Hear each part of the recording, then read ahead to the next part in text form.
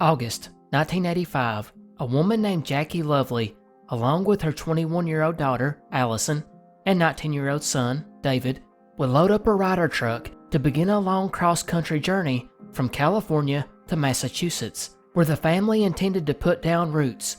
They had originally been from this area, but had moved out to California years back before deciding to go back home after Jackie got a divorce. After loading the truck, they would begin the first leg of their journey, heading east towards the Nebraska border. Now Jackie drove the truck, while Allison rode shotgun, and David, he had a different, yet more exciting form of transportation. He had bought a used motorcycle, so he decided to carry some of his own supplies and possessions on his bike, which was outfitted with saddlebags and a luggage rack. But since David's motorcycle was a lot faster than their rider truck, it was not practical for David to stay close to them at all times, so they instead come up with a different plan.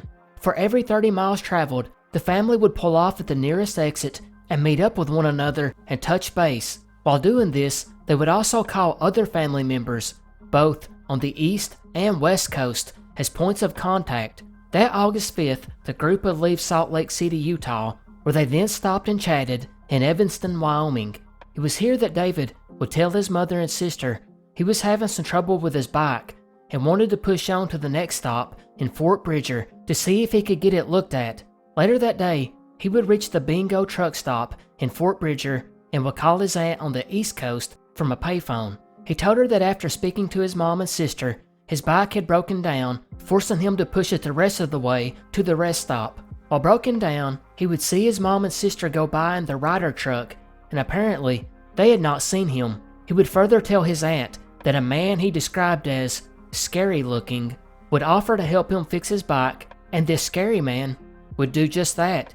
He actually fixed it, and David would tell his aunt, in spite of his frightening appearance, the man was very nice. David would then call his brother back in California and tell him the same story. Meanwhile, Jackie and Allison reached the next stop and began to look for David. However, they saw no sign of him.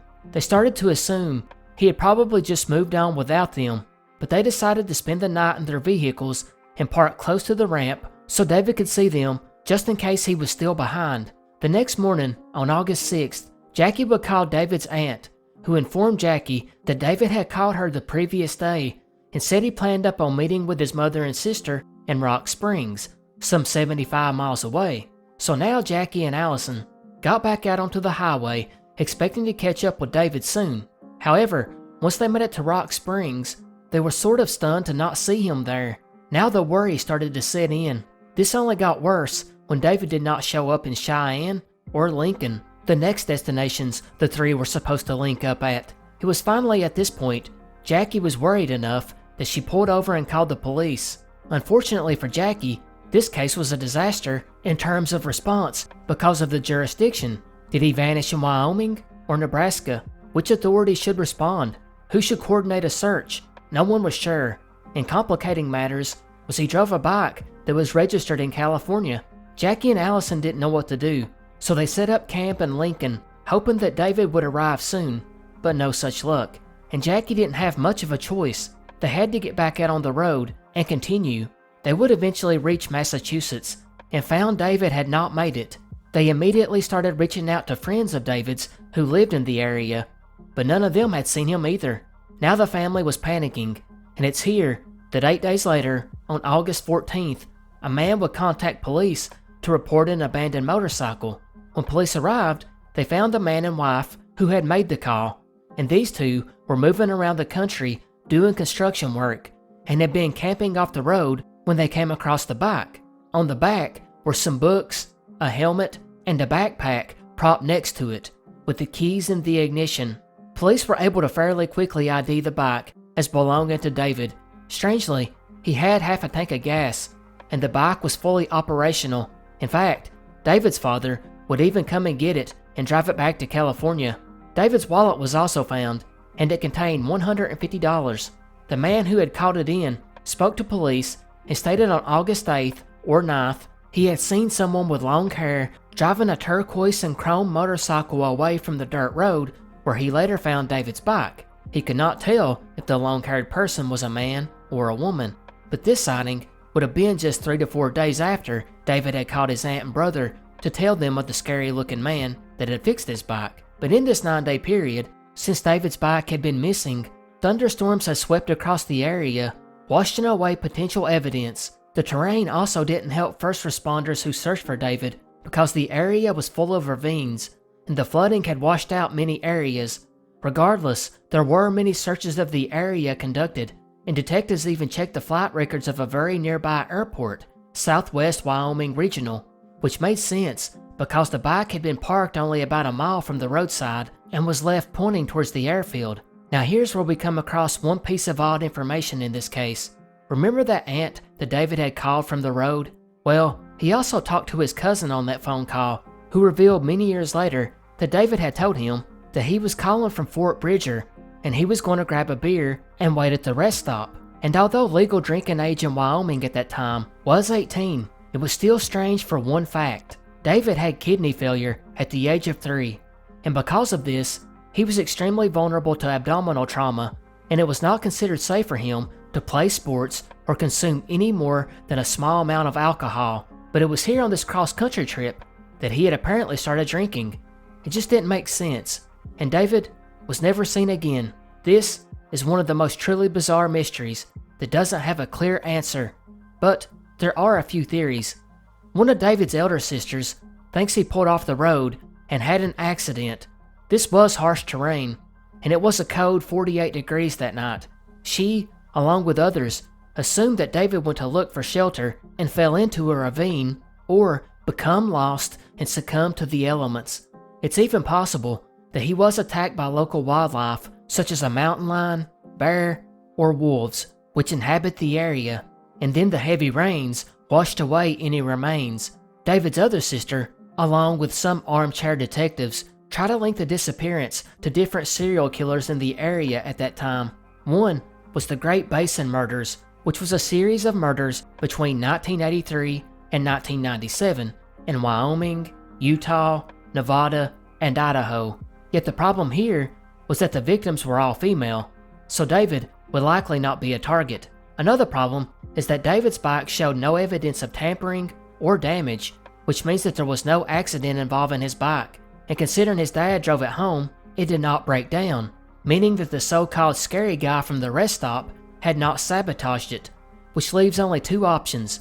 David went to the spot off the road and abandoned the bike for reasons known only to him, or he abandoned the bike somewhere else and then someone else drove it to this site.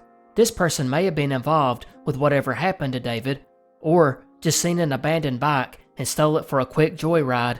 There's also at least one source that cites that the half a tank of gas was consistent with the distance being driven from Fort Bridger to the location that it was found, with little to no deviation of course. That doesn't mean it couldn't have been driven somewhere else and been refilled in those 9 days, but if we take the former option and state that David drove it here, well, why? Well, since he was last seen at Fort Bridger's rest stop, it is possible that someone suggested the spot to him as a location to camp out at, and David might have been searching for an area to wait the night out before hitting the interstate again the next morning. I mean, the campers that found the bike give some indication that this spot was known to a few travelers, and it's also possible David just drove by and seen it and pulled off the side to rest for the night. Then, maybe like some have suggested, he could have went deeper into the woods looking for shelter, or perhaps someone offered him a ride to town to get something to eat, and foul play occurred. And that kinda plays into the second option, that someone else left the bike at this remote spot, most likely again pointing to foul play. But whoever took the bike here put no effort into hiding it or covering it up. They didn't even try to conceal, destroy, or attempt to get rid of the items that were linked to David. And most curiously, why not steal the money? None of this makes sense. Some people like to point to the scary guy that David met at the truck stop, but considering he fixed his bike and let him walk away to call his family, it just doesn't seem like he would be involved. Of course, he could have followed him down the highway, but that seems like a long shot, especially when he had better opportunities to do something to him much sooner. Others point to a robbery gone wrong, or perhaps even a sexual predator, but close to 40 years later, and not one clue to David's fate has ever popped up.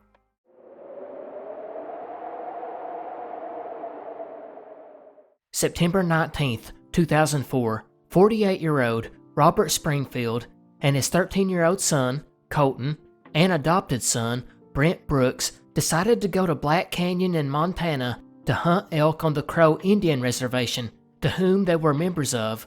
After a day of hunting, Robert's two sons would return to the prearranged meeting spot later that afternoon. They would then wait for Robert up until dark, who never arrived. They would leave and contact the Bighorn Sheriff's Department and other members of the tribe. They would report they had last seen Robert wearing heavy winter clothing and was armed with a bow and arrow. A FLIR-equipped helicopter was brought in and would fly over the area where they thought Robert would be, while the Bureau of Indian Affairs brought out sniffer dogs and horseback searchers, but none of them found anything. And that would pretty much be the end of it for a while, until a year later, in October 2005, a hunter in the Black Canyon area would hear a crow screeching, and normally, that wouldn't be that big of a deal out in the wild, but this bird was loud and kept screeching non-stop. Finally, this hunter would walk over to the tree where the crow was sitting, and right there on the ground was human remains. Making this even stranger was next to a partial skull and femur was a neatly rolled up men's belt and a pair of boots. There was also a man's coat on the ground that had a small tear in the back, and a wallet with some money was found. But the bow and arrows were missing. The Sheriff and Bureau of Indian Affairs would look over the scene and then call the FBI because they suspected foul play, which was odd because why wasn't the money taken? And why was the belt and boots found neatly by the bones? No one knows, and the FBI couldn't really answer any of these questions either. In fact, they would send the remains back to Quantico for DNA testing and identification. They kept them for 2 years before finally returning the remains to the family, and apparently, over that whole time frame, they never once reached out to them. But when they finally did return the remains, the cause of death was listed as undetermined, and the family also noticed that the several items in the wallet that were returned, like his ID and social security card, had no signs of weathering or water damage, in spite of allegedly sitting outside for over a year. So you could see why the family believed he was taken and killed somewhere else and then disposed of in that location. But that's the family's theory. This is one of those super obscure ones that has become part of the 411 saga of David Pilatus. Of course, he took a different route and would only say something big must have happened on that mountain and the FBI was covering it up. But there are a couple of more well-grounded theories though, such as Robert simply got lost and then due to hypothermia took his own clothes off, which is known as paradoxical undressing. Another theory is that he got hurt and was using the rolled up belt as a tourniquet. Of course, that doesn't explain everything else.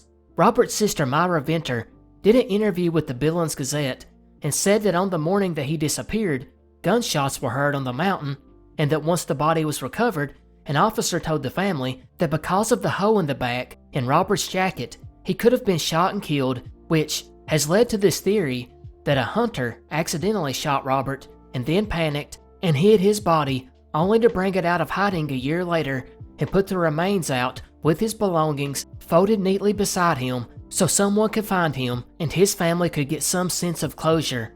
But that's all speculation. All I can say for this one is it is truly baffling.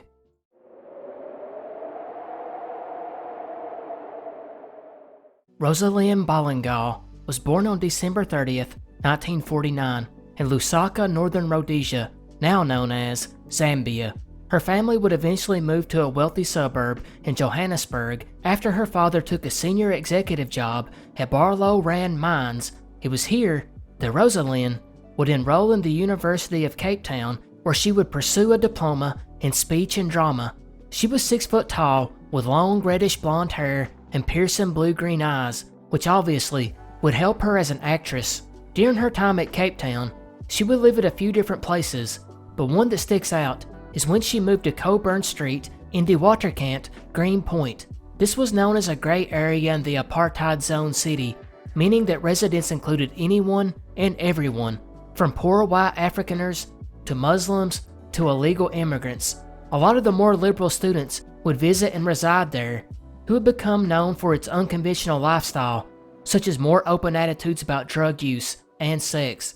It's here that Rosalind would find herself and although her mother visited her once and said that it was not the best part of town, she did say Rosalind seemed happy. But that August of 1969, Rosalind's teachers would begin to notice that she became deeply depressed. Some of this was due to her roles in the university productions.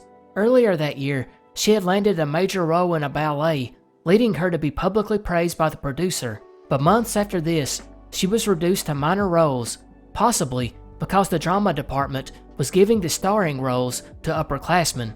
Because of this, Rosalind lost faith in her acting ability, and that, combined with her drug use, which she had attained when she started hanging out with the people in the counterculture movement, aka hippies. Two of these acquaintances, Tanya Geffen and Sascha Sergeev, who was a Bob Dylan-esque Ukrainian musician, invited her to a retreat in Fissenthuk, located in the Nizhna forest. This again was not unusual during this time period, especially in the US and Europe. She would arrive on August the 11th and had lunch with her neighbors. It's here they would begin to discuss the Book of Revelations and end-time prophecies, and some rumors state that they explored the topic up until that evening during a drug session. Regardless, Rosalind would wake up the next morning dressed only in a jersey, jeans, and sandals, and walked out the door with a Bible in her hand. She would tell her friends that she was going for a walk. From here, two staff members would speak to Rosalind as she came up and ask them for directions to a church. She would then leave the premises, and the gardener would see Rosalind walk across the lawn and enter a grove of trees and disappear into the forest. By that night, Rosalind still had not returned, and her friends began to worry, although they knew she had a tendency to go off by herself at times, but she always returned before. They contemplated calling the police, but assumed there was no point in the middle of the night, which was a bad idea obviously, only more so because a rain would come through, making it hard for search dogs to pick up a scent. The search was made further complicated by the vast thick undergrowth in the forest, which made the areas impassable. They began to wonder how Rosalind could have even made it through. They then speculated that perhaps she was walking around aimlessly, maybe due to drug use. The search was called off 2 weeks later when not one clue was found. So, what happened? Theories range from getting injured in the forest, or committing suicide, or possibly even foul play. Yet, no remains being found has only fueled speculation. There were rumors she was involved in a love triangle, or was even pregnant and murdered by the father. One other possibility that was looked at was that she had actually not went into the forest at all, but went to the national road about 4 miles away and hitchhiked somewhere. There were actually numerous sightings of a woman that looked like her along that highway for a period of time afterwards.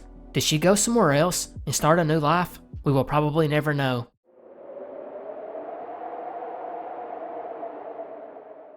March 4th, 1986. A man in Pineville, Louisiana would go to the Pine Highland Apartments to check on his estranged wife and their 2 children, a 5- and 7-year-old son.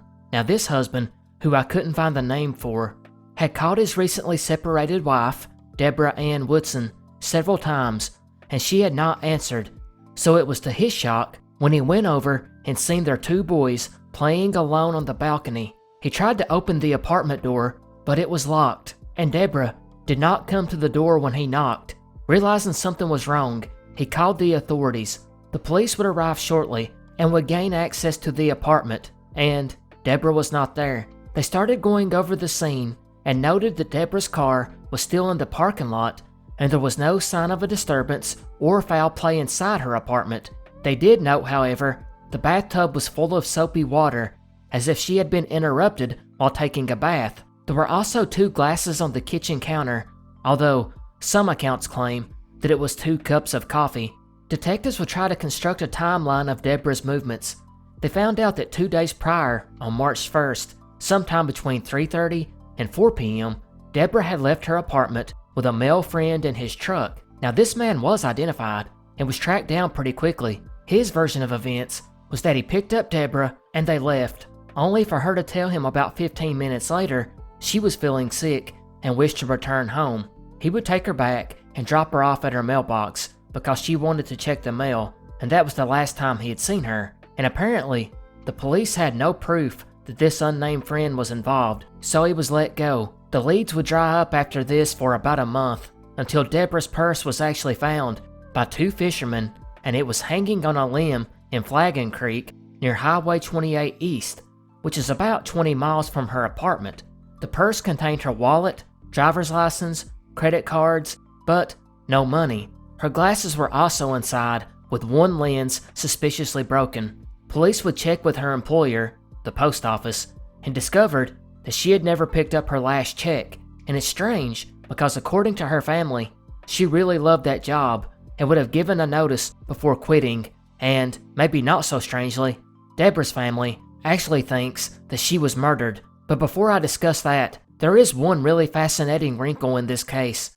So as I mentioned, her purse was found along Highway 28 East, near Flagon Creek. Well, the spot where her purse was found is about 10 miles away from Esther Regional Airport. And you're probably saying, so what?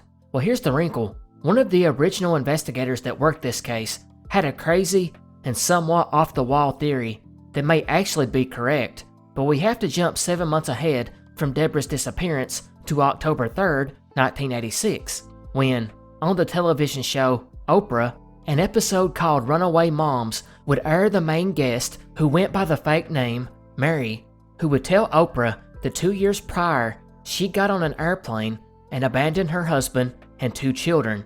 Now the only thing that don't match up here is the timeline, because she said 2 years, whereas Debra had disappeared 7 months prior. Although, with this theory, it's believed this woman could have changed the details to hide her identity. Obviously, the detective who believed this theory would speak to the media about the case 13 years later in 1999 and would state he believed it was her. Debra's mother Beverly had also seen part of this episode, and she too believed it was her daughter Debra.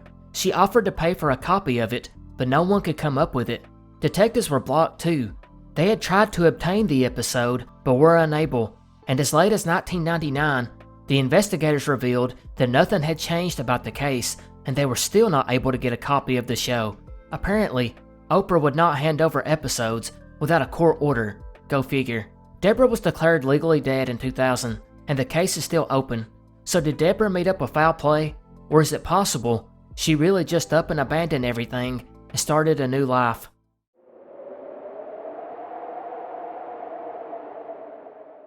June 5th, 1942. 2 girls, 11-year-old Mary Briggs and 12-year-old Edna Heidel, who shared a room at Our Lady of Victory's Convent in Pascagoula, Mississippi, would be awoken to something they must have thought a strange dream. Mary would state after waking, she saw the figure of a kind of short fat man bending over her with something shiny in his hand, and he was fooling with her hair. When he saw her open her eyes, he would say, "Shh," which caused Mary to scream, which in turn caused the man to jump out the window, and would also wake Edna, who saw the man climbing out. But this wasn't the end, because a few days later, 6-year-old Carol Petey would awake to find a lot of her hair missing. She would get up to see the screen of her window had been cut out. After this, an adult woman named Mrs. Taylor reported 2 inches of her new perm had been cut off. She would state that she had a vague feeling of something passing over her face, which caused her to wake up. She would then start to feel ill. Because of this, law enforcement began to believe that the suspect had started using chloroform to keep his victims from waking, which is not exactly how chloroform works, since you have to keep it over someone's mouth for quite a while to knock them out. So who knows what this guy was actually using. The perp would keep at it over the next several days, although it's key to remember that none of these people were hurt in any way and nothing was stolen, and the only damage was to the window screens. He did leave a sandy footprint behind on one bed, but nothing that could identify him. Bloodhounds would also follow the scent to a tree line, but it always disappeared right there, where he most likely fled on bike. It's also important to note that since this was a town where military supplies were made, the town was ordered to have blackout conditions, which simply meant keep the lights off at night so enemy bombers couldn't hit the town. This made it perfect for someone who was wanting to break in. And here's where the story gets even more bizarre, if that's possible. While these break-ins were going on, another set of break-ins in the area, going in by a cut window screen as well, would see the prowler take clothing and dishes and scatter them on the floor. This guy was thought to be the Phantom Barber as well. However, the crimes would take a dark turn when the man would break into the home of Terrell Heidelberg and attacked him and his wife with an iron pipe. Authorities originally believed it to be the Phantom Barber, and they arrested a 57-year-old German man named William Dolan, who they charged with attempted murder. A bundle of human hair and a couple of pair of barber scissors were found in his home, but strangely, Dolan admitted the motive for the attack was that he had a disagreement with Mr. Heidelberg's father, but that he was not the Phantom Barber. However, a different theory was proposed by investigators, and that was that William Dolan was a German saboteur who was working to bring down the morale of workers in the area who were helping build ships for the war. And it might have actually worked, because many of the men refused to go in, instead staying home to protect their family. The charges against Dolan was based on flimsy evidence though, and the governor would pardon him 6 years later after he passed a lie detector test.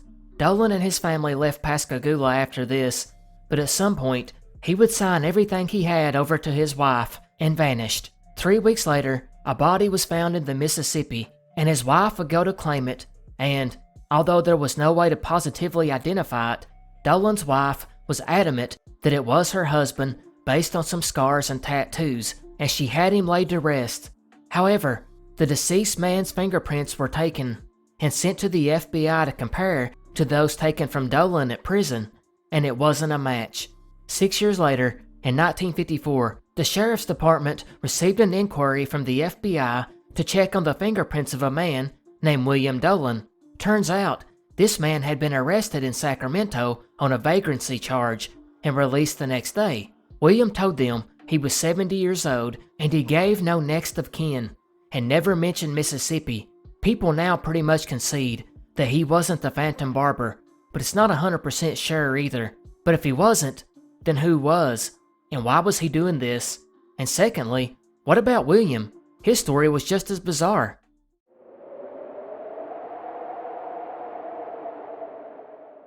Jim Duckett had spent years in the military before finally moving back to Shelbyville, Kentucky to be close to his sister. Jim, who was once a crime scene investigator himself in Germany, now lived a quiet life, but on November 10th, 2008, that quiet existence would be turned upside down. Jim's sister Catherine would not hear from her brother that Sunday morning, and she immediately became suspicious since they talked nearly every morning. So she called his church friends to see if he had made it to church. They all told her that Jim wasn't at the service, which again was odd.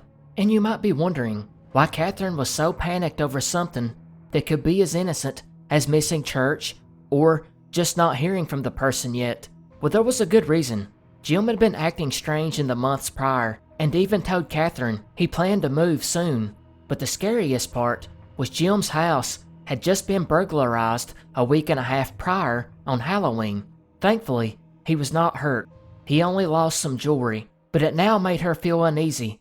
And on this Sunday, Catherine just knew something was off. She would go to Jim's house and see that his truck was gone.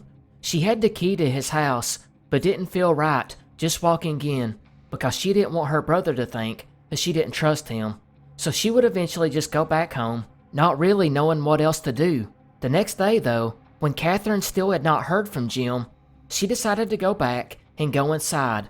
Not knowing what she would find, she slowly made her way in and finally made it to his bathroom and was shocked to see that blood was everywhere.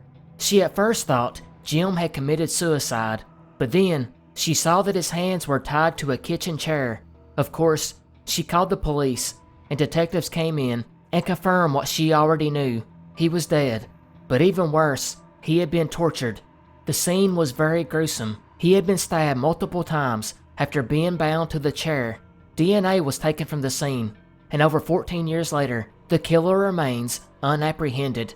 And it's pretty obvious this wasn't random. Jim was sought out. And you may also remember, I mentioned his truck was not in the driveway. Investigators would later find out that the killer had stolen his truck and his ATM card, and oddly, instead of going to any ATM machine, he drove all the way across town to use the same ATM machine that Jim used. The ATM camera actually captured the person withdrawing the money, but it was just too distorted to make anything out of. It was just terrible luck, really, because the ATM had some maintenance done recently, and the technician putting it back together put the camera lens on improperly, making the video too fuzzy. Jim's truck was eventually found, though. He was hidden behind some office buildings just 5 miles away from his home. Again, they took DNA, and nothing came from it. Dozens of people have been interviewed, and they've ran down several leads, still coming up empty-handed. Jim's sister Catherine has never given up, though. She has even worked on her own investigation, making FOIA requests, as well as some unexpected help when 2 podcasters, Daniel Bright and Josiah Ward, opened a series on the case. They have tried to talk with the state police, who declined their request. However, the 2 podcasters did note that the Kentucky State Trooper Post 12, which is handling the investigation, is very short-staffed on detectives, which has complicated the now cold case. The podcast team has also stated something else that kinda goes along with what Catherine's investigation has found out, and that is, they believe the murder to be a retaliatory murder, yet they have not shared any details why. The podcasters themselves have stated their investigation has led them to be nervous for their own safety, and have kind of withheld on talking much more about the case for the moment. Of course, not all share the view that this was a retaliatory murder. Some have pointed out the obvious theory, that it was simply whoever robbed him before. They could have came back to get the money from his checking account, or possibly it could have been a burglary gone bad. But isn't torture a little overkill for that? That's what leads us to the final theory. If you haven't noticed, this case is very similar to that of Al Kitts. And if you don't know that one, Al was a man that lived alone in Colorado and was going to rent out an extra room to someone. But this someone ended up murdering him after spending several hours torturing him. He would then steal his truck and went to the ATM. That's pretty similar, but that's not all. Both men were also bound, and in both cases, little evidence was left. There is actually a surprising amount of people now who believe that the 2 cases may be linked. Of course, law enforcement has remained tight-lipped about it.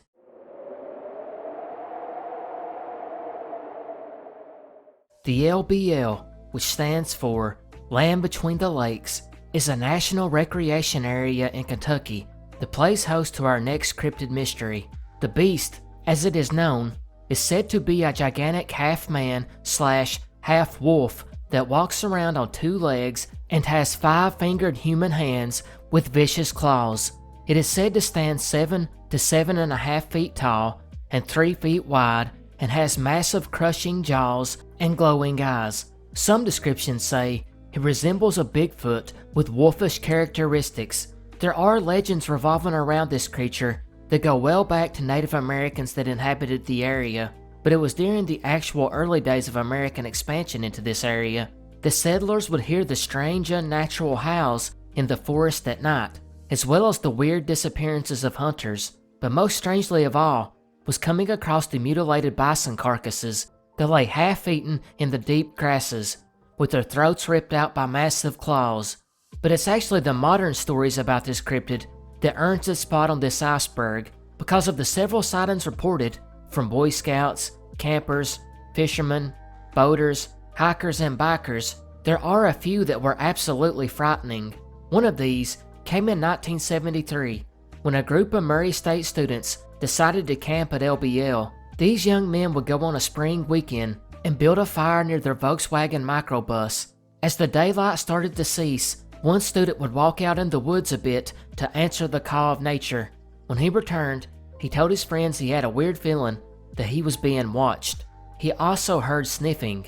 They at first chalked it up to a wild hog or another animal, but as it got darker, they began to hear the shuffling of a large creature moving through the leaves.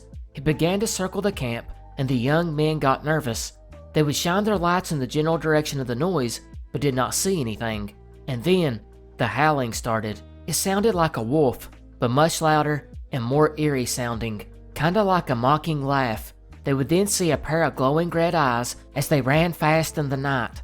Obviously, these guys jumped into their bus and tore off down the road, where they then seen a massive shadowy figure racing behind them. As the bus slowed to take a corner, they felt a massive jolt, and it felt like something was holding the bus back. As the man stomped the accelerator, they finally broke free and made it out of the woods. Back at campus, they discovered 4 deep gashes torn into the engine compartment cover at the back of the bus. That is one account. However, the most famous one comes from the late 80s when police were dispatched to the bloody scene inside a motorhome of a family camping at Moss Creek. Allegedly, detectives found the horribly mutilated bodies of a visiting family lying in the blood-soaked motorhome, and the half-eaten body of the family's young daughter lodged in a nearby tree. The bodies all had distinctive massive claw marks, and body parts like separated limbs and a pile of bowels lie in the area, along with loose flesh clinging to muscle tissue. Other accounts say there were no body parts or bodies, just bloody clothes on the ground and in some trees, with blood everywhere. And allegedly, the incident was said by authorities to have been a random stabbing, as they did not want to harm the tourist industry. The area was also gated off, and overnight camping is now banned, and this area closes at sunset. That account is alleged to have came from 2 anonymous police sources. However, according to a U.S. Forest Service public affairs specialist, there has never been any credible evidence of the beast's existence. Furthermore, these vivid stories I just read, the first appearance of them popped up online in the early 2000s in a series called Jeanne's Tales, which told several paranormal and cryptid stories, and it's led many to think that the story was nothing more than a creative outlet for this writer. However, many claim the creature is real, and it's a dog man.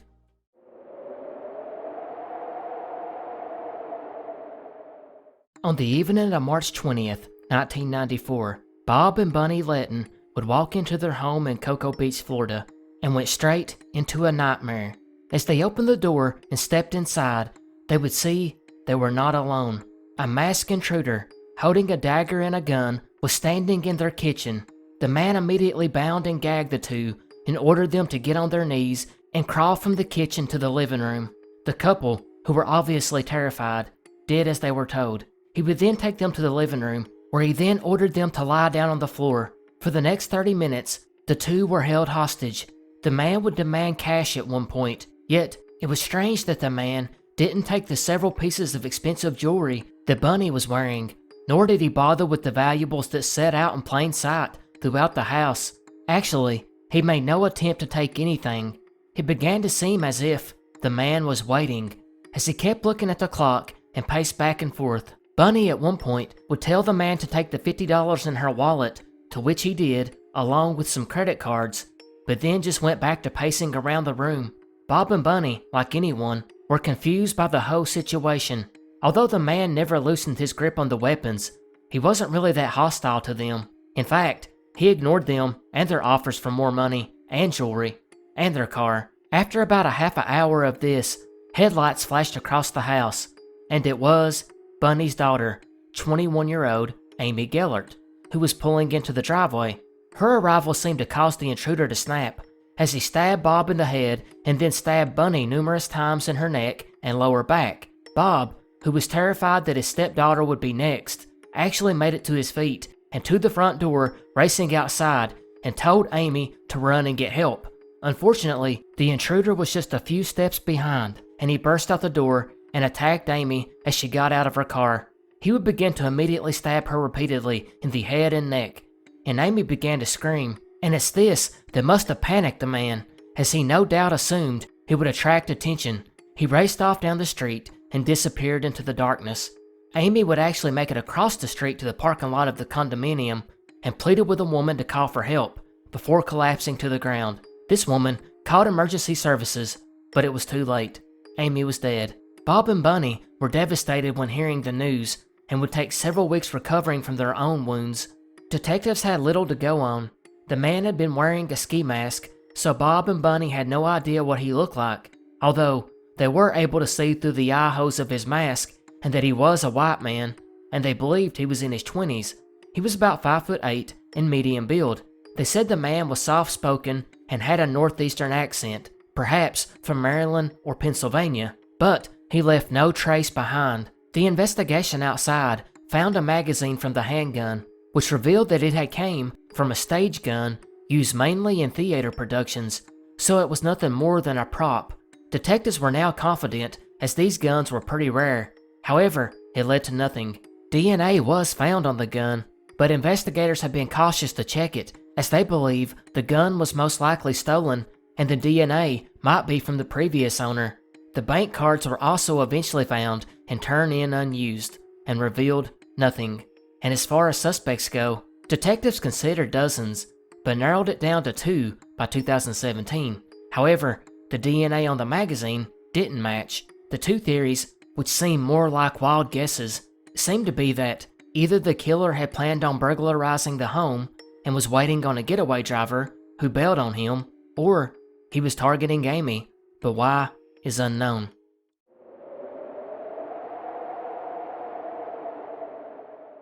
September 6th, 2014, near the Augusto C. Sandino International Airport in Managua, Nicaragua, witnesses would report something strange, that of hearing a blast that sounded like a bomb and seeing a dust cloud that smelled like something was burning.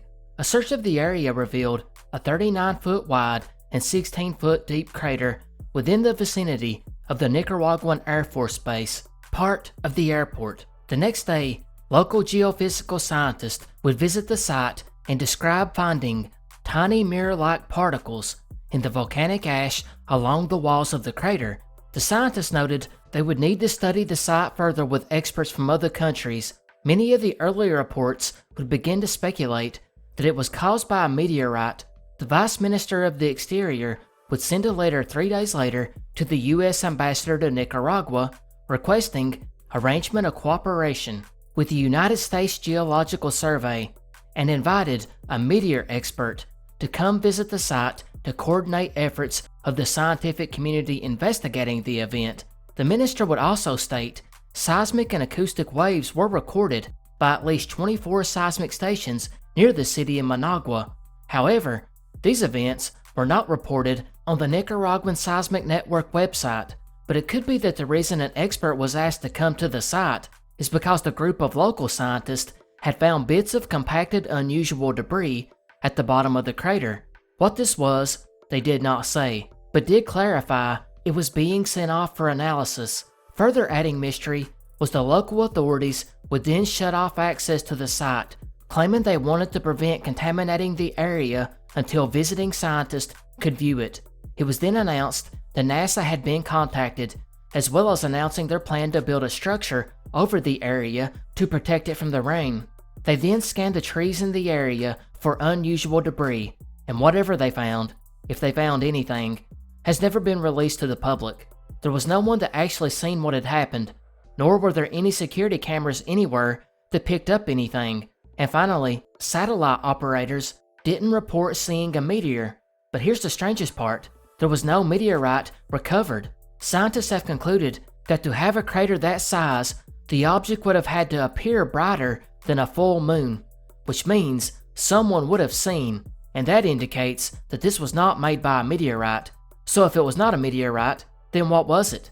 One issue with this was that the trees and soil around it appeared to be undisturbed, making this crater look more like a sinkhole than an impact. Or maybe it was done by excavation. Some would even speculate that it was caused by a military blast, since the Air Force Base was nearby.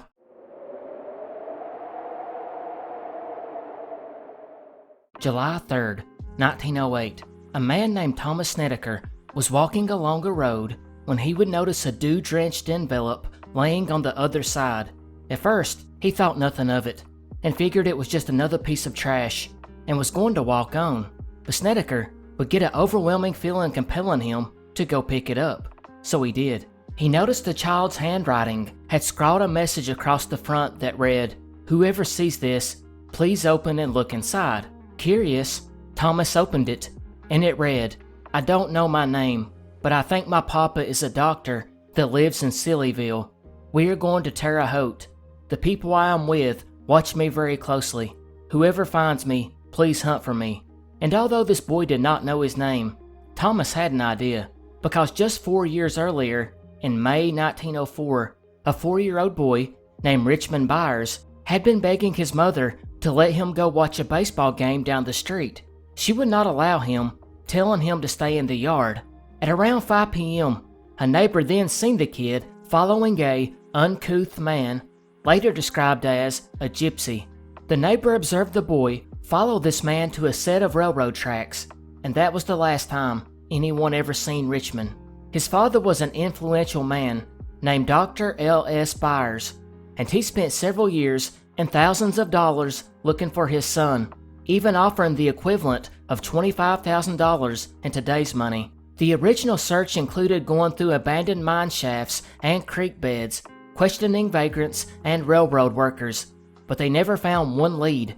And now here, 4 years later, was this envelope on the side of the road that potentially had a desperate plea from Richmond. Thomas would mail the letter to Dr. Byers, who called it the best clue to date. The police would look into it, and many searched for him in Terre Haute, but found nothing. Dr. Byers would receive numerous tips over the years, some saying they seen a boy traveling with mysterious strangers and begging bystanders to take him back to his mother. Dr. Byers was committed and went to where every sighting was said to have occurred. He would see over 60 boys in that time that tips claimed was Richmond, yet none were. And here's where it gets weird, because in Brazil, Indiana, just a few miles away from Terre Haute, people started to discuss a young boy that had just been adopted by a Salvation Army captain named Ralston and his wife. The kid knew nothing of Sillyville and said his name was Johnny Saxton, but this kid, he looked identical to Richmond. Ralston would actually get permission for the boy to go back to the Byers residence for a check, so the police chief would take the boy back to Sillyville, and when Mrs. Byers seen him, she fainted. Her boy was back home. At least, bystanders thought so. Yet Dr. Byers came out and studied the boy over, shook his head, and took him out back of the home and told the curious onlookers, "He is not my boy. Take him away and do not bring him back here again." Richmond Byers was never found, but his father never gave up looking for him, bankrupting his family in the process. As far as theories go, Dr. Byers made it quite clear in his several letters to newspapers across the country that gypsies, his words, not mine, who he claimed had camped out in the area the day of, were responsible. In fact, 6 wagons had entered town that day, which may have not been a coincidence. However, it wasn't uncommon for things like a kidnapping or just random crimes to be blamed on gypsies, or really any minority, and it's thought now that Richmond was just abducted by a sexual predator and killed, and the letter found by Snedeker was a hoax.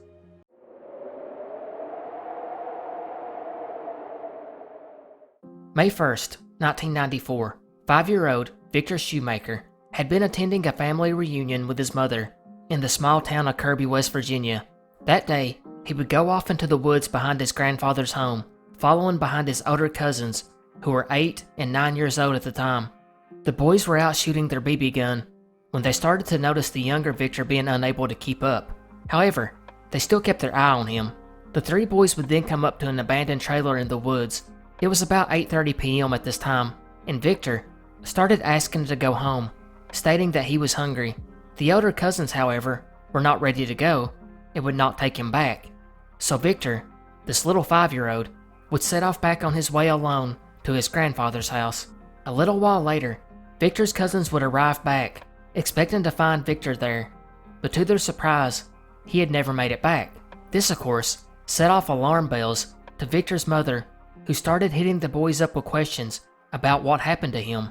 And unfortunately, the kids, well, they lied, because they had been told to watch Victor and take care of him.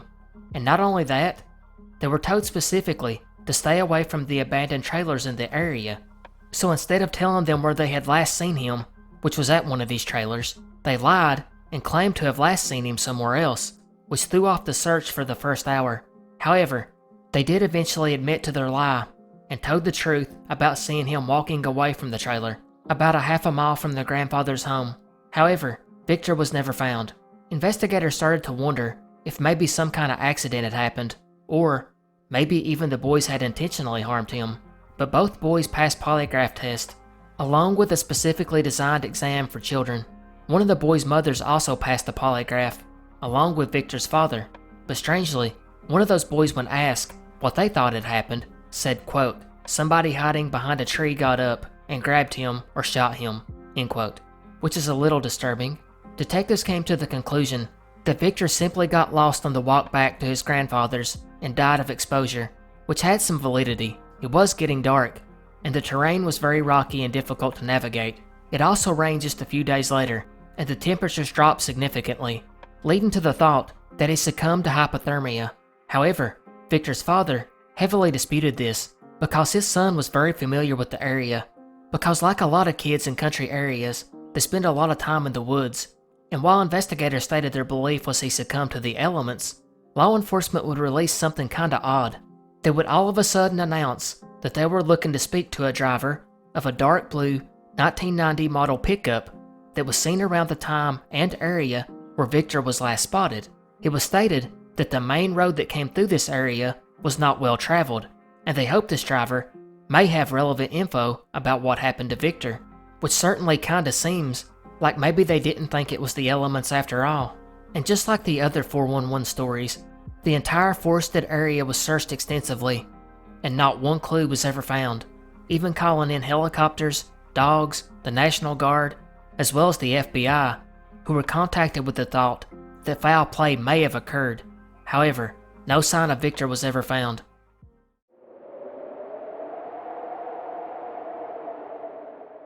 Giovanni Pizzigano, or sometimes listed as Giovanni Pizzigano, was a 15th century Venetian cartographer who is known for his 1424 Portolan chart, which was basically just a nautical chart which showed all of the known ports and harbors of an area.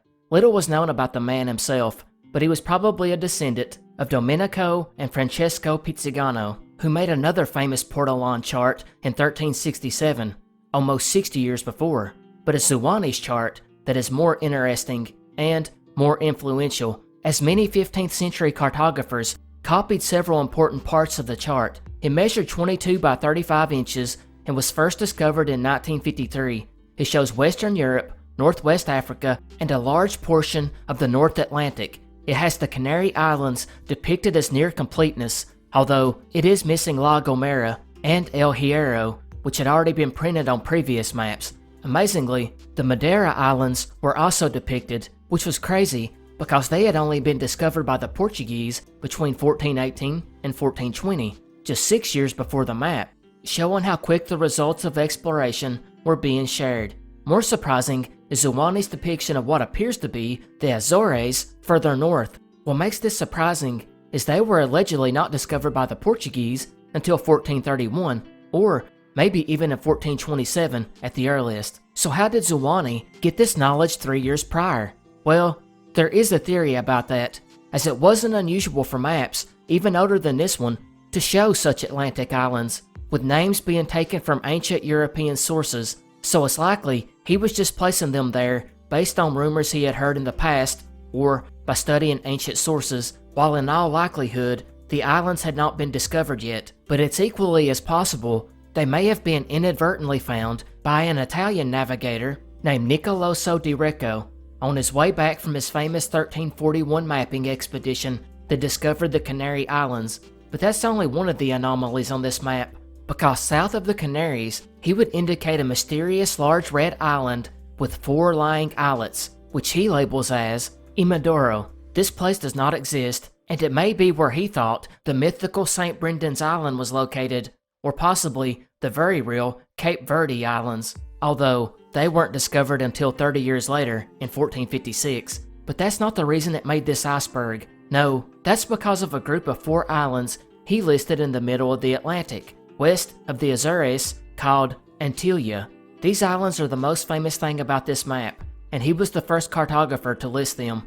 The group is dominated by 2 rectangular-shaped islands. The large red one is Antilia. This island is indented with bays and dotted with 7 settlements. Some 60 leagues north is a large blue one called Sant'Anazis. Around 20 leagues west of that is the small blue island called Imana, while the Sant'Anazis is capped by an umbrella-shaped island to the north by the semicircular red island, Saya. And since the map was discovered, there's been a ton of speculation on just what these islands were depicting, because many people believe it corresponds to locations in the Americas. The names of the main island itself is believed to be derived from a Portuguese term meaning opposite island.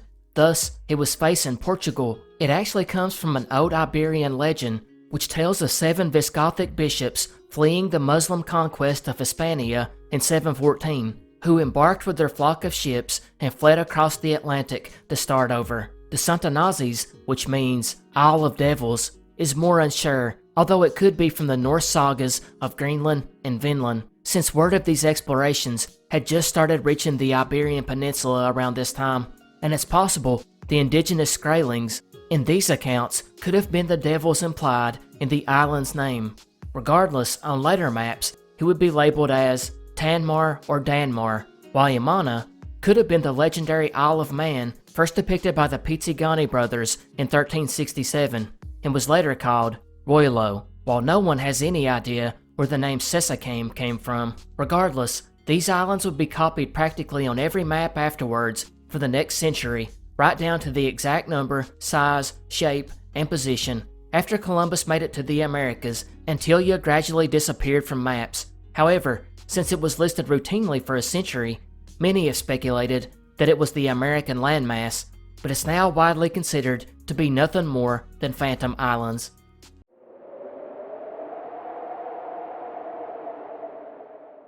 In the year 2019, AEW World Champion Chris Jericho had just landed in Tallahassee instead of Tampa due to weather, and because of that long layover, he decided to hire a driver from a limo company he trusted, who would drive his party home. He put his bags in the back of the car, along with the belt, which was in a gray velvet bag separate from his luggage. He then asked the driver to take them to Outback Steakhouse. However, the driver suggested Longhorn Steakhouse, which was closer, and it's here that it takes an odd turn. While at the airport, Jericho had grabbed the wrong suitcase. Because of this, the driver had to go back to the airport while Chris was eating and switch it with the person whose bag Jericho had grabbed. When he returned, the driver would weirdly just wander around the restaurant while Jericho and his crew were eating, before he slowly walked back out to the limo. 20 minutes later, the driver came back and told Jericho the title belt was missing, even though it had been placed in a nondescript bag that the driver never touched or was even told about. Jericho, understandably upset, asked how this was even possible, and they went outside to investigate. When they got to the car, Jericho noticed that something he had bought for his wife had been moved from the trunk to the back seat, and appeared to have fallen on the ground at some point. He would ask the driver if he had locked the door during his little walk around the restaurant, to which the driver said, "No," and Jericho flipped out. It's then that the Longhorn manager told them to call the police, informing them there were several surveillance cameras in the area. Police arrived and took statements, and Jericho was forced to leave without his brand new company's title, which costed about $30,000. Jericho would call his boss the next morning to explain what had happened, and the company was then deciding if and how to publicly announce it. But before they could, the local police had already completed a press conference, and taking an even stranger turn, days later, Jericho would come across an article that showed the police officers parading around with the belt, taking pictures and posting them online, and this police department had still not called anyone to say they had recovered it. So where did the police get it? According to the official report, it was found by a 41-year-old Florida State University employee who said it was in a velvet bag in the middle of a turn lane. He grabbed it and threw it into his vehicle without looking at it, and took it home and posted it on the lost and found section of Craigslist until he seen the news, and then took it to the police department. However, Jericho would dispute this and said the road this man found it on was nowhere near the Longhorn Steakhouse, nor was it on the road they took from the airport. Also, he pointed out that no one would have just picked up a bag and thrown it in their car without looking inside of it, as this man claimed. The strangest of all was apparently the driver just happened to be at the police department when the Good Samaritan brought the belt in. Security footage was reviewed, and it found nothing, and the case is still opened.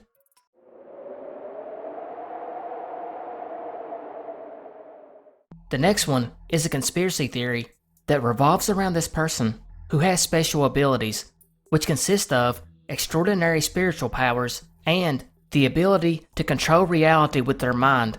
This powerful individual, though, is going through some kind of turmoil, which is having an effect on the real world, hence the chaos of our current time.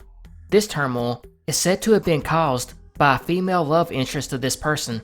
She was either an ex-girlfriend or, possibly, just someone he had feelings for, and she likes to toy with his emotions, which is made only worse by the fact that the nobody does not know that he has this power, and if he did, he could use his powers to change the world for the better. But he can't, because he's always in an emotionally unstable state because of this girl who is toying with him.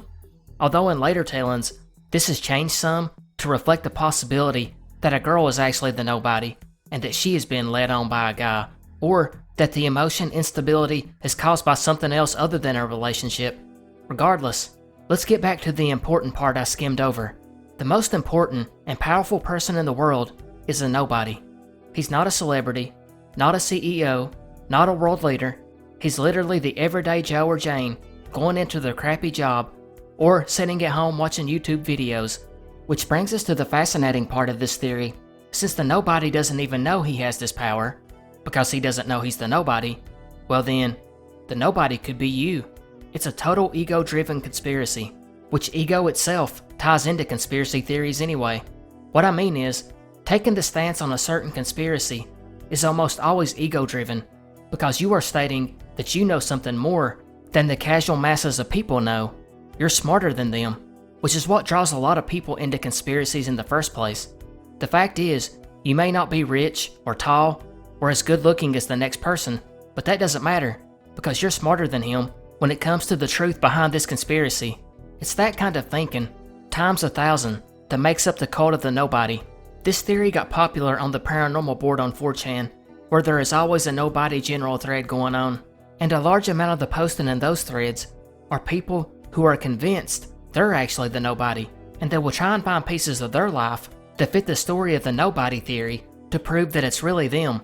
But although this theory is discussed mainly on the paranormal board of 4chan, or 4channel, it actually got its first start in 2010 on a website called Godlike Productions, which is a conspiracy forum. The original thread there stated that the Illuminati was dealt a wild card that they didn't know how to contend with. God had chosen a nobody, whom much of the world hangs in balance of this person. That thread, after going well over 2,000 pages, would eventually be locked, and then it would be picked up on 4chan, where it is active to this day. The mystery is the conspiracy itself. Is the nobody real? If you think you might be the nobody, I'd love for you to let me know why in the comments section below.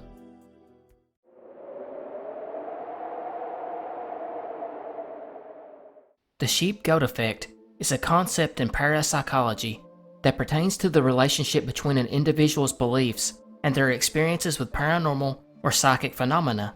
It's named after the sheep and goat, representing believers and skeptics, respectively.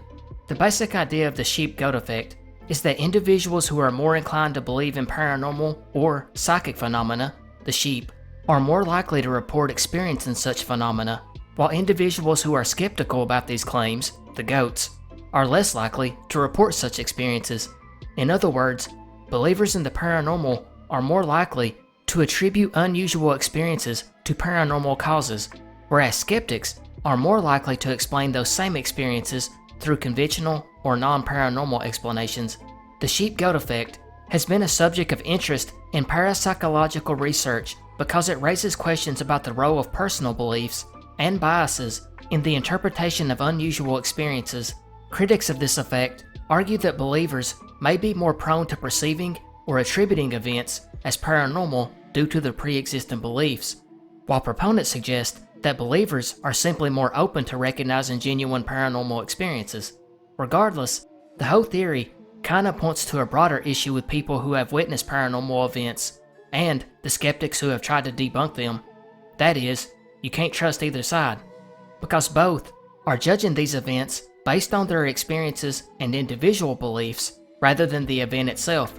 For example, many mundane things can explain ghost or UFO sightings, but believers, aka the sheep, will almost always jump to the ghost or UFO conclusion first. Likewise, if a UFO landed in a skeptic's yard and an alien knocked on his door and said they were from another galaxy, skeptics will close the door and write the entire thing off as swamp gas, which leads to another irony. Skeptics don't even believe in the sheep-goat effect because it comes from parapsychology, which they deem as a pseudoscience. But the strangest part of this effect, and where the mystery really lies, is the psychic tasks that have been given to both believers and skeptics over the years. These can be simple tasks, like holding up a cue card with a number on the opposite side and asking the participant to guess that number, or holding up a cue card with a shape or color, etc., etc., you get the point. But in these tasks, the participants who believe in ESP, or believe they have psychic abilities, aka the sheep, score way higher than the skeptics, or the goats, when it comes to guessing what is hidden on the other side of the card, getting a better score than the skeptic 80 to 90% of the time, suggesting that people who witness paranormal events may have a gift that enables them to. Of course, the skeptic just chalks it up to bad luck on guessing what's on the cue card.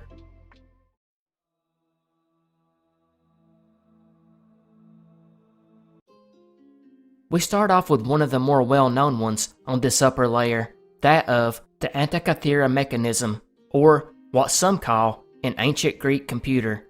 This mysterious artifact was discovered in 1901 in the Antikythera shipwreck off the coast of the Greek island of the same name, and is described as the oldest known example of an analog computer used to predict astronomical positions and eclipses decades in advance. This device, which is often cited as one of the most important archaeological finds in history, was found in the remains of a wooden frame case.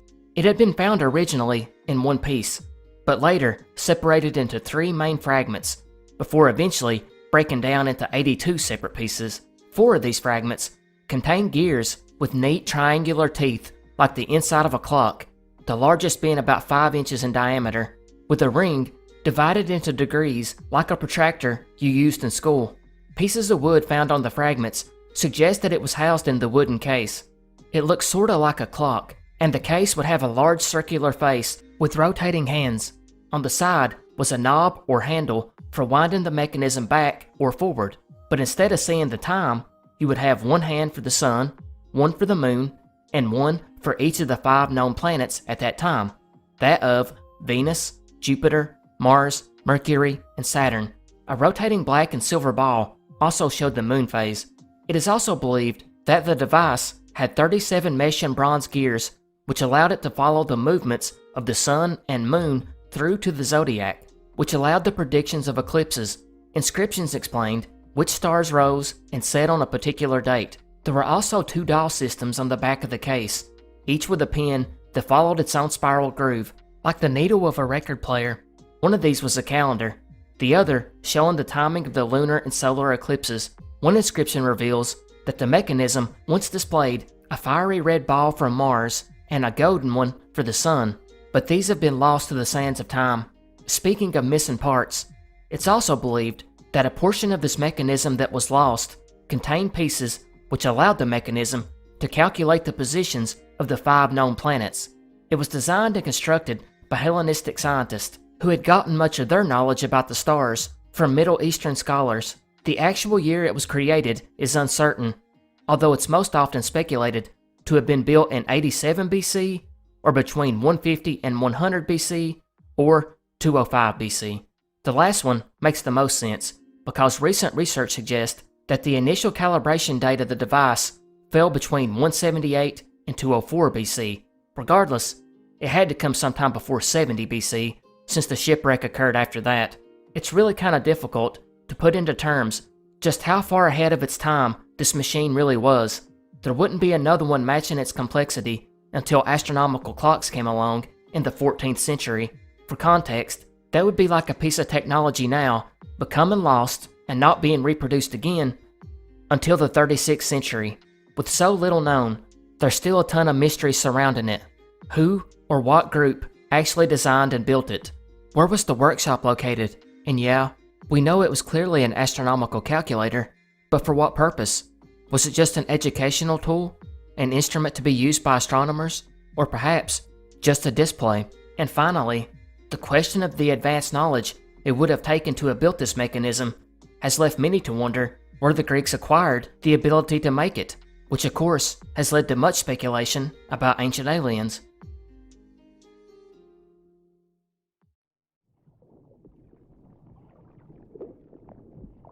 Can you believe in all the time we've been covering these mysteries, we haven't covered the mystery of Atlantis.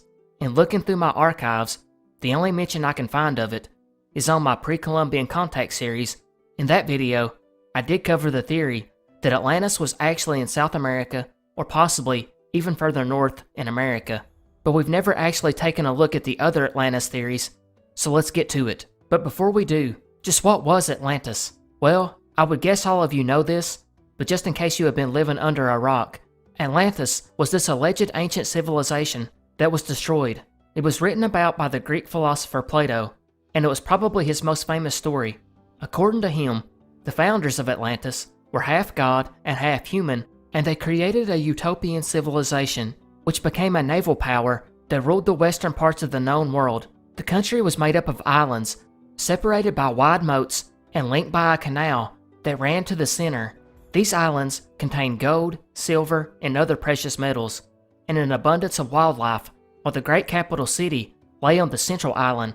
As the people of Atlantis became greedy, petty, and morally bankrupt, the gods became angry because the people had lost their way, and after an ill-fated attempt to conquer ancient Athens, a punishment by the gods was sent down one terrible night, which consisted of fire and earthquakes, causing Atlantis to sink into the sea.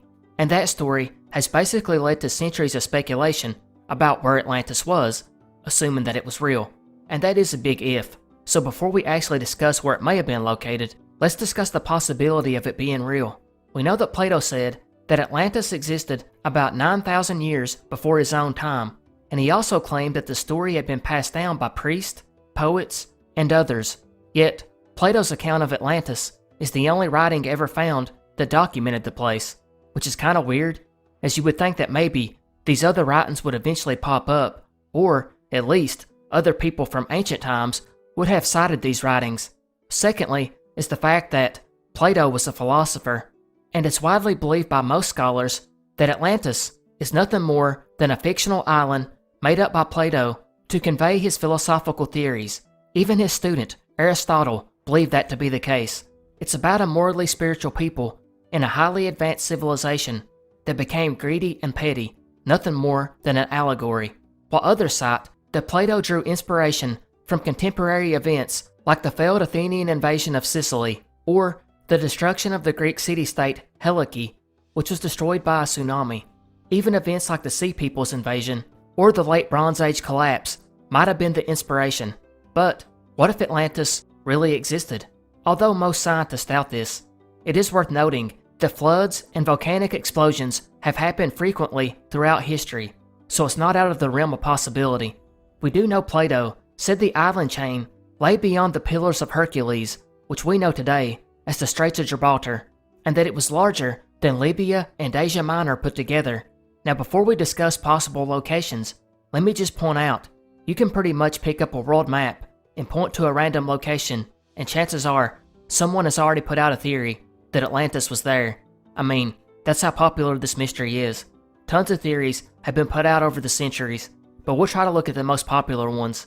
The one location that has been suggested the most, and basically since the beginning, is that it is not out in the Atlantic Ocean at all. Instead, it is actually somewhere in the Mediterranean, laying in or near islands such as Sardinia, Crete, Sicily, Cyprus, and Malta. And then there's other theories that it wasn't islands at all. Some have speculated that Atlantis is somewhere in Turkey, or the Sinai Peninsula, or even in northwestern Africa, like Morocco. The second most postulated theory is the obvious, that it's somewhere in the Atlantic Ocean. I mean, just going by the names alone gives an indication that Atlantis would set in the Atlantic. Two of the earliest islands, thought to be the legendary civilization, was the Canary Islands, as well as the Madeira Islands. But these are far from the only ones. Basically every island in the Atlantic has been identified as Atlantis at one time or another. Most notable, that of the Azores, mainly because cores of sediment found around the Azores show that the islands were an undersea plateau for millions of years, as well as an area known for its volcanoes and many seismic events. Next we move to Northern Europe, where the island is frequently connected to Doggerland, which was an area in the North Sea that eventually sunk into the ocean. Another theory is that Atlantis was actually based on Stone Age Ireland, and if it really existed, it would most certainly be found there. while researchers for the National Geographic in 2011 would cite a new theory that Atlantis was actually in the southern Spain wetlands and had been destroyed by a tsunami, and they stated they in fact had evidence for this. Of course, this has largely been dismissed by mainstream scientists, claiming they have a misinterpretation of results found by a previous investigation in the area. Moving on to the craziest theory, we have Antarctica. Basically, the theory revolves around the idea that many millennia ago, areas like Antarctica and Siberia were not frozen. They actually had mild climates, whereas Europe and Northwest America were covered in ice. This led to Antarctica becoming the most advanced marine civilization in the world. They had advanced to metallurgy and invented architecture, technology, art, and high-level science, while the rest of the world were thousands of years behind them in the Stone Age, and everything was all good until a comet or asteroid about 6 miles in diameter struck near Florida, causing a series of instantaneous global transformations. One of these was the rotation of the Earth's axis changing, suddenly shifting the poles thousands of miles away from where they had been. Of course, the biggest danger would have been the resulting tsunami that would have engulfed Atlantis/Antarctica, and when the flooding eventually ceased back down, Atlantis would resubmerge as the newly shifted southern pole, now a frozen wasteland. Luckily, some of the survivors would have left in fleets of massive ships before the tsunami hit, and they would go out into the world and help the Stone Age peoples advance. Of course, there's zero in the way of actual evidence for this one. Finally, as mentioned previously, many of the early scholars tried to link Atlantis to the New World. You can find more about that theory in the first part of my pre-Columbian contact video. There are many other theories out there, but these make up the core of the Atlantis location mystery.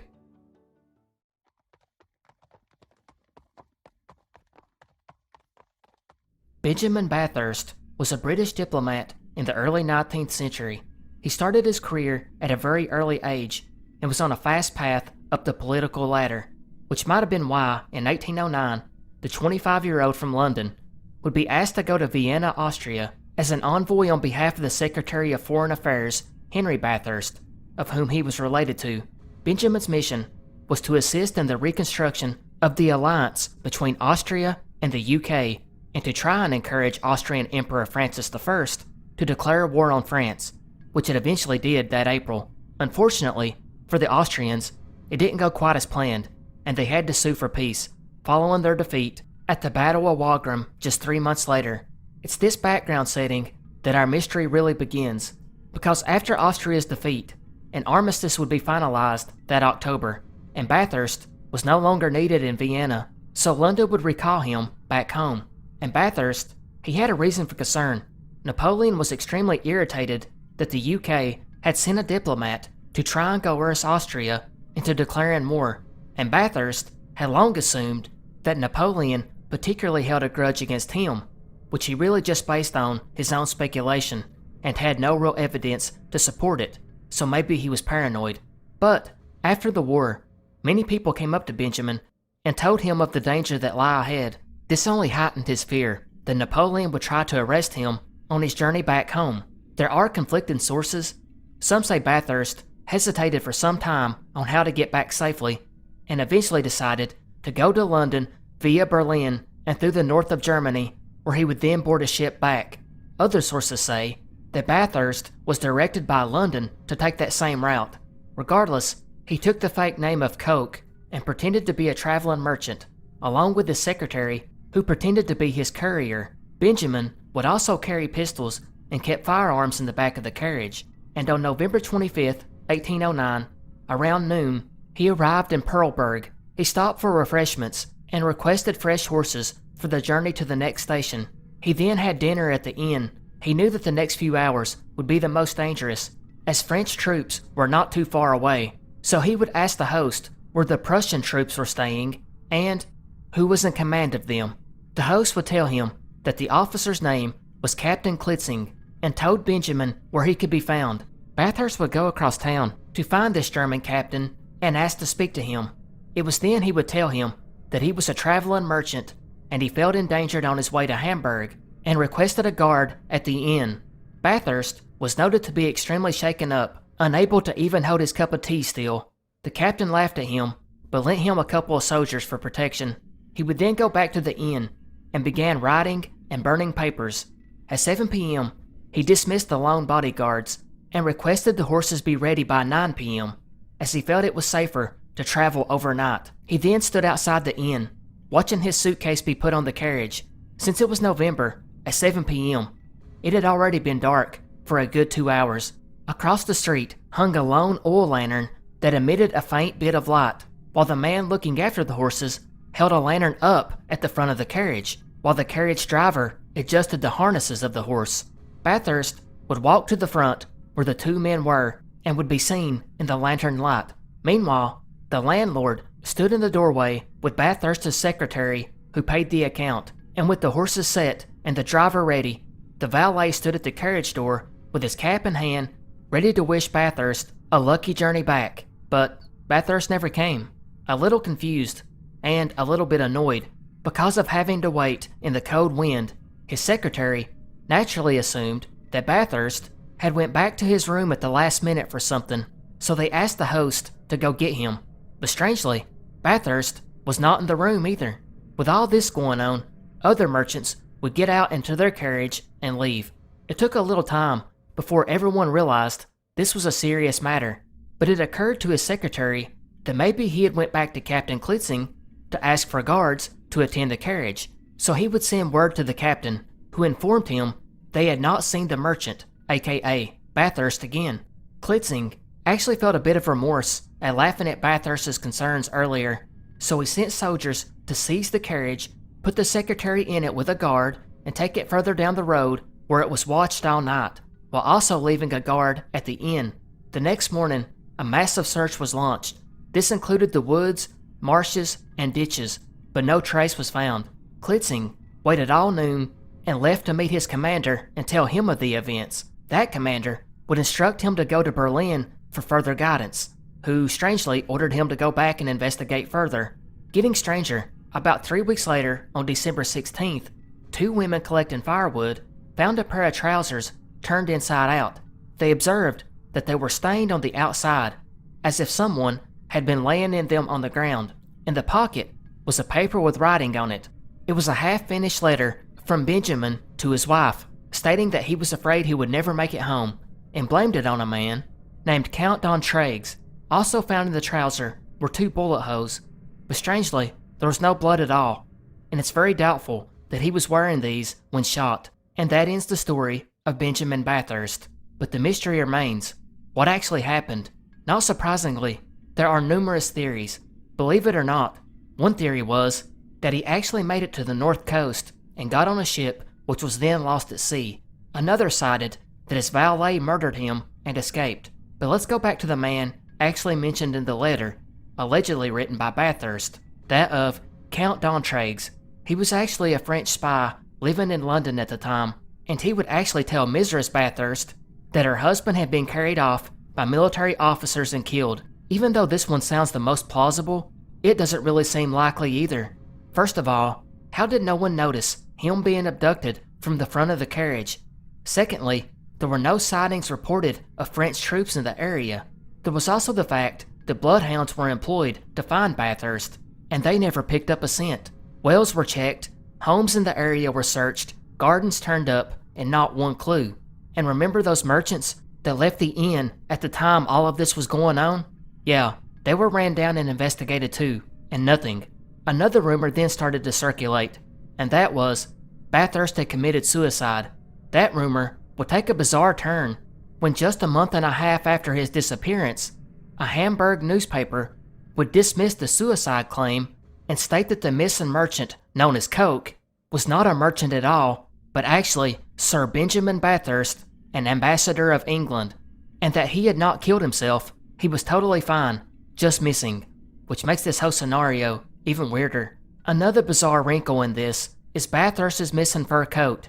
It was eventually traced down to a home nearby which belonged to the Schmidts. The son, named Augustus, would be questioned after a witness spotted Benjamin sneaking off down the alley toward their house, where he allegedly requested that Augustus's mother fetch him some gunpowder, which he then paid for and left. Later on, it was confirmed Augustus was not actually home that night of the disappearance, and some speculated he may have robbed and murdered Bathurst. But how did he lure him away from the front of the carriage without anyone noticing? Authorities didn't believe he could have, and assumed that he or his mother had just found the coat somewhere after his disappearance and stole it. The both of them would be imprisoned for 2 months for the crime of theft, but the robbery theory has grown in recent years, and most historians now believe he was simply mugged and killed. This also fits with how his pants were found, with the gunshots but no blood. Whoever planted them there wanted investigators to think Bathurst had been ambushed by several people lying in wait. In fact, Captain Klitzing would state later on that he believed Benjamin was the victim of a robbery gone bad. But there are more outlandish theories, which come from the fact that his disappearance took place just a few seconds after walking to the front of the carriage. These theories cite that he fell into a portal, or was taken away by paranormal forces, or was abducted by aliens. There's also a more skeptical take on the actual disappearance itself. Some people now allege that the story of him walking to the front of the carriage is greatly embellished, and that he was probably nowhere near the area where they claimed he vanished from. Finally, we come to the last obvious suspect, that of Napoleon himself. In Prussia, pretty much everyone believed that Napoleon was responsible. The rumor was he had ordered the abduction of Bathurst for the sole purpose of collecting the dispatches he believed Austria was sending England, and that his death happened accidentally during the pursuit of him, which was then covered up by the French government. Benjamin's wife would actually make the long trek to ask for a meeting with Napoleon. He would send word through his officers that he, on his word of honor, knew nothing more than what he had read in the papers, and that's probably true. Bathurst was a small fry. It wouldn't be worth Napoleon's time. Furthermore, the war had ended, and there wouldn't have been any important dispatches for Austria to send to England. There was also no known personal dislike of Bathurst, because the two had never even met.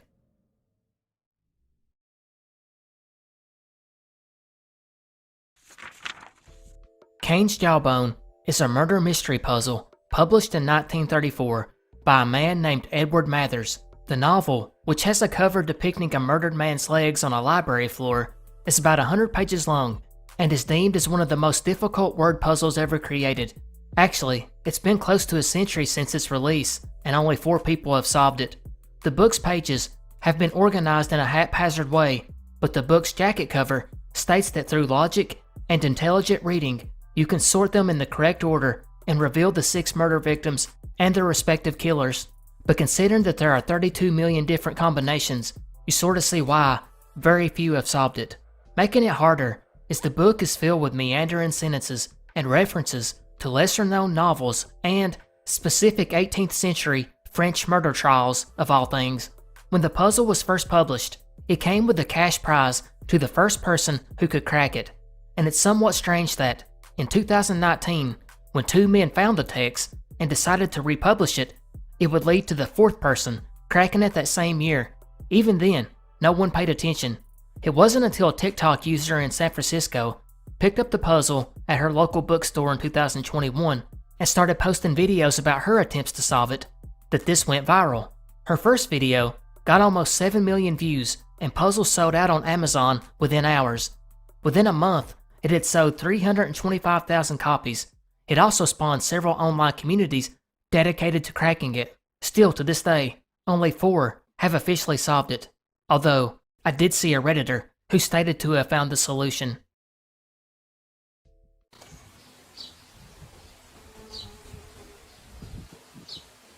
The Hanging Gardens of Babylon are quite famous for being one of the 7 wonders of the ancient world, along with it being one of the ancient world's most beautiful attractions.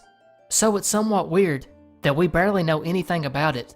We do know they were described as a remarkable feat of engineering, with an ascending series of tiered gardens containing a wide variety of trees, shrubs, and vines, resembling a large green mountain constructed of mud bricks. It was said to have been built in the ancient city of Babylon in present-day Iraq. The name derives from the Greek word meaning overhanging, which has a broader use than the word hanging does in English. It actually refers to the trees being planted on a raised structure like a terrace. The approach to the garden sloped like a hillside, and the several parts of the structure rose from one another tier on tier. Earth was then piled on these and was thickly planted with trees of every kind. The water was then raised in great abundance from the river, although no one outside could see it. As mentioned, these gardens were composed of several floors, each with a terrace of about 400 feet, and they were supported by vaults and pillars of brick. An immense staircase made of marble connected the terraces, where water was brought from the river Euphrates by a system of hydraulic screws. Herodotus claimed that the outer walls were 56 miles in length and wide enough to allow 2 4-horse chariots to pass one another. The craziest part was the water. Babylon barely received any rain and had to be irrigated from the nearby Euphrates, which meant that the water had to be lifted into the air so that it could flow down through the terraces, watering the plants at each level. This was an immense task given the lack of modern engines and pressure pumps, which means they came up with some kind of engine that pumped water from the Euphrates. Although we know it was Babylon, its exact location is unknown. Actually, it's one of the only 7 wonders where the location has not been established. One account says it was built alongside a grand palace known as the Marvel of Mankind for King Nebuchadnezzar II, who ruled between 605 and 562 BC, which was said to have been built for his wife, the queen, because she missed the green hills and valleys of her homeland. This was later confirmed by a priest in 290 BC, in which he described the gardens. We also have Diodorus Siculus, an ancient Greek historian who consulted the 4th century text of Clitarchus, the historian for Alexander the Great. Diodorus says instead it belonged to a Syrian king and that the garden was in the shape of a square with each side about 400 feet long. The garden was tiered with the uppermost gallery being about 75 feet high. The walls were 22 feet thick and made of brick.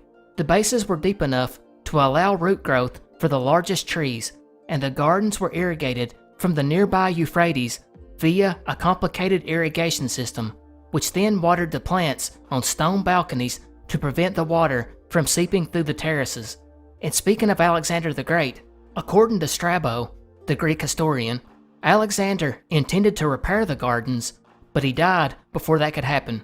Still, that means it had fell into pretty bad shape by the 4th century BC. This was followed up by the Roman historian Quintus Curtius Rufus, who stated that the gardens were on top of the citadel, and again, he lists the garden as being built for the queen who missed her home. The last of the classical sources to speak about the gardens was that of Philo of Byzantium, writing in the 4th and 5th century AD. He would praise its engineering and ingenuity of building vast deep areas of deep soil, which had tremendous mass so far above the natural grade of surrounding land, as well as the irrigation techniques. Unfortunately, and strangely, there are no existing Babylonian texts that mention the garden, and there's no archaeological evidence that actually support that it ever existed, which has left us with 3 basic theories on the gardens. The first, they were entirely mythical, and all the descriptions found by the Greek and Roman writings represented a romantic imagination of an Eastern garden. This largely comes from the fact that there's no documentation in any Babylonian sources, and there are many records of King Nebuchadnezzar's works, yet his long and complete inscriptions never mention a garden. However, the gardens were said to still exist when later writers described them, and some of these writers had even visited Babylon, so it's hard to say for sure. But what really hurts the cause is not one piece of archaeological evidence has been found, although it could be beneath the Euphrates, as the river flowed east of its current position during the reign of Nebuchadnezzar II.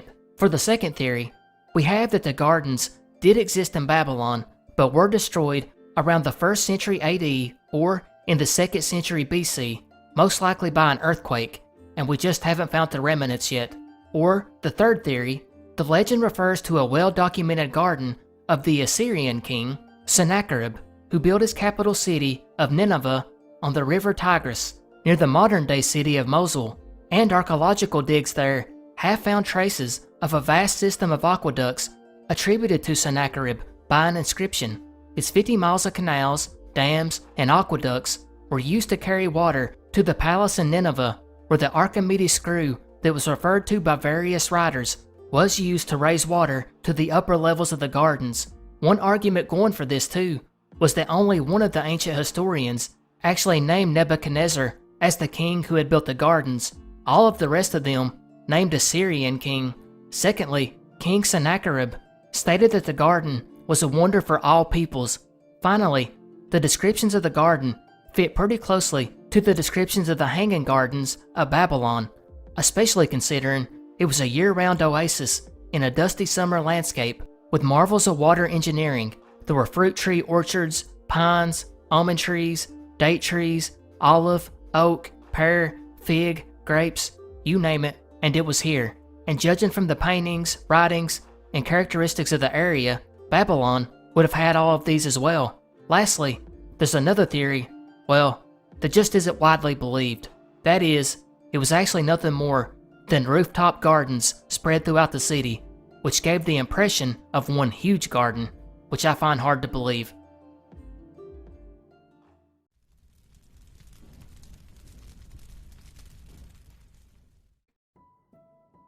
Midnight, July 31st, 2011.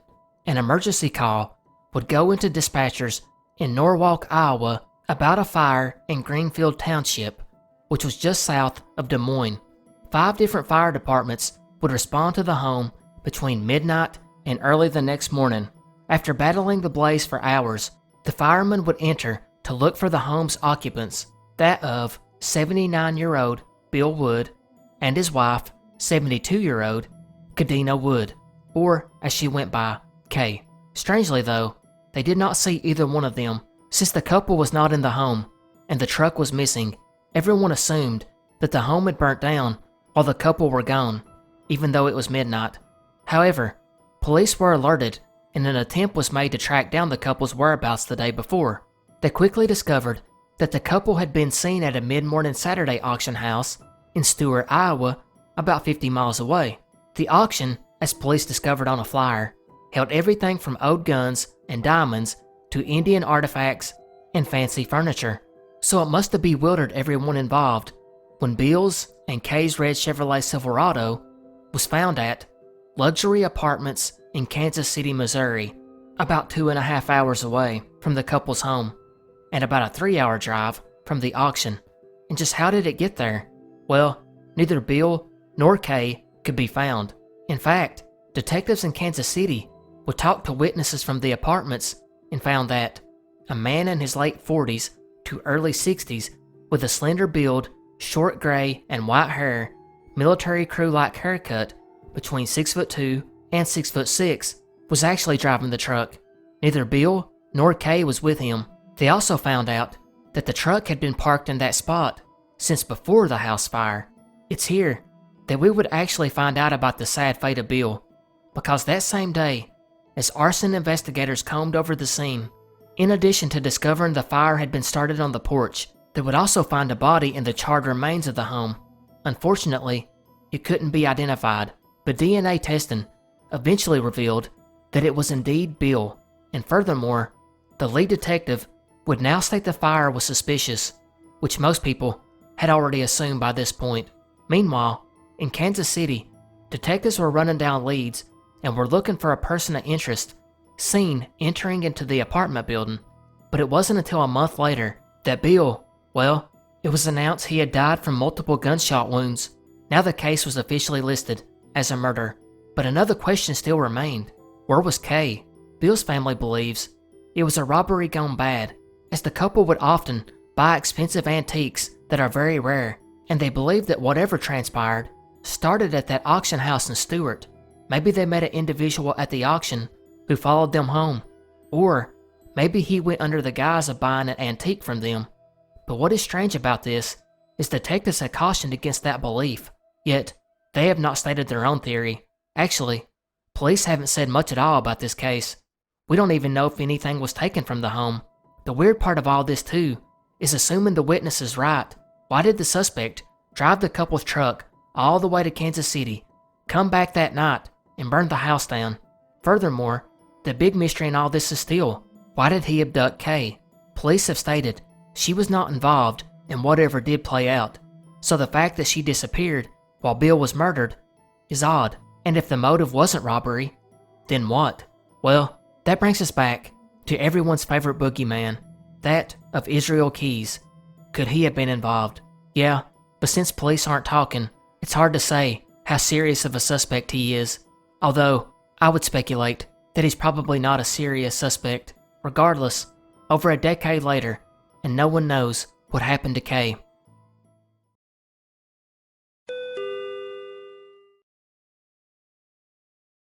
March 10th, 1997, Leah Rowlands would go into her shift at a local gas station.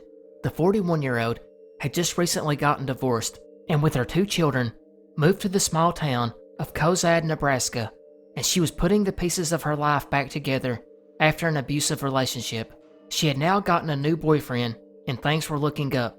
She had even gotten promoted to manager at the store, and ironically, it was her first day as manager that she would meet her terrible fate, because just before 10:30 a.m., a man in a red Pontiac Grand Am would pull in, most likely coming off the interstate which ran nearby.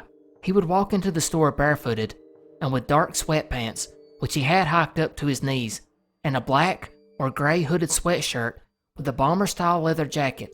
He would wander around a bit before grabbing a bottle of soda from the cooler, opening it, and took a drink.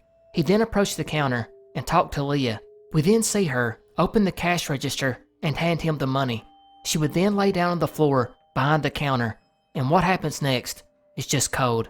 He would then pull a 9mm from his right pocket, lean over the counter, and fire at least 3 shots. 2 hit her arm, while the third pierced her skull, killing her instantly. The man would then calmly walk out with his soda, a pack of cigarettes, a lighter, $150, and a full tank of gas. This, and here's the crazy part, was all captured on security footage, and we get a pretty decent look at the man's face. And in spite of that, this guy was never identified. His car, which was possibly a '93 model, had no front license plate, and the rear plate was impossible to read. The security video was on America's Most Wanted in 1997, and again, a digitally rehanced version in 2002. Hundreds of leads poured in, but no one was ever arrested, although detectives have stated that the reason he walked around for so long in the store was he had been waiting for a mother and daughter to buy their items and leave, which begs the question, was Leah targeted?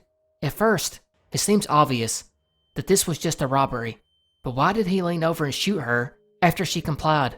Was he afraid she could identify him? That's doubtful, cause it does not seem by their interaction that she knew him. Not to mention, why was he not worried about the security cameras if that was the case? Because at one point, he stares directly into the camera in an almost taunting type of way. Secondly, the shooter left almost a full set of fingerprints from the pump to the counter, which unfortunately matched nothing in the database. Likewise, the ballistics showed that the gun didn't match any other crime on record. That's where this theory comes in that Leah's brother has argued since. He believes Leah was killed in an organized hit, paid for by her abusive ex-husband. And to her brother's credit, police have speculated that the motive could have been more than robbery. It could have been a planned murder.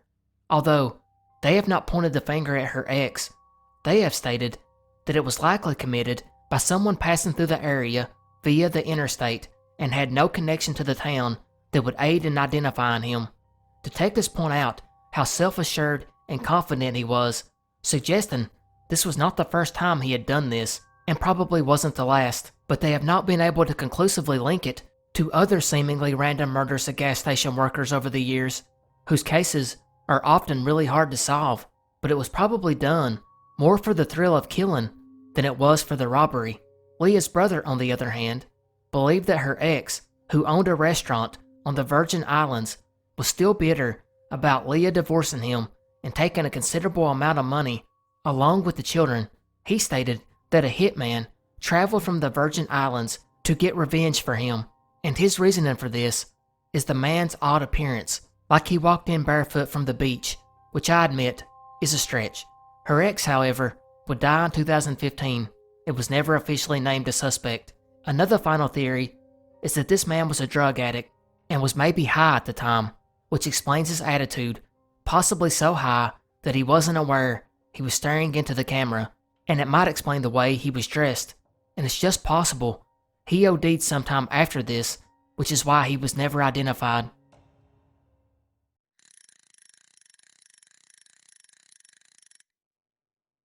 July 1st, 2015, 29-year-old preschool teacher Alicia Hummel would set out from her home to Myron Grove Boat Ramp in Vermilion, South Dakota for her first day of summer vacation. She had plans to go fishing, and judging by the post on her Facebook that morning, she was excited. She would post again around 1 p.m., stating that she could not find her tackle box and was starting over. 15 minutes later, she would check in from the local Walmart, stating she had bought a fishing license. About 10 minutes after this, she would text someone about the old man who sold her the license, saying he hoped she caught a big one. And it's here when things go bad. Although we're not exactly for sure what happened, at 1:30 p.m., Alicia would Snapchat a photo of the dock, stating that she had arrived. She then apparently texted a friend at 1:45 p.m., stating that she had just seen two people having sex in a car. And this next part has varying accounts, and it is super important either way. But some variations of this story claim that just 15 minutes after that text, she was found deceased in the water by a game, fish, and parks officer. Other accounts say that this officer did not find her until 3:30 p.m., 2 hours later. On top of this, her car keys were found in the front seat with the window down, and her fishing pole, along with her purse and cell phone, were missing. And oddly, a pair of shoes that most likely belonged to a restaurant worker were found at the scene. Yet, if those are connected, is unknown. By 5:20 that evening, she was reported missing by her family, who would get the notification of her death by 10:30 p.m. that night. Her body would be taken in for an autopsy, which revealed she had drowned. So this was just a terrible accident, right? Not hardly, because in addition, she had injuries to her head and a cut on her neck, which led to a determination that she had been murdered. In fact, that cut was specifically said not to have been caused by an accident, like a fall. It was from someone who intended to do her physical harm. The sheriff would not confirm, however, if she had been sexually assaulted.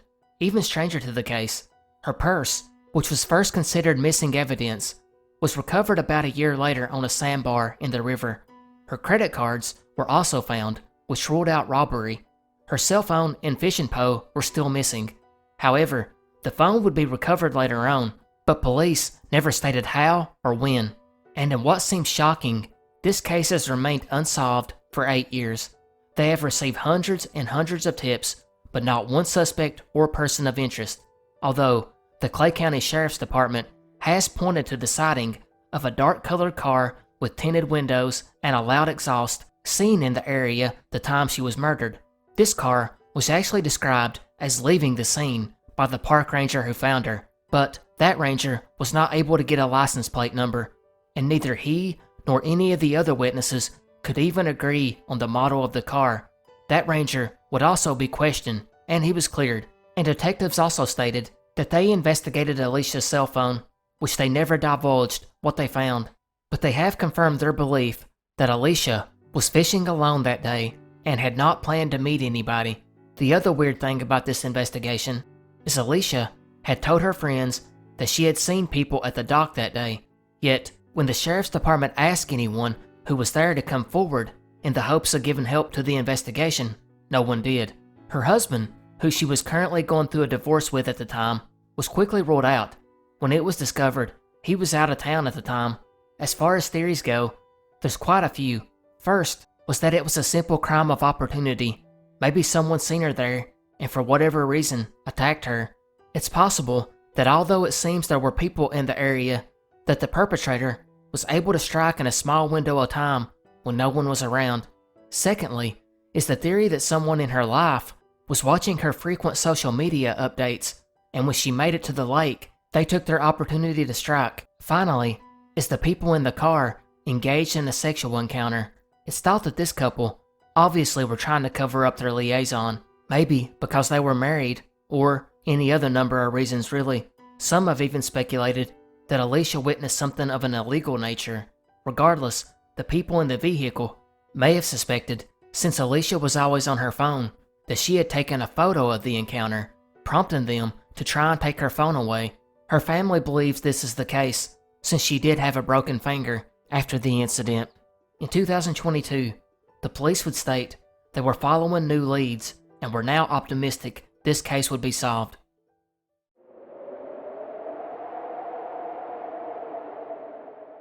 Is it possible that the ancient Chinese knew about the New World as far back as 3rd century BC?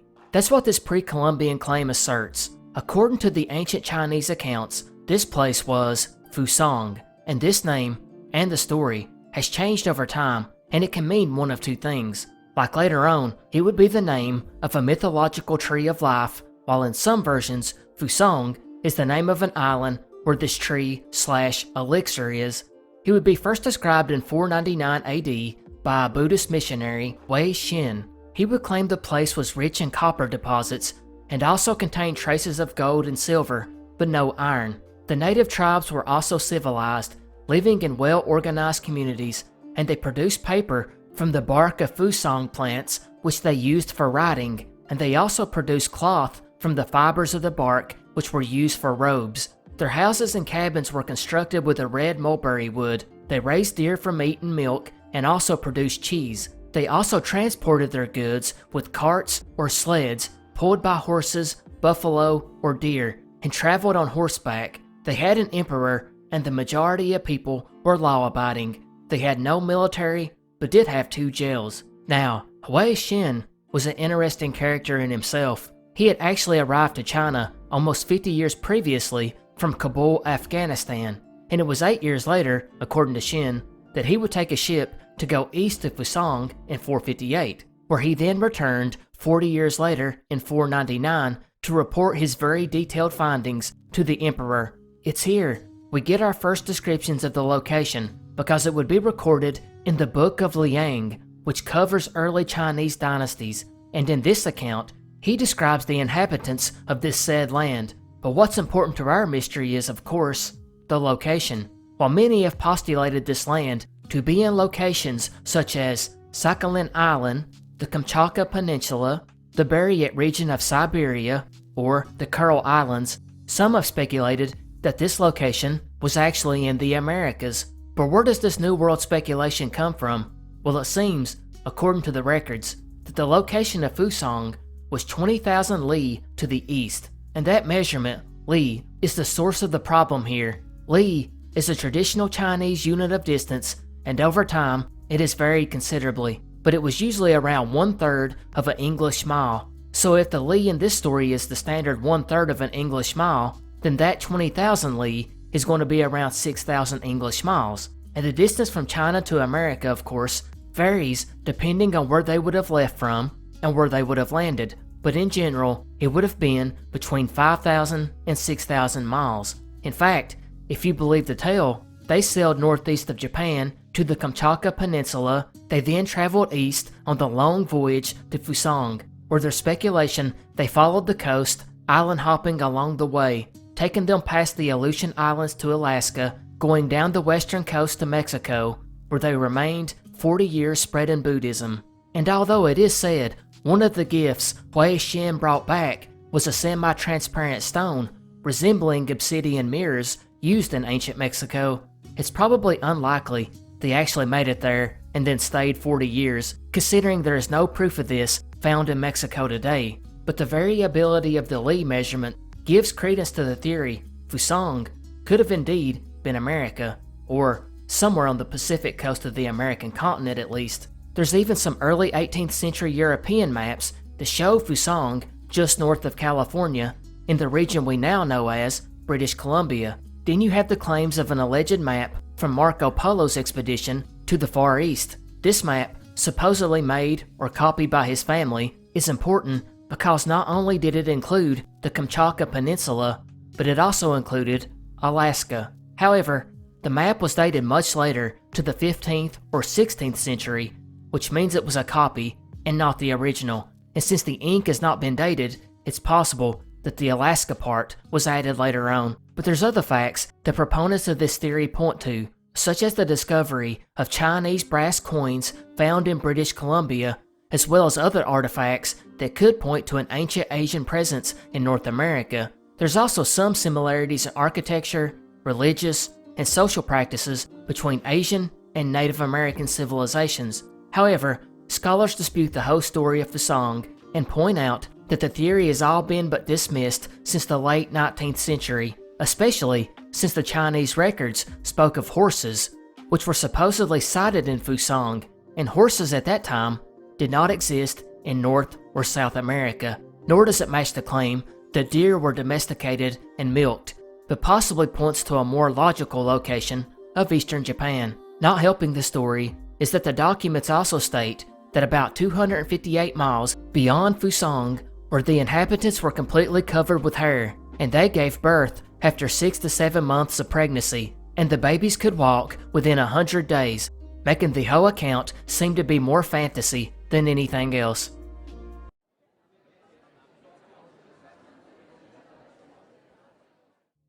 On February 19, 2005, Philadelphia, Pennsylvania, 34-year-old Danielle Imbo would go out on a date with 35-year-old Richard Petrone. The two had plans to meet with another couple for drinks at a local restaurant, and after hanging out till around 11:45 p.m., Richard and Danielle would ask this other couple if they wanted to go to another bar, but they both declined, citing they had to get up early for work the next morning. So Richard and Danielle would head back to his truck, where Richard planned on taking Danielle back to her home in New Jersey. And that's where things get odd. The next morning, Danielle would strangely miss her hair appointment. Then, phone calls to both Richard and Danielle were going straight to their voicemail, which was odd because both were extremely close to their family. Richard had a teenage daughter, while Danielle had a 2-year-old boy. Their families become concerned, and it's about this time that Danielle's brother would go to check on her. Using a spare key she had given him, he would go into her apartment and not spot anything suspicious.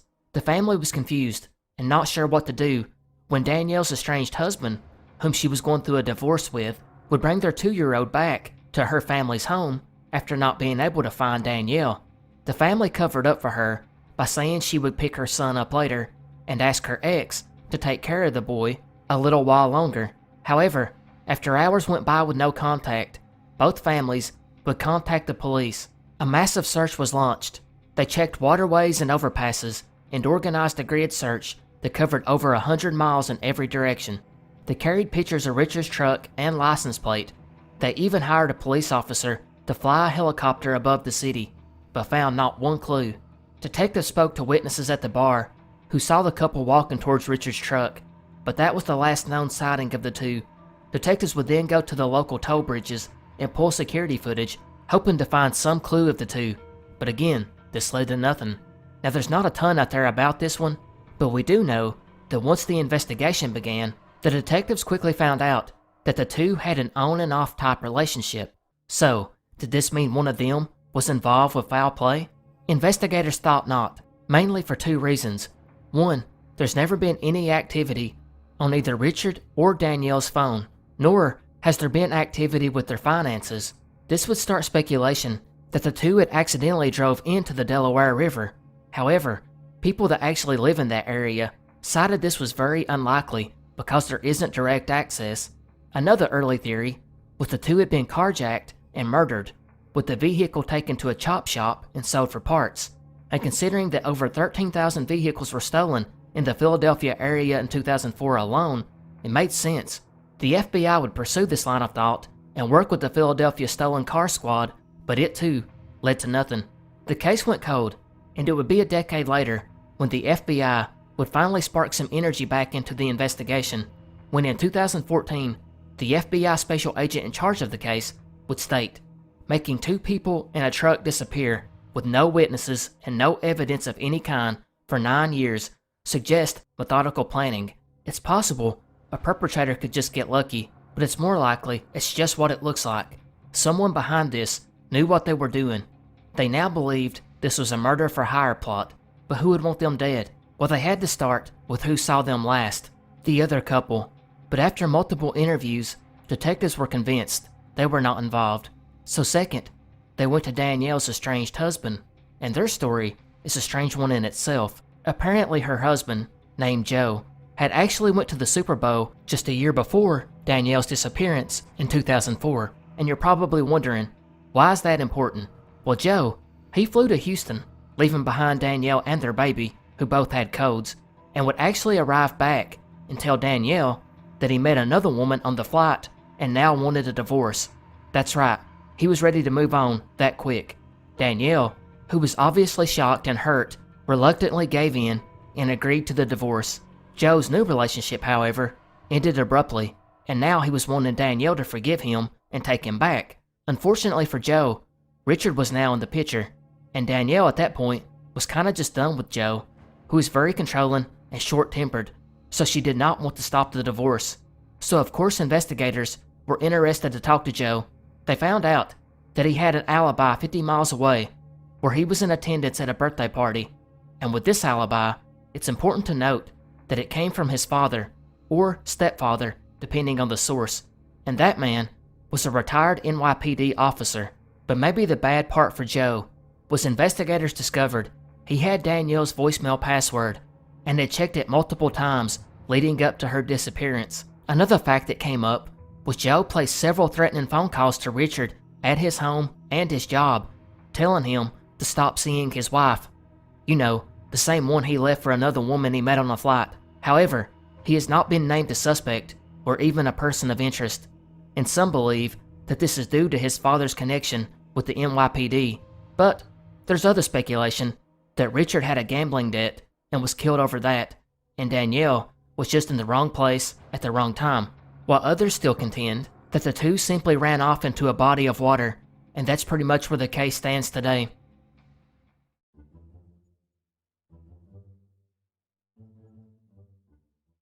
Sometime after the debut of the cartoon Rick and Morty, the show's creator, Justin Roiland, would be approached by the fast food chain Subway to make a series of commercials featuring characters Rick Sanchez and Marty Smith.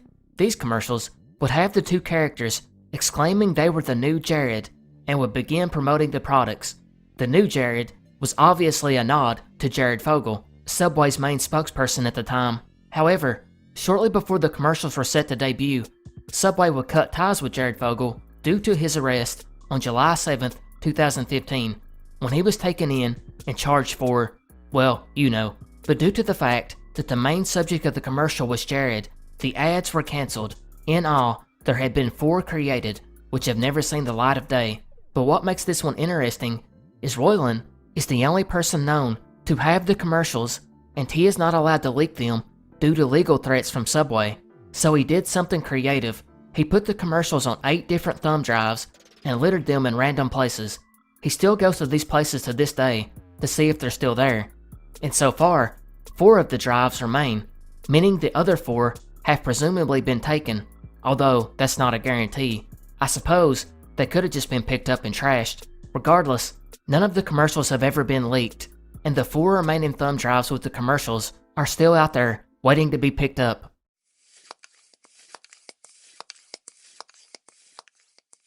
On June 6, 1994, Augusta, Georgia, Tiffany Nelson was on the first Monday of summer break. The 9-year-old was happy not to have to worry about heading back to school for at least 2 more months.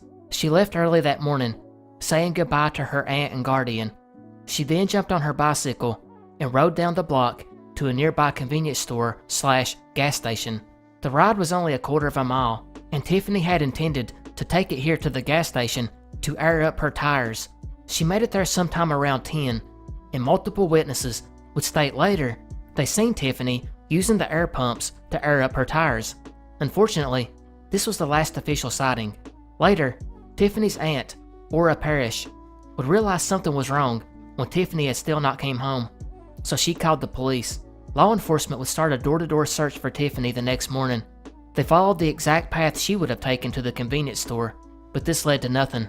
Her picture was then released and circulated amongst the media outlets. The family was not happy with the police, who were less than enthusiastic to search for Tiffany, labeling her a runaway right from the start, and police would get a tip that very day that should have turned the investigation around, but didn't. An 11-year-old boy would tell police that he seen Tiffany in the back seat of a 2-door car being driven by a man who was wearing a hat. The sighting occurred just 4 miles west of where Tiffany was last seen, but police apparently did not find it credible enough to go off of, so they didn't do anything with it. It's also important to note here that this tip contained more details that police have not disclosed to this day, so I'm going to guess that included a description. Regardless, the search for Tiffany was off to a bad start. It would not get any better anytime soon. 10 days later, on the 16th, cadaver dogs were brought in to search for Tiffany, which led to nothing. 2 days after this, the case was featured on America's Most Wanted.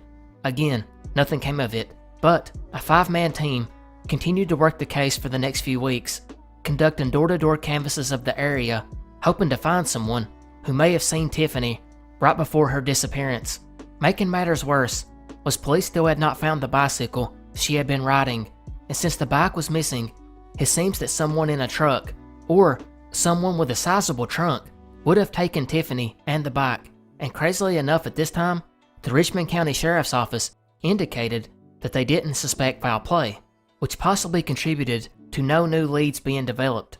Fast forward 11 years to May 16, 2005, 2 men walking through the woods would stumble across an object they first thought was a bleached turtle shell. Once they picked it up though, they realized it was a skull. Police were called, and after excavating the area, they noticed the body had been buried less than 100 yards away from the road in a shallow grave. Tiffany had been found nearly 15 miles south of where she was last seen. Now, a $5,000 reward was announced for any information leading to an arrest, and that's the mystery. Who was responsible for this? One key was that the bicycle was taken with them. It implies that this person convinced her to get into the vehicle and did not outright abduct her, which being 10 in the morning at a gas station on the highway, someone would have most assuredly seen. So it leads to the thought that Tiffany knew and was comfortable with this person. Others disagree, however, and try to link the disappearance to other unsolved abductions of young African American girls in the area around the same time. Her aunt, however, has disclosed that morning she was on her way to work. She passed a man in his mid-40s with a Kangol cap driving around slowly. She stopped to see if he needed directions, and he told her he was looking for a girlfriend. It's something that has haunted her to this day, because Tiffany disappeared only hours later. But another theory comes from Tiffany's brother, Tyrone, who did a stint in prison for drug charges. It seems he had gotten into it with a husband and wife over a drug deal. He then assaulted that man and stole both of their drugs. He was convinced they had done something to Tiffany out of revenge, which might be why no one thought much of it, to see his friends talking to Tiffany at the gas station. And her aunt actually recalled detectives brought her down to listen to a 911 call, which was very muffled. Apparently, a little girl called in and said somebody took her from her home and she wanted to go back. The dispatcher asked her who took her, and the muffled reply sounded eerily like the 2 friends that Tyrone had assaulted. It's been nearly 30 years and the case remains unsolved.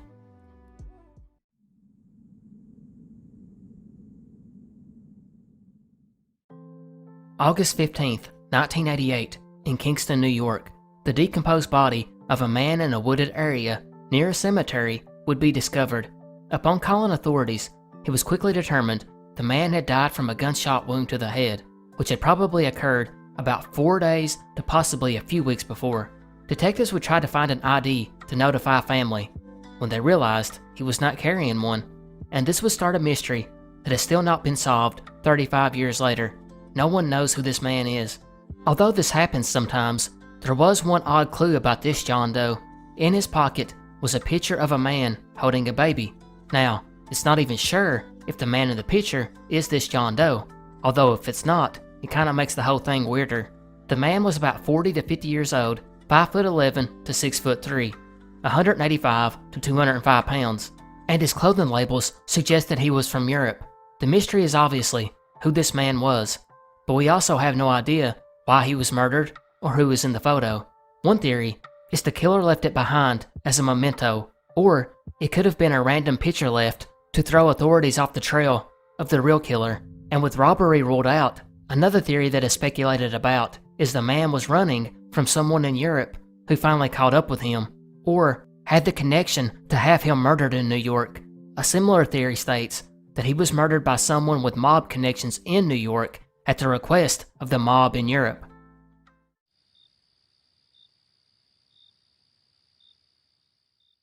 August 26, 2009.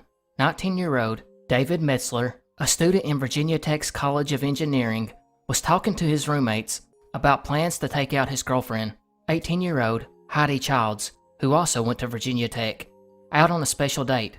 His plan was to take her to Jefferson National Forest, where he would play music for her and they could talk.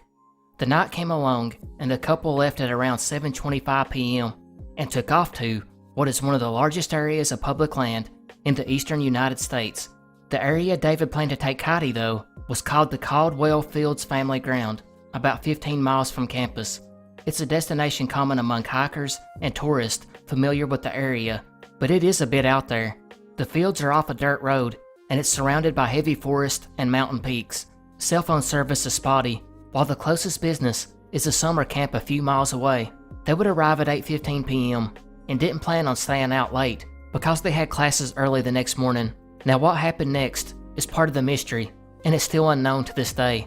But what is known is around 8 a.m. the next morning, a man walking his dog found the teens' bodies. David was in the driver's seat, with glass scattered in the gravel. He had been shot through the driver's side window. Heidi's body was discovered outside the vehicle, and she had been shot in the face. Around the car, 30-30 shells littered the gravel parking lot. Investigators arrived and sealed off the scene and started their investigation, and it's one they've kept close to the vest. And although it did take them years to admit it, they finally disclosed that Heidi's purse, her cell phone, camera, ID card, Virginia Tech lanyard, and credit card were all missing, and that credit card has never been used. A task force made up of local, state, and federal authorities was created along with a $70,000 reward for information.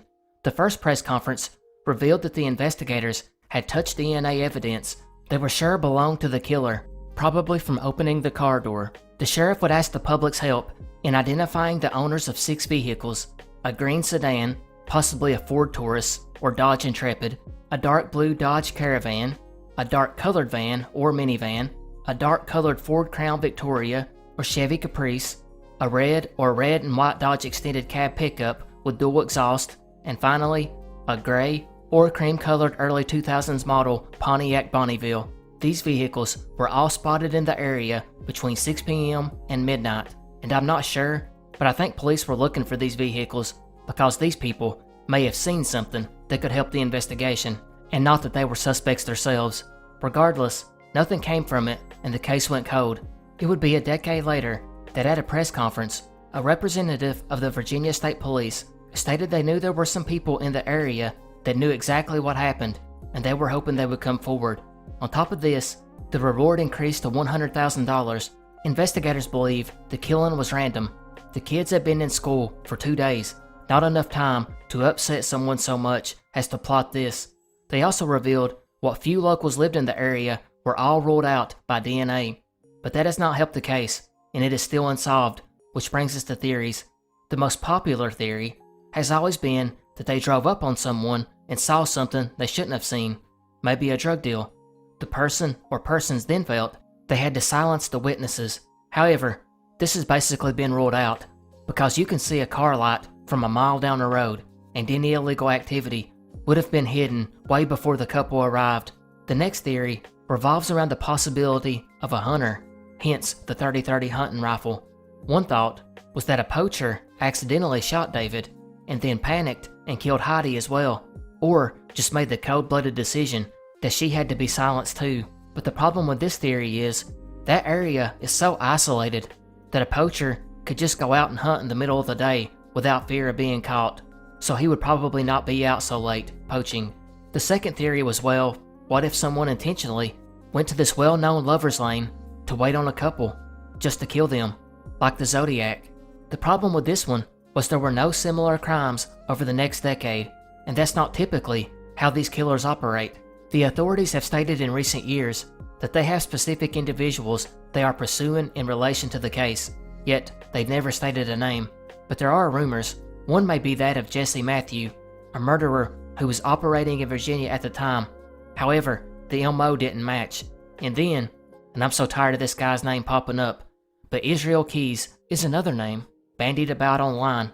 He was known to travel thousands of miles to avoid detection of his crimes, and he also stole ID from his victims. and he was unaccounted for on the day of the murders.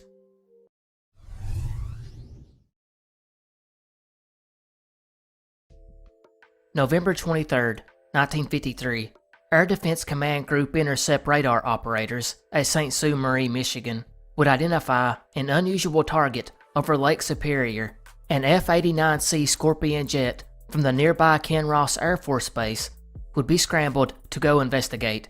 This jet was piloted by First Lieutenant Felix Moncla, with Second Lieutenant Robert Wilson acting as the Scorpion's radar operator, and it was Wilson who just had a difficult time tracking the object on the jet's radar, so they would be forced to go to the ground radar operators, who would then give Lieutenant Moncla directions toward the object as he flew. Moncla would eventually close in on the object at about 8,000 feet in altitude. Ground control would note the two blips on radar, one the Scorpion, the other unidentified. The Scorpion's blip grew closer and closer until they seemed to merge.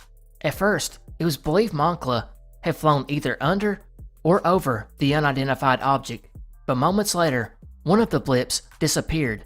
Ground control became worried that the two objects had crashed into each other. Strangely though, the blip that Moncla was pursuing continued on its previous course. After this, attempts were made to contact Moncla on his radio, but no one replied. A search and rescue attempt was then quickly started by the United States Air Force along with the Royal Canadian Air Force, but neither found a trace of the plane or pilots. Although bad weather did hamper the search, an investigation into what had happened began almost immediately, and according to the United States Air Force, the blip on the radar the crew went out to intercept was that of a Royal Canadian Air Force C-47 Skytrain, which accidentally traveled off course. The two would merge, as would typically happen in an interception, but strangely, Moncla's aircraft vanished. Even the IFF signal disappeared after the two aircraft merged as one on the radar, and although crews could not get a hold of Moncla or Wilson via radio, at least one other pilot on the search stated in his testimony to the accident board that he believed he did hear a brief transmission from the pilot 40 minutes after the plane disappeared, which makes it even more weird. The Air Force investigators originally believed Moncla may have experienced vertigo and crashed into Lake Superior. According to the investigation, they said he had been known to experience that from time to time, but when they pursued these leads further, they found out that the other airmen of Lieutenant Moncla's organization who had told them this reported that it was actually just hearsay, and none of them had actually personally witnessed Moncla experience vertigo. So in the final report, vertigo would not be listed as a possible cause. Now here's the interesting part about all this. Not only did Moncla and Wilson's aircraft disappear mysteriously, but that Canadian aircraft they were pursuing? Yeah, there wasn't one. At least, the Canadian government claimed there wasn't. And they've stuck to those claims ever since, which of course leads to the question, what exactly was this craft that was picked up on radar that caused the Air Force to immediately scramble a jet? Well, it would be 2 years later when former American Marine and UFO writer Donald Keyhoe would write a book, The Flying Saucer Conspiracy, in which he claimed that he had received a telephone call telling him of a rumor from the airfield that the F-89 from Kinross, obviously the one piloted by Moncla, had been hit by a flying saucer and that it was covered up by the Air Force, which of course they denied. The jet has never been recovered or even found. However, in October 1968, aircraft parts were found near the eastern shore of Lake Superior. The Air Force would confirm the parts were from a military jet, and the media speculated that it could be from Moncla's jet. However, the identity of the parts were never published, and strangely enough, the Canadian government reported they have no record of that find.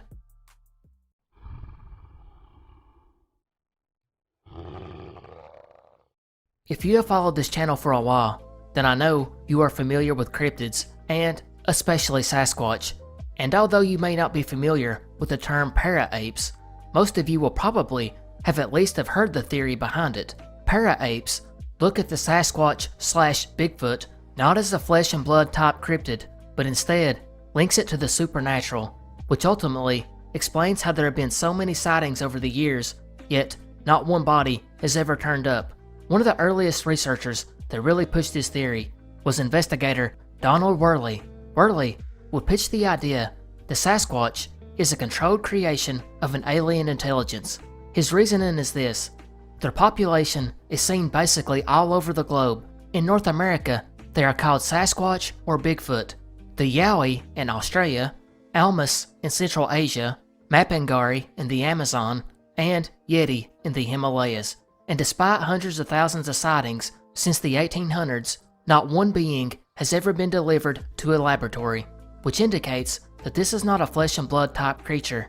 Instead, he contends that these beings may be better thought of as in-betweeners because of their ability to appear and vanish at will. He has cited certain events which back up his claims, such as one I'm pretty sure we covered in a previous video, when 14 tourists saw a Sasquatch or swamp ape in Florida which walked a 40-half-foot circle around the bus and then disappeared over an embankment. But this is not the only story that he cites. He further mentions the numerous instances when different hunters, or just people who had a gun within reach, fired off shots and hit these beings. The fact that so many Sasquatch have been hit by gunshot with no effect is important because it points out that they may be here in a transitory state on the earthly plane. At the time of his research, which I cannot find a date on, but I'm pretty sure it's the early 2000s, Donald Worley had counted at least 26 such instances of a person shooting a para-ape, to which that being then kinda swatted at like he was trying to hit a fly, or, in some cases, let out a scream and ran. One woman in Uniontown, Pennsylvania, fired at a Sasquatch just 6 feet away with a 16-gauge shotgun. As she claimed, the creature vanished with a flash of light. Then, we come to the last point Worley makes for his claim, which is the sightings of UFOs that always appear hours, days, or even weeks before the cryptid is spotted. For example, in one case, in Rochdale, Indiana, at least 3 dozen people reported seeing a huge red-eyed beast over a period of 7 weeks.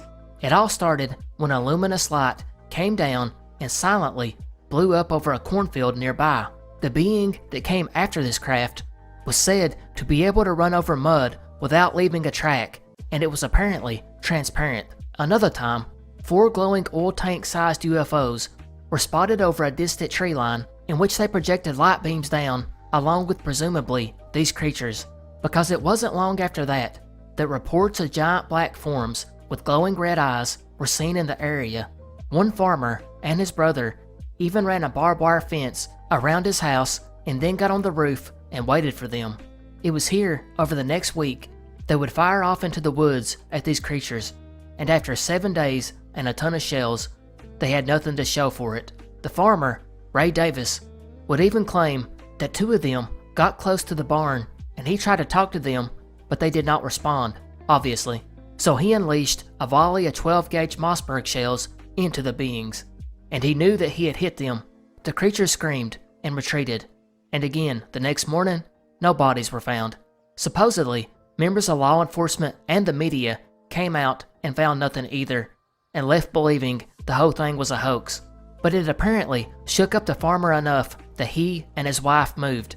Worley has further elaborated that in New Jersey, at least 60 persons reported seeing an ape-type creature along with ruby red UFOs and triangular craft. In Saugus, California, on the Santa Clarita, ranchers reported seeing UFOs and several para-apes that wore glowing blue belts. There are also, according to Worley, abductee cases in which these para-apes are seen inside the UFO, which must be a shock to be abducted and then see Bigfoot on top of it. However, even in the world of cryptids and Bigfoot, Worley's theory is usually not taken seriously, and some even think it does more to hurt the believability of cryptids such as Sasquatch, but I'll let you judge on that. $7.7 billion. That is the estimated gross box office earnings worldwide for the Harry Potter movies since 2001, an astronomical number. Even the book series itself, written by J.K. Rowling, is the best-selling book series in history, having sold more than 600 million copies worldwide. And I can't find the exact dollar amount that ends up being, but Rowling got at least 15% of that, which that, plus the movies, plus all the other Harry Potter royalty fees that she gets, well, she has made over $1 billion easily.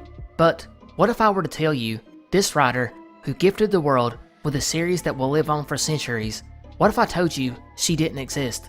Because according to Norwegian film director Nina Grunfield, that is the case. You see, Nina would share this conspiracy theory way back in 2005, where she would question if Rowling could have been the sole creative force behind the book and movie empire. But where does Grunfield actually get this? Well, she actually cites Rowling's origin point as a writer. If you don't happen to know, like I didn't, Rowling had long been viewed as sort of a model for single moms and moms in general, presented as something that they all could be. Because according to J.K. Rowling, before the success of Harry Potter, she was a poor single mother. She was getting the equivalent of $103 per week from Social Security while living in a mouse-ridden flat.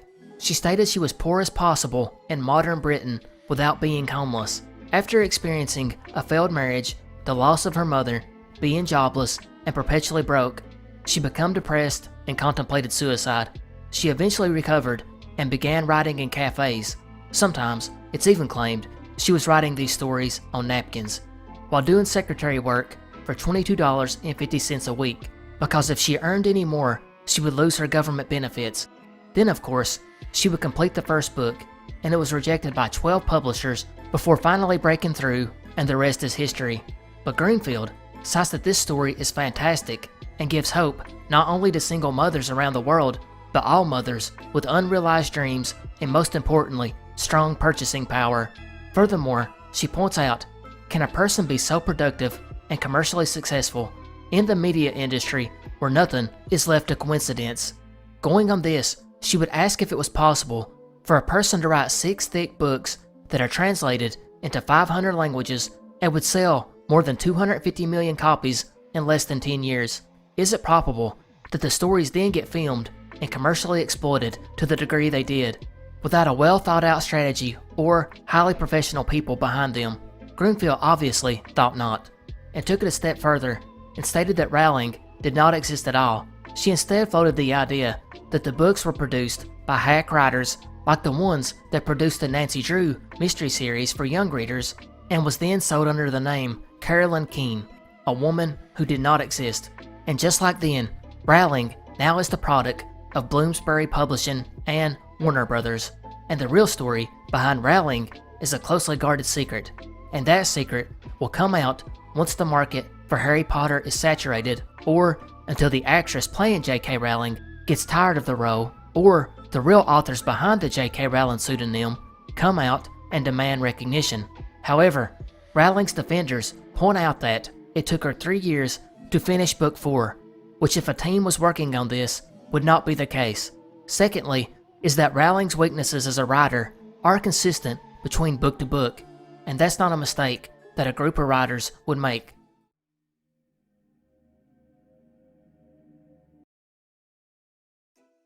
You have no doubt heard of the Ark of the Covenant, even if you're not a religious person. Hearing the words alone will probably make many of you remember the Indiana Jones movie. But what was it exactly? And what happened to it? The legendary artifact is said to be an ornate golden case built about 3,000 years ago by the Israelites to house the 10 Commandments. From the biblical description, it is fairly large, about 4 feet long, 2 feet high and wide, covered in pure gold, and topped with 2 large golden angels called a mercy seat, and it was carried using poles inserted through rings on its sides.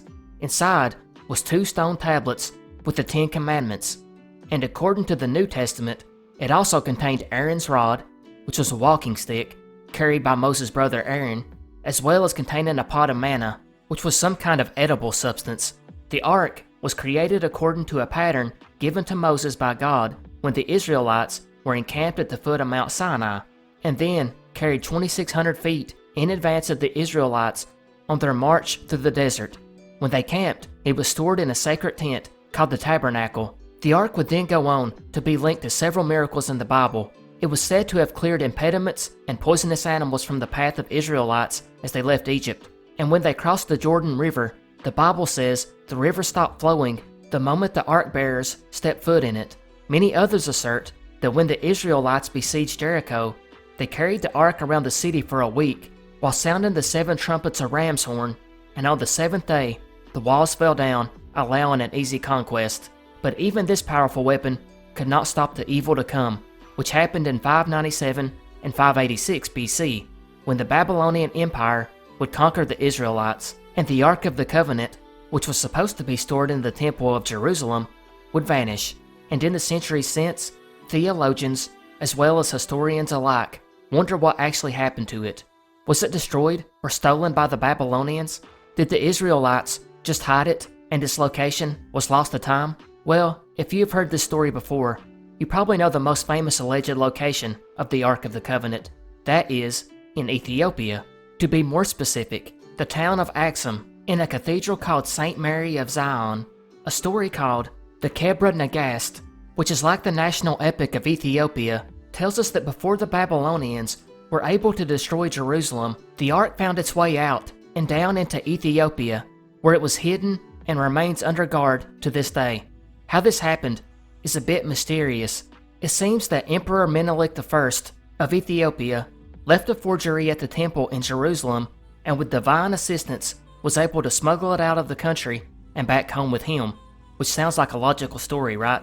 Well, except for whatever reason, the church authorities have one man who is now the sole guardian of the Ark, whom changes every time the guardian dies.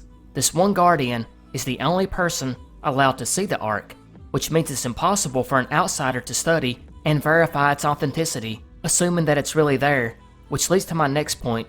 British scholar and historian Edward Ollendorff claimed he actually got to examine the Ark in 1941 while he was there as a British Army officer. He stated it was nothing more than an empty wooden box that dated back to the medieval period. So there goes that. So if it's not Ethiopia, where to look next? Let's stay in Africa, because it's here the Lemba people of South Africa and Zimbabwe have claimed that the Ark was carried further south past Ethiopia by way of Yemen and was hid in a deep cave in the Dumga Mountains. This comes from the fact that the Lemba people have their own legend that has been passed down from their ancestors that tells a very similar story to that of the Ark of the Covenant. In their version, an object called the Voice of God that was a similar size to the Ark of the Covenant was carried on poles by priests and was not allowed to touch the ground. This artifact was also used as a weapon of great power, able to sweep enemies to the side. Unfortunately, their legend also states that after the Ark was with the Lemba people for some time, it self-destructed. So yeah, let's move on. After this, the theories are a little less known and reported, albeit maybe a little more believable. One claim is that the Ark was actually hidden in a maze of tunnels beneath the first temple of Jerusalem before the Babylonians destroyed it in 586. However, that theory cannot be tested because that location is now the site of the Dome of the Rock shrine, which is sacred in Islam. Another theory states that the Ark was never moved to Jerusalem until much later, probably during the reign of King Josiah between 640 and 609 BC. This is further backed up by 2 Chronicles 35:3, which tells us that King Josiah told the Levites to put the holy box in the temple that Solomon built and not to carry it from place to place on their shoulders like they used to. Of course, you also have to mention off-the-wall theories that it found its way to Rome or to some faraway place like New Guinea. Some also cite that it was taken to several different places by the Knights Templar, including that of the United States. Finally, an even crazier theory is that the Ark story was not even written until the 8th century AD, when an independent writer penned a text called Ark Narrative. It's believed that story was then taken and put into the Bible much later on. And one last observation, assuming they do find an artifact that fits the description, how does one determine it's the same one from the Bible?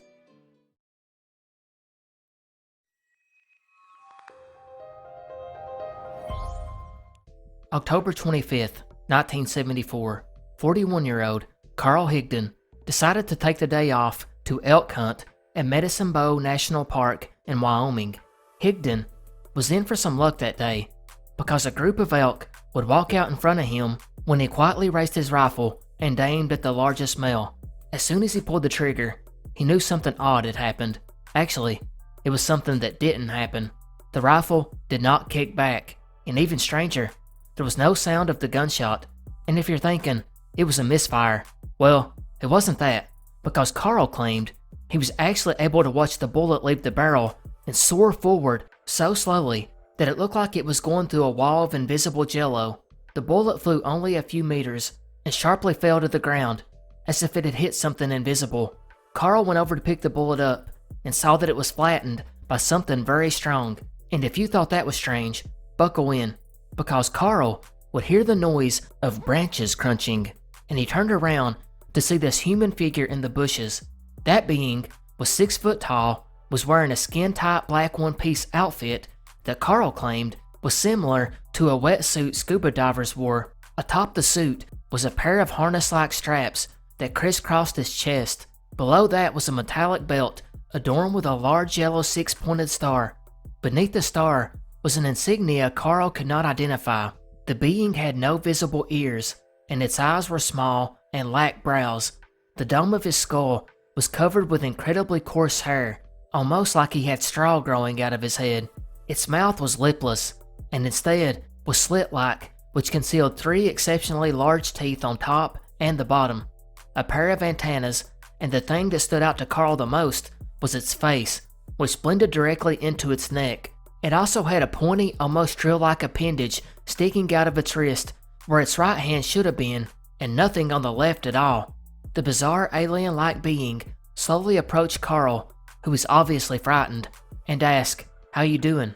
which the account does not record, if Carl thought that was a pickup line. Instead, Carl, who was pretty freaked out, replied, "Pretty good." The extraterrestrial would then ask Carl if he was hungry, but before he could reply, the being sent a small clear cellophane package floating towards him, which contained 4 pills. The alien said it would keep him full for the day, so Carl took one and kept the others in his pocket. The strange jawless humanoid then introduced himself as Ausso One.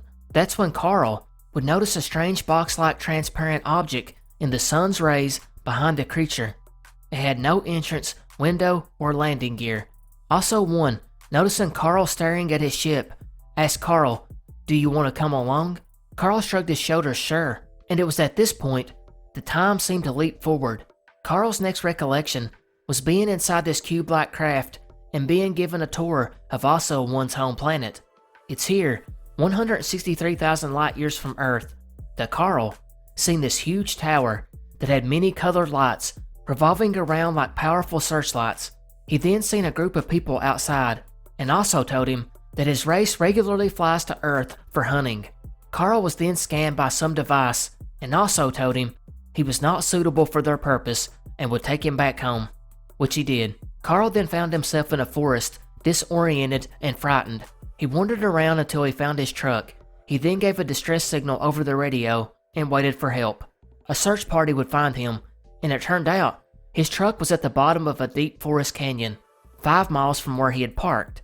There were no roads nearby and no tire tracks leading down to the gorge. When found, he was so confused that he just kept talking about the bullet. That now flattened bullet was found in his pocket. The other memories would come out later through regressive hypnosis. The strangest of all was that the scars left from long-term tuberculosis disappeared from his lungs, as well as his kidney stones. The trip had somehow cured him. Obviously, the most common theory on this one is hoax, that Carl made the whole thing up to become famous. But one thing that could not be disproven is just how Carl's truck got down in that canyon anyway. No tire tracks, and the recovery vehicle got stuck several times just trying to get to him.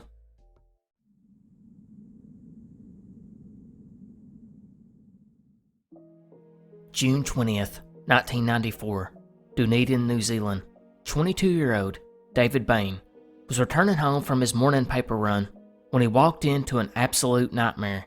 There his family lay dead, his 58-year-old father, Robin, his 50-year-old mother, Margaret, 19-year-old sister, Urwawa, 18-year-old sister, Laniet, and his brother Stephen, 14, all dead by gunshot wound. He would obviously call the emergency number at 7:09 a.m. and in a distressed state would tell the operator, "They're all dead, they're all dead." Going over the crime scene, detectives found on the computer a typed message that read, "Sorry, you are the only one who deserved to stay." which was obviously meant as a message to David. Who could do such an awful thing? Well, that is a mystery that is still unknown, at least officially. But David, yeah, he would be arrested 4 days later and charged with 5 counts of murder. And like a lot of these cases that make it to the iceberg, a lot of them get here by way of police incompetence. It turns out that on the day of the murders, detectives sprayed luminol and found bloody sock prints. And what did they do with this critical piece of evidence? Nothing. And then 2 weeks later, the extended Bain family, who were obviously grieving, asked for the home to be burnt down. And not only was this approved, but no one bothered to go cut the bloody sock prints out of the carpet, destroying the most critical piece of evidence in the process. David, meanwhile, would still go on trial. The Crown's case was that David shot his mother, 2 sisters, and brother before going on his paper run at 5:45 a.m. He returned an hour later and typed a computer message and waited in the lounge for his father to walk in before shooting him in the head and calling police. The defense, however, claimed that his father, Robin, had killed his wife and children, then typed the message on the computer and committed suicide, and David returned home and called the police. So a really classic whodunit. The defense did find one early key witness who was going to testify that 18-year-old Laniet was having an incestuous relationship with her father, and Robin, well, he was the school principal and ex-missionary, and there was no way he could live with the public revelation of his incestuous relationship with his daughter getting out, and that was the motive. But this witness failed to show up. He did provide a written statement, and the judge ruled him as an unreliable witness and ruled against it. There's more about this alleged incestuous relationship that I'll come back to in a second. Strangely though, David would be convicted and sentenced to life in prison, but an interesting person would enter the scene, that of former professional rugby player Joe Karam, who became interested in the case in 1996 after reading an article about university students raising money for David's appeal. He gave them money and studied the evidence at the trial and felt David had been done terribly wrong, so he started a campaign to have the conviction overturned, visiting him in prison over 200 times and writing 4 books about the case. He was convinced he was totally innocent. Karam, who was a millionaire with 20 investment properties, would use a considerable portion of his own wealth in helping David. He would work full-time on the case until his appeal in 2003, and he lost an estimated $4 million doing so.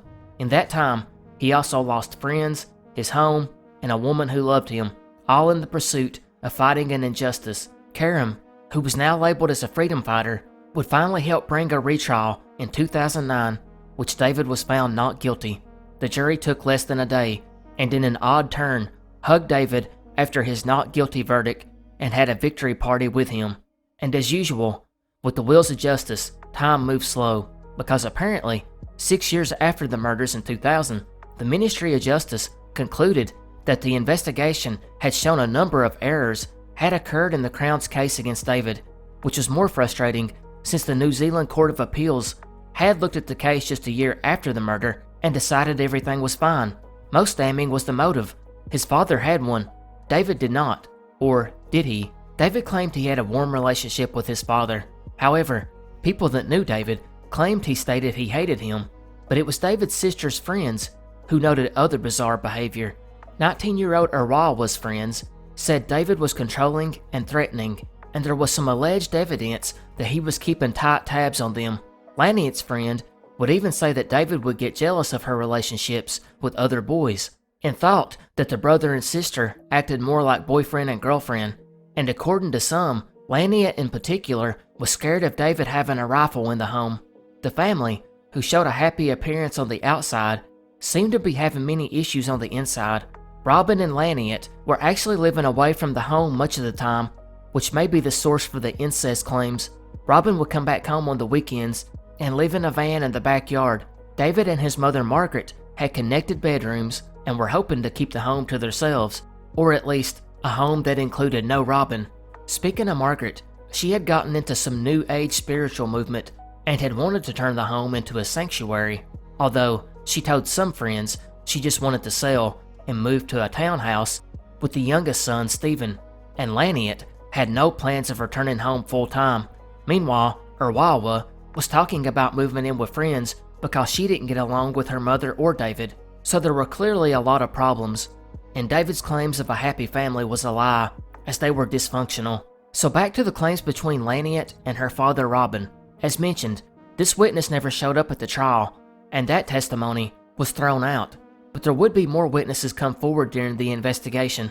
But since Laniet was a sex worker, and most of these witnesses were sex workers, it was largely dismissed by the police, until practically the whole neighborhood would begin to tell them they also heard these rumors. These rumors had started from Laniet herself, and I'm not trying to discredit the claims, but there is some question to how much of this was true, because she was on drugs and apparently had made a lot of other claims that I won't get into that, well, they were unsubstantiated. But it's these same friends of hers that would claim that Laniet had intended to go home that weekend to finally expose her father for the improper relationship, and that's what caused the murders. But the Crown claimed this was not the case at all, and instead claimed that Laniet came back because David had called a family meeting and threatened to drag her there kicking and screaming if she did not come. Oh, and by the way, that's because at this point, David was trying to show he was the man of the house. Furthermore was the other evidence, such as Robin's fingerprints were not on the gun that he allegedly killed himself with, but David's were, prompting the question, how did his father kill his whole family and then commit suicide but leave no prints? But that's not all. David could not account for 20 to 25 minutes of time between coming home and discovering the bodies and calling police, leading many to believe he was cleaning up his clothes after the murders and altering the crime scene. There were also fresh injuries to his hand and face which could not be accounted for, which is believed to come from a struggle with his brother Stephen, because in Stephen's room there was evidence that showed a fierce struggle had taken place. But there's also his bloody palm print, which was found on the washing machine, where David allegedly went to wash his blood-soaked shirt. There was also the paramedic, who testified that David faked a seizure when they first arrived. There's even the admission by a friend that David had told him he planned to assault a female jogger on his paper route that he had taken a liking to, and even included details that he would finish his paper run earlier, allowing him to have a suitable alibi, just like he did with the murders. Now before I leave you with the thought that it was definitely David, I'll point out one more odd fact. Remember those bloody sock prints that were on the carpet? Although the police screwed up by not collecting that piece of carpet, they did take measurements, and they had David at one point put on a sock that had been soaked in cow's blood, and he would then leave sock prints on the carpet. His prints were too big to match the one left by the killer, presumably his father. And with that, I'll let you decide. I'm dying to know what you all think. Was it David or Robin? Let me know in the comment section below.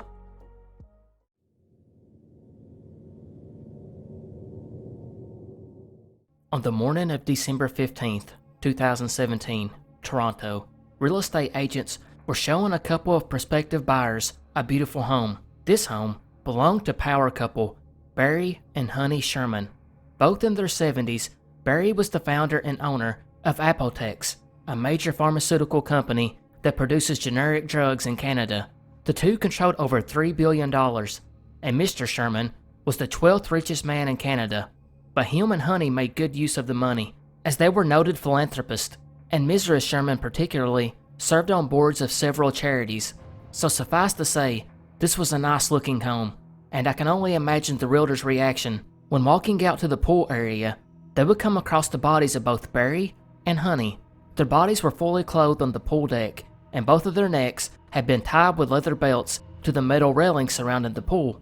Barry was in a seated position with legs crossed, while Mrs. Sherman was lying on her side with a bruise on her face. These positions seemed to mirror a 1970s era junk sculpture of human figures posed sitting on speakers in the basement.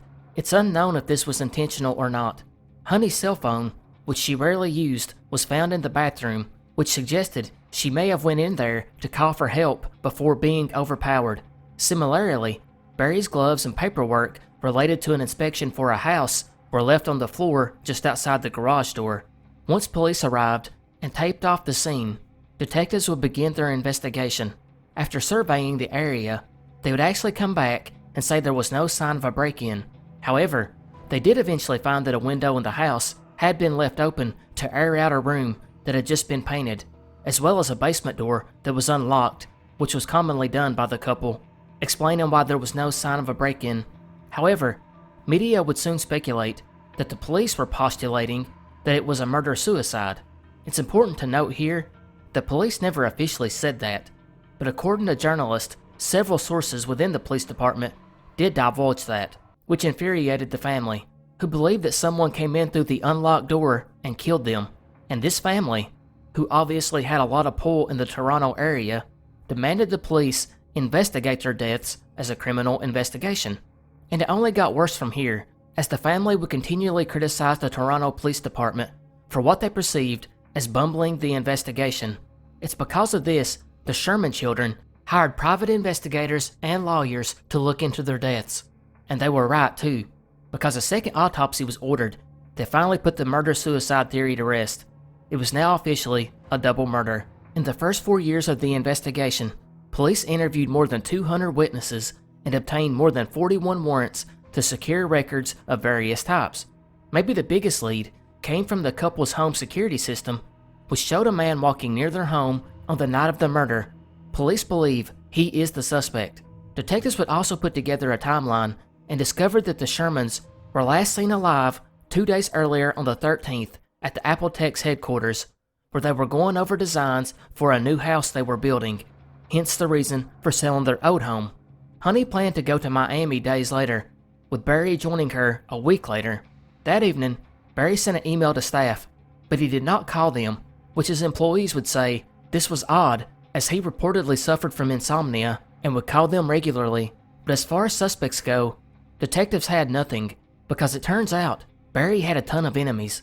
While him and Honey were praised for their philanthropy, Barry was widely hated for his business dealings.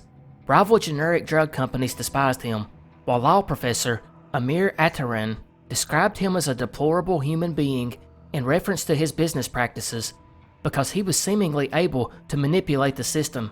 Canadians paid some of the highest rates in the world for generic drugs solely because of Barry. His company at times had more than 100 legal battles going on at once concerning intellectual property rights. He would challenge drug patents to have other products removed, so only Apotex's was left, where he would then set the price even higher. Sherman himself would even interview with Jeffrey Robinson for his book, Prescription Games, and Barry said branded drug companies hired private investigators to be on him all the time. Barry even questioned why they had not hired someone to kill him. And Barry wasn't just imagining this. Reportedly, private investigators working for Bayer considered planting illegal drugs in his car in one operation.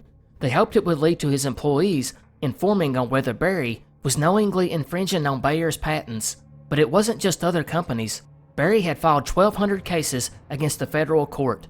The spokesman for Health Canada stated Barry had costed Canadian taxpayers millions of dollars in legal fees. Some would even claim the company had begun to bully the Canadian government. Barry even bragged to employees that Apotex was a legal company that just sold medications on the side. Similarly, in his partial draft of his unpublished memoir, he stated he did not believe in God, free will, altruism, or morality, and that life had no meaning other than to achieve. A little over 2 years after the murder, in April 2019, Toronto police stated they had a working theory of the case and an idea of what had happened. And then similarly, at the end of 2019, the private investigators working for the family closed their investigation, and that was pretty much it. As far as suspects go, there were many. Many of his business associates had criminal records and were angered by his actions, and he even stated he was surprised no one had paid someone to kill him yet. Most intriguingly was some of his family. See, Barry got his start in the pharmaceutical business in the late 60s when his uncle, Louis Lloyd Winter, let him run Empire Laboratories. This led to him selling the company and then forming Apotex. However, he was supposed to give 5% stakes to Louis's 4 kids, which, shocker, he never did. They would eventually sue him for $1 billion in 2011. The case was dismissed, however, and Barry won a ruling that stated the Winters family had to pay $300,000 for his court fees. This all happened just 3 months before Barry was murdered. However, this never led to any member of the Winters family being arrested. In January 2022, documents released by the court showed Barry owed $1 billion to other companies which he had told everyone he would never pay. These documents also revealed that the Sherman estate is part of the investigation. However, the most common theory now, at least by online sleuths, was that the Shermans' own son, Jonathan, was behind it. First of all, it was no secret that Jonathan and Honey did not get along. Actually, they despised each other, which might be why Honey was found with the bruised up face. Barry and Jonathan had a tense back and forth relationship that was good at times, but just weeks before they were murdered, Barry had shared in an email with someone saying that Jonathan was being hostile again, and just 2 weeks before the murders, Barry had asked Jonathan for tens of millions of dollars back that he had loaned him for his storage business. And even stranger, just a couple of weeks before, Jonathan flew to Japan, where he created a cryptocurrency account and deposited large sums of money and transferred it to an unknown account. Many think this might have paid for a hitman. There's also the fact that Jonathan hired his own private detective to investigate the murder. This investigator was retired Toronto police detective Doug Grady. Jonathan's 3 sisters did not like this hire and spoke out about it, and it caused a rift between them. And that may be because Grady was seen more as a person that came in and interfered with the police investigation instead of actually trying to solve the case. It's also possible he could have advised on how to cover one's tracks. There's also the fact that the home was destroyed shortly after the murder, and none of the children went into the home to collect items such as family photos. There's also the question of how many people knew that the family kept that one door unlocked. It seems like it would be somebody close that knew that. But finally, and maybe the most interesting, his own sister in recent interviews has pointed the finger at him.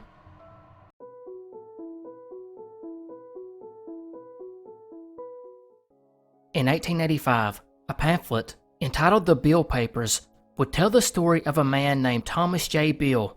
Beale, who lived in the early 1800s, would lead a group of 30 men from Virginia to the west. At some point, they would reach the Spanish province of Santa Fe, New Mexico, most likely an area that is today Colorado.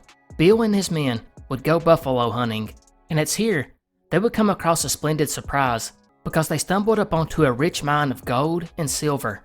The men would spend the next year and a half mining thousands of pounds of these metals, which they then entrusted Beale with transporting back to Virginia and hiding in a secure location. Beale would take multiple trips to stock it in a hiding place and then encrypted 3 messages. One was the location, the other a description of the treasure, and finally, the names of its owners and relatives. And although the exact location is unknown, it is traditionally believed to be in Montvale, Virginia. The ciphertexts were placed in an iron box, and in 1822, Beale entrusted this box to a Lynchburg innkeeper named Robert Morris. Beale told him not to open it unless he or his men failed to return from their journey within 10 years. He did send a letter from St. Louis a few months later and promised Morris that a friend in St. Louis would mail the key to the cryptograms. However, it never arrived, and it wasn't until over 20 years later that Morris finally decided to look inside the box. Inside, he found 2 letters from Beale, along with several passages of ciphertext separated into 3 papers, and Morris had no luck in solving them, and he would eventually leave the box and its contents to a friend. That friend, using the United States Declaration of Independence as the key, successfully deciphered the second ciphertext, which gave a description of the buried treasure. But that's as far as he got, which brings us back to the beginning, because this friend would take the letters and text to a friend who was a publisher, James B. Ward, and they made the contents public in 1885 in a pamphlet called The Beale Papers. But as mentioned, the second one has been deciphered, and according to that, the treasure's total weight is about 3 tons, which is a mix of gold, silver, and jewels with an estimated total of about $43 million. So, is any of this legit? One early researcher in the late 1960s actually used a supercomputer to analyze the ciphers and found that while they were poorly encoded, the 2 unciphered texts showed patterns expected of an enciphered text and were not just a bunch of random numbers, and that once deciphered, it probably encoded an intelligible text. But there's a lot of doubters. One researcher claimed the whole story had enough red flags that indicated it was a hoax, while later cryptographers have claimed the ciphers have statistical characteristics which suggest they are not actually encryptions of an English plaintext. Also, why would Beale write 3 ciphertexts for one single message if he wanted to ensure the next of kin got their share, especially if one decoded where the treasure was? What would be the incentive of decoding the one with the description of the treasure? Or the one that showed the next of kin? Analysis has been completed on the writing of the pamphlet and compared to the one deciphered bill letter, and it's shown that it's very possible the same person wrote both. And another interesting point, why would he even take it back to Virginia? Well, the story states they didn't feel comfortable depositing the money in a bank in Santa Fe, which was then a Spanish town, and that makes sense. But why not take it to St. Louis, where there were reliable banks, instead of hauling it over thousands of miles of wilderness back to Virginia? In all likelihood, the entire thing was a hoax written by James B. Ward in 1885 to sell his pamphlet and make a little money, or for some other strange reason. Although if it was real, one of the simplest explanations is Bill's party went and got their share of the gold, which is why none of it has ever been found. Other smaller theories point to something like a Freemason allegory that teaches its moral by not just stating it, but having the reader pursue or be tempted to pursue an illusion. There's also the theory that the federal government, usually the NSA, broke the code and then disguised themselves as the U.S. Forestry Service and already dug it up.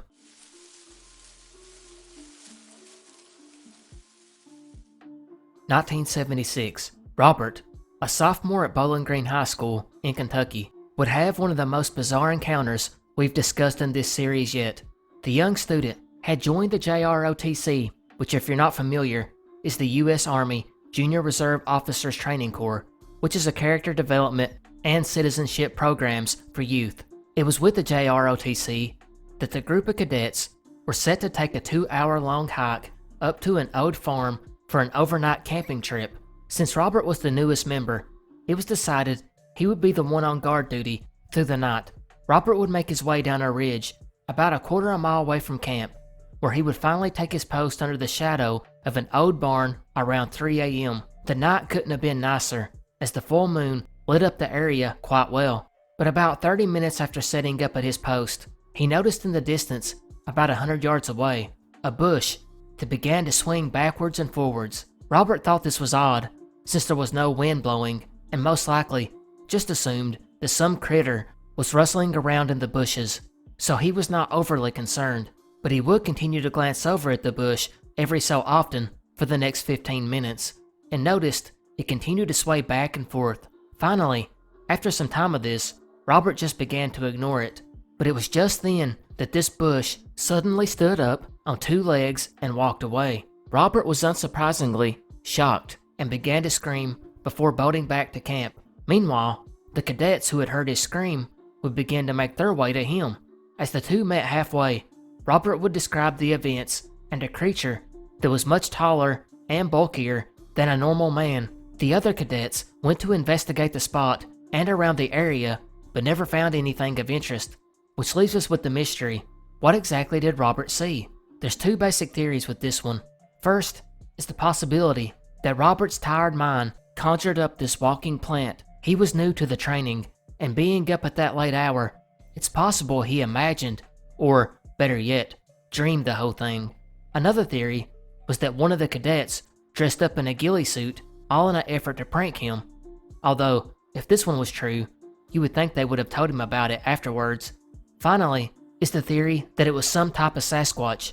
This comes from the fact that the story was taken from the website KentuckyBigfoot.com, which is a website that collects accounts of Sasquatch encounters in Kentucky.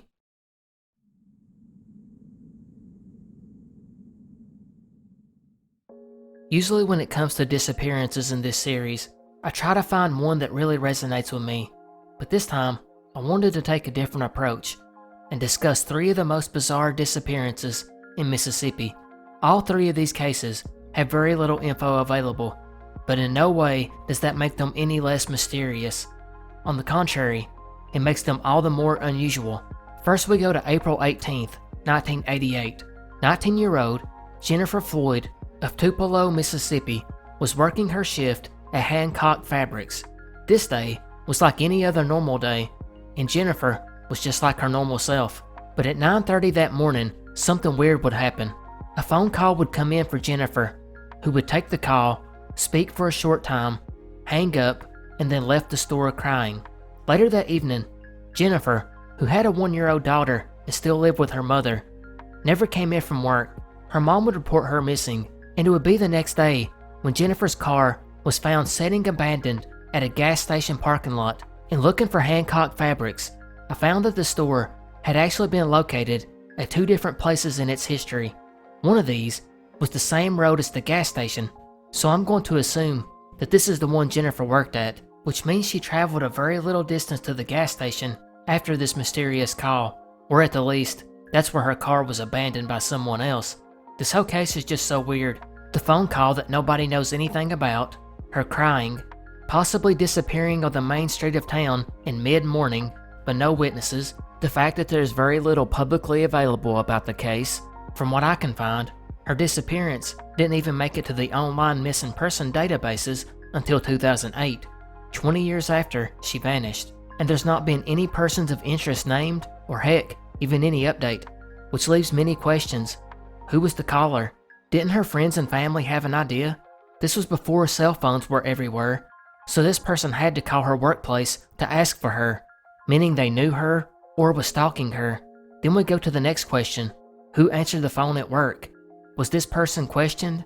Was it a male caller? Had he called there before? How often did she receive calls at work? Did this caller ask to meet her somewhere? Or did she just leave crying after receiving some tragic news?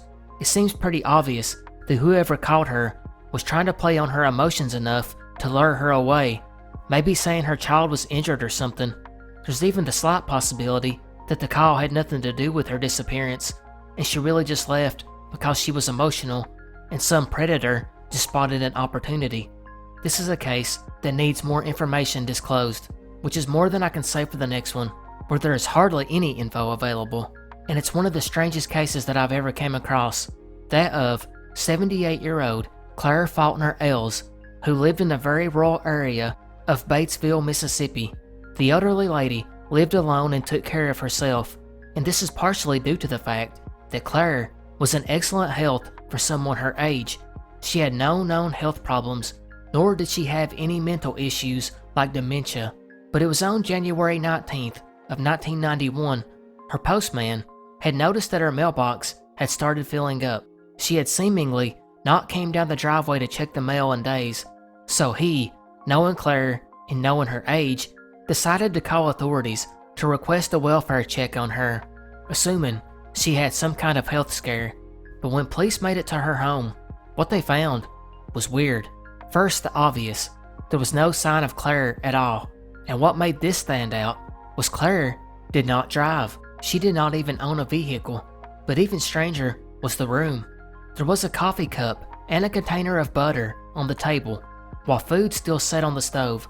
It looked like she had already eaten breakfast that morning and was in the middle of preparing lunch, and for some reason, just up and walked out of the house. There was no sign of a disturbance, and nothing was missing. The whole thing was creepy.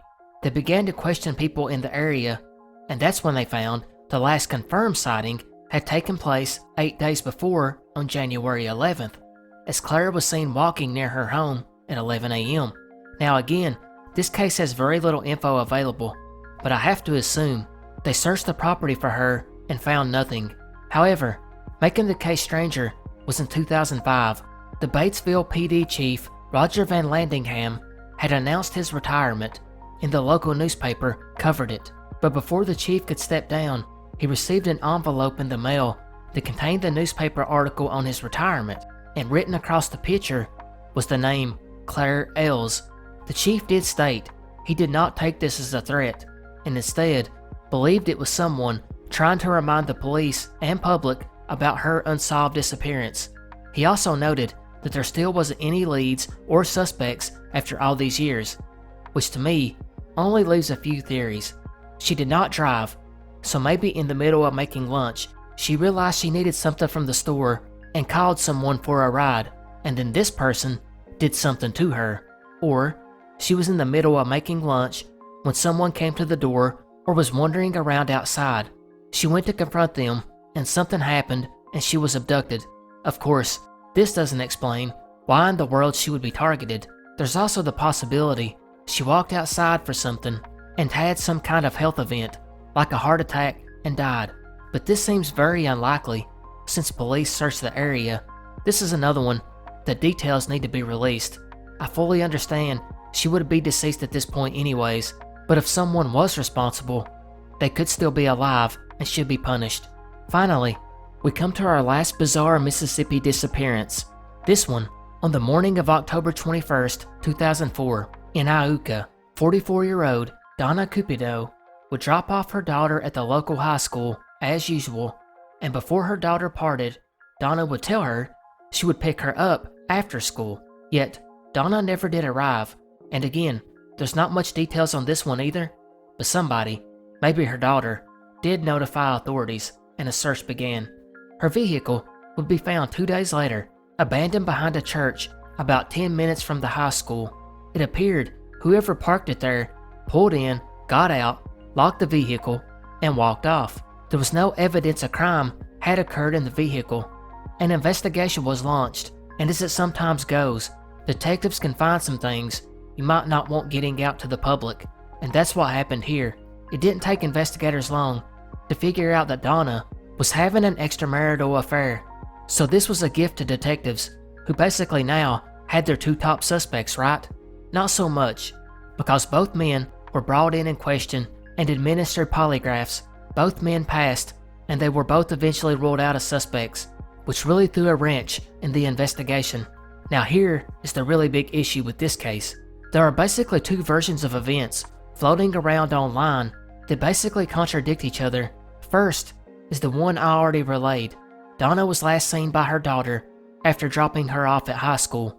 However, some reports state that her last visually confirmed sighting was at a restaurant just over the state line in Cherokee, Alabama, about a 15-minute drive from where her vehicle was found. Now this report claims she was at the restaurant with a man, neither her husband nor the man she was having the affair with.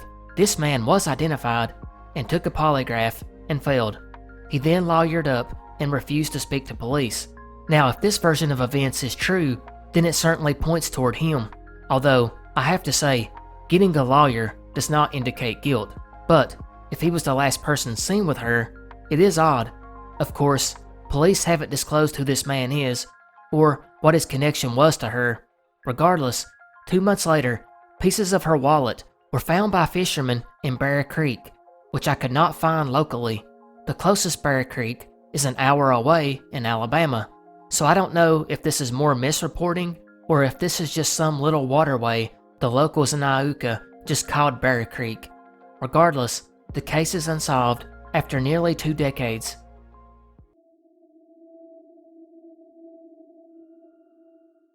July 25th, 1952. Carlo Rossi was fishing at the Serchio River in San Pietro of Vico, a small village in Italy, when at 3 a.m. that morning, he suddenly saw a strange gleam which spread out over the water. Curious, he moved forward and seen a black object in the shape of a disc looking sorta like a hockey puck that hovered at a very low altitude above the water for about 10 minutes. The craft hardly made a sound, with noise that Carlo later compared to the rustling of silk. It was about 7 feet thick, flat rim, and about 65 to 80 feet in diameter. On the rim of the disc were oval openings. In the center was a turret which was transparent and like a room. Inside was a bluish flame that came from some mechanisms. In the lower part was 5 propellers, with 3 on top. One of these was as large as the craft itself. Coming out of the bottom was a pipe which went towards the river, and it appeared as he was trying to suck water up into the craft. A porthole opened and showed a human face with a kind of diver's helmet, who began to look around. This man would extend his arm and point towards Carlo, who, scared, fled and then hit the ground. At that moment, a green ray shot in his direction, and he felt an electrical shock. Looking up, he seen the object flying away at a very high speed. The story would get crazier though, when, 6 days later, a mysterious man who spoke Italian with a strong Scandinavian accent approached him, inquiring about flying machines over the river. Now this is important, because although this was an absolutely crazy encounter, Carlo had apparently not told anybody about it. So imagine his surprise to now be confronted by this stranger, who was dressed in dark blue and had a very angular face and penetrating glance. He stood there, asking him if he had seen a plane or something else. This individual would later on bring up comparisons to the Men in Black phenomenon. Carlo would later state that he felt threatened, so he told the man he hadn't seen anything. But it gets stranger. The man offered him a weird cigarette that had a golden mark on the side. When Carlo inhaled it, it made him dizzy and nauseous. The man then took the cigarette from him, crushed it, and threw it in the river before disappearing behind some trees. Carlo felt the man had came to silence him, and was so scared he actually went to the city prosecutor and swore out a statement. However, Jimmy Guiu, a skeptical UFOologist, dismissed the whole story as a hoax, citing all the uncertainty around the story, pointing out the technical implausibilities, such as the description of propellers on a flying saucer. There's also the issue with the main source, that is, a local newspaper, which was known for pranks, but most crucially, the absence of concrete evidence. Another major issue with the encounter story is, there's just so many variations of it, and with so many versions, it's hard to take as legit.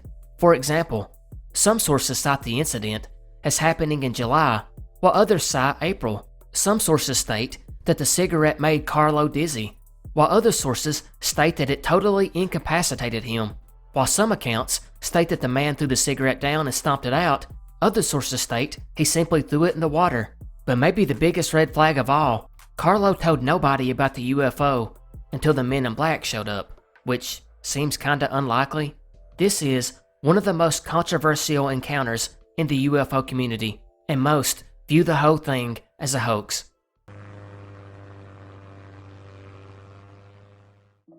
Hale Boggs is a name you have probably heard mentioned before. He was a member of the U.S. House of Representatives from New Orleans, and he served as House Majority Leader as well as a member of the Warren Commission. But it's what happened on October 16, 1972, that would forever link his name with mystery. As Majority Leader, he often campaigned for others, including the Representative of Alaska, Nick Begich, and it's on this day that Boggs would get aboard a twin-engine Cessna 310 with Representative Begich, who was in a tight race in the general election, and head towards a fundraiser, when sometime during the flight from Anchorage to Juneau, the plane would vanish, taking Boggs, Begich's aide Russell Brown, and the pilot, Don Johns, with it. The search would obviously be one of the biggest in U.S. history, which included the U.S. Coast Guard, Navy, Army, Air Force, Civil Air Patrol, and civilian winged aircraft and helicopters. The Cessna was required to carry an emergency locator transmitter per law, yet strangely, no emergency transmission signal determined to be coming from the plane was ever heard during the search. However, the National Transportation Safety Board, in its report on the incident, stated that a pilot's portable emergency transmitter is permissible instead of a transmitter on the plane. But Don, the pilot, his portable transmitter was found in an aircraft back in Fairbanks. The NTSB also found a witness who seen an unidentified object in the pilot's briefcase that resembled the portable emergency transmitter, except that it wasn't the right color. Taking this info, the NTSB would state that neither the pilot nor aircraft had an emergency location transmitter. The search was eventually called off after 39 days when not one sign of the wreckage was found, and to this day, it still hasn't been found. Interestingly, the Washington-based newspaper, Roll Call, which reports on Capitol Hill, would find information through FOIA request that 2 FBI telexes, which is kinda like a fax machine, had came into the office in LA, indicating that someone had contacted the FBI and said they had knowledge of the whereabouts of the plane, and the 2 people were still living at the site, and then they gave the coordinates. This was followed up on 2 days later, in which the FBI actually stated they verified the authenticity of the source and established their credibility. This source was stated to be someone working in surveillance technologies for an undisclosed firm, and they had located the plane. The Coast Guard would even search these areas given by the source, but found nothing, and the FBI finally deemed the source unreliable. And here's where a lot of the conspiracies come in, because Boggs was actually taken to the airport that day by a young politician named Bill Clinton, who later appointed Boggs' wife as an ambassador to the Vatican after she served 18 years in Congress. And of course, there's also conspiracies tied to the fact that Boggs served on the Warren Commission, which some conspiracy theorists cite that Boggs wasn't happy with the commission's findings and was pushing for the investigation to be reopened at the time of his death, although his daughter disputed this in 2004, stating he had no problems whatsoever with their findings. Of course, the early official theory was the plane just crashed after flying into violent weather, but it was hard to believe that not one piece of wreckage was ever found, as well as the issue with some mysterious radio transmissions the FBI was said to have found. 2 decades later, in 1995, a mobster would tell authorities that the plane had been bombed, and there is some weird facts to sort of back this. Like Representative Beggage's widow, Peggy, 14 months after he was declared dead in 1974, she married a man in Arizona named Jerry Pasley, a mafia associate that was eventually linked to 5 murders and 3 bombings, including a blast at the home of a retired Supreme Court Justice, Ivo DiConcina. Many mob figures attended their wedding, and surprisingly, an organized crime investigator for Arizona also attended and took notes. Pasley was even in Alaska a year after the plane disappeared, as he was there involved in the drug trade, which is when he met the widow Peggy. Of course, these are all conspiracies, and the most likely scenario is some kind of catastrophe happened in the air and the plane was lost in the sea, or it crashed into the dense evergreen forest and rugged terrain of Alaska, where a ton of air accidents and disappearances already occur.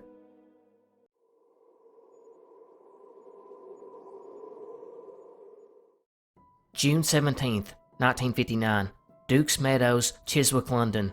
Police officers were on a routine patrol of the north bank of the River Thames, as the park had a reputation as a lover's lane, and sex workers were known to take their clients there. But tonight, police would find something way more serious than 2 lovers looking for privacy, because they would come across a body near the river about 200 yards west of a bridge.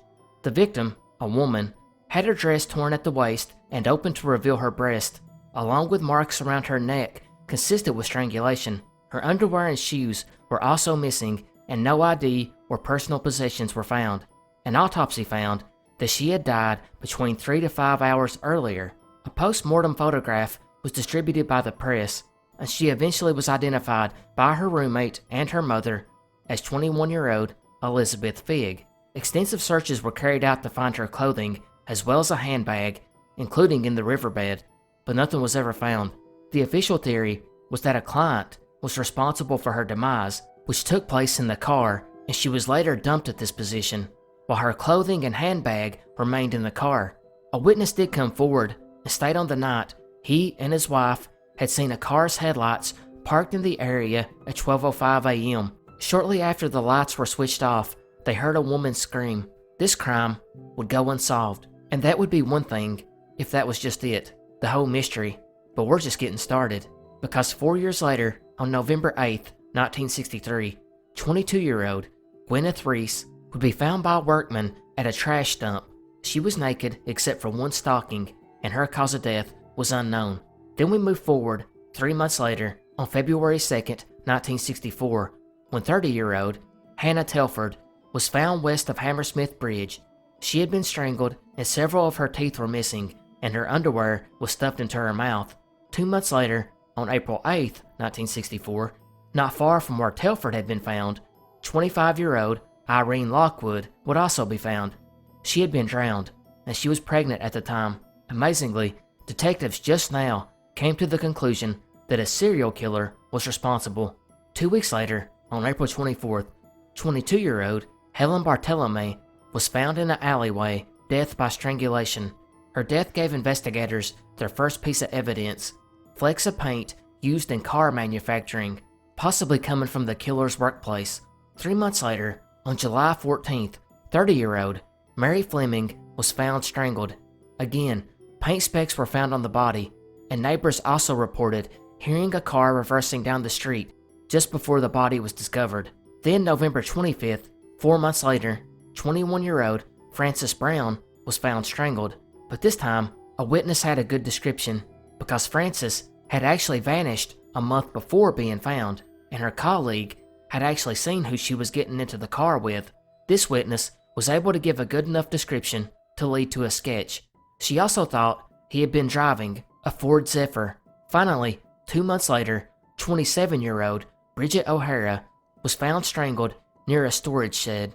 Once again, the body turned up flecks of industrial paint, which are traced to an electrical transformer near where she was discovered. These last 6 killings would become known as the Hammersmith Nude Murders, attributed to a man named Jack the Stripper. The first 2, of Fig and Reese, are believed to be connected, but unconfirmed. Scotland Yard would interview almost 7,000 suspects, and in the spring of 1965, a major breakthrough occurred. A sample of paint that perfectly matched that recovered from several victims was found beneath a concealed transformer at the rear of the building on the Heron Factory estate. This factory faced a paint spraying shop.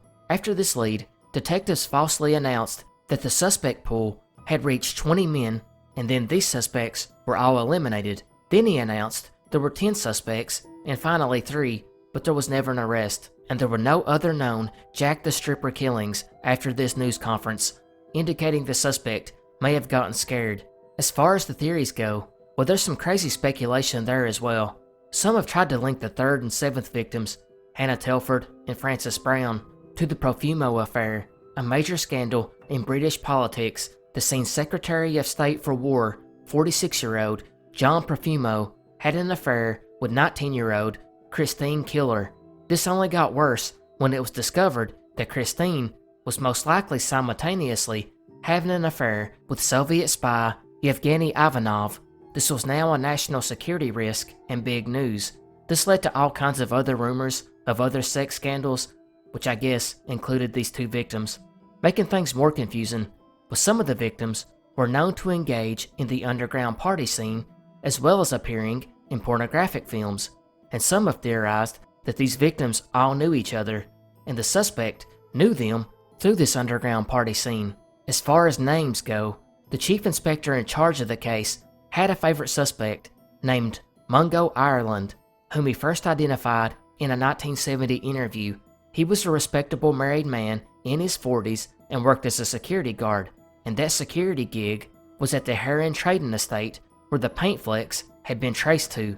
He first became a suspect right after the last murder, which would explain why they stopped, because after he was identified, he committed suicide. However, years later, his case for being a suspect was weakened when it was found that he had been in Scotland when the last murder occurred, although Scotland Yard believed it was possible those records were falsified to make it look like he was in Scotland. Unfortunately, after his suicide, the task force disbanded. Then after this is where we get the more out there suspects. In 2001, reformed gangster Jimmy Tippett Jr.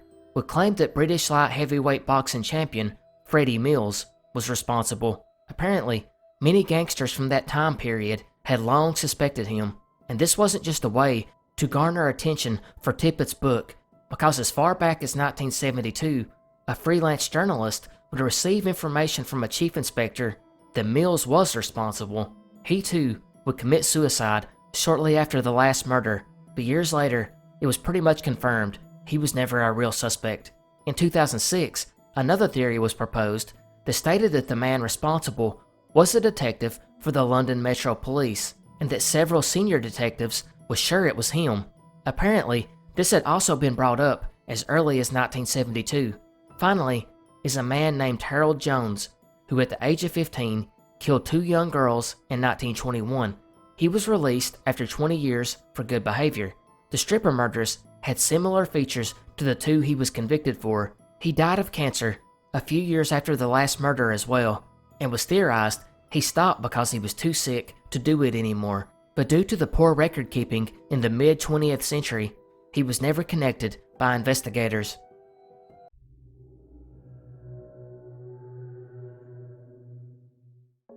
November 29th, 1970. A man and his 2 young daughters were taking a hike in the foothills of Oricon, Norway, at an area called Isdalen, or the Ice Valley, also nicknamed the Death Valley, due to the area's history of suicides in the Middle Ages, as well as a recent string of accidents. But as they walked along, they would start to notice an unusual burning smell. One of the young girls would then spot the charred body of a woman on the ground. Shocked, the three ran back to get police. Detectives soon made it to the woman's severely burned body, which they found in a supine position. Coupled with the absence of a campfire nearby, raised immediate questions about the circumstances leading to her death. The burned state of her body and clothes, along with the removal of identifying marks from various items near the body, made the whole thing even more eerie. The belongings found near the woman included an empty bottle of liquor, 2 plastic water bottles, a passport holder, clothing, accessories, and a matchbox. The intentional removal or rubbing off of identifying marks on these items suggests a deliberate effort to conceal her identity. The presence of burned paper and a fur hat with traces of gas beneath the body made detectives suspect foul play. Soon after this, 2 suitcases at Bergen Railway Station were found, which contained various items including money, clothing, wigs, makeup, and maps, and was linked to her through a partial fingerprint.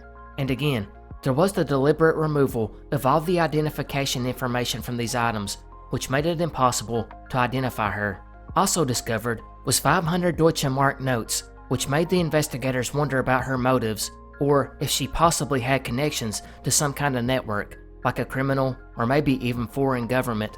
The autopsy results indicated the cause of death as a combination of taking around 60 sleeping pills and carbon monoxide poisoning. The investigation further revealed a series of false identities and aliases the woman had been using during her travels across Norway and Europe. She always changed up slight details like the name and birthday, but always kept the place of birth as Belgium. They also decoded notepad entries that determined the indicated dates and places she had visited.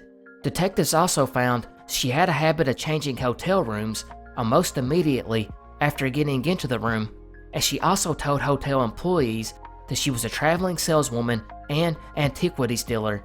The composite sketches circulated through Interpol failed to lead to her identification, and despite significant police efforts, the case was closed without finding her identity. And although the official theory was suicide, this has been hotly contested, as many believe she was murdered.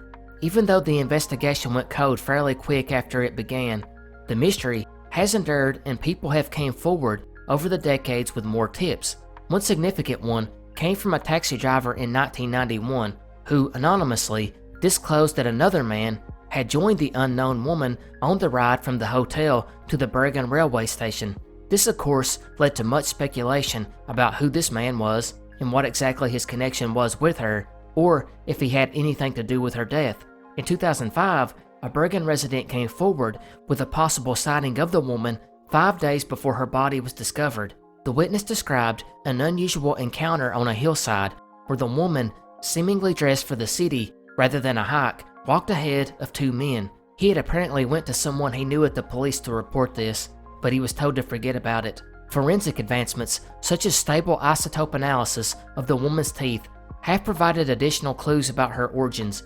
The results suggested a likely birthplace in southern Germany or on the French-German border region, with a childhood move to France. The woman's education in France or a neighboring country was also inferred from handwriting analysis. Other testing also revealed a matrilineal line of descent originating in Southeast Europe or Southwest Asia.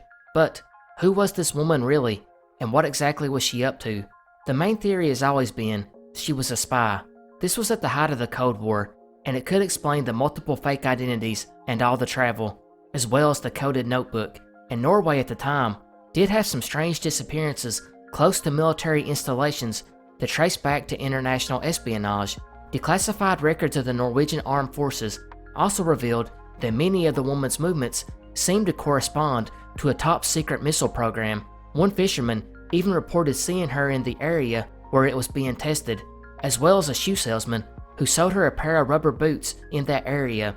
Others believe, however, she may have been involved in criminal activity, possibly working with a criminal organization as a courier, moving stolen art and antiquities across the continent, while another theory stated she might have been a sex worker based on her planned routes and various aliases, peculiar behavior at hotels, and interactions with different men who never came forward. A 2019 resident of the town of Forbach, France, claimed to have had a relationship with the Isdal Woman in the summer of 1970. The informant said she spoke several languages with a Balkan accent with a lisp.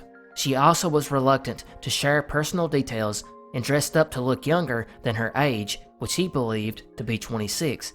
He also stated she often received scheduled phone calls from abroad. He found various wigs and colorful clothes in her belongings, as well as a photograph of herself riding a horse. He had considered contacting authorities years ago, but was too afraid to do so. After this, the theories are seen as less likely, but I'll gloss over a few of them. There's one that states that she was a Mossad agent, which cites the police department shutting down their investigation after only 3 weeks as part of a cover-up, or higher authorities blocking a more thorough investigation. And then you have the flip side of that theory, the state that she was actually working for the Palestinians and was killed by a Mossad agent. Finally, it's thought she may have just suffered from mental illness.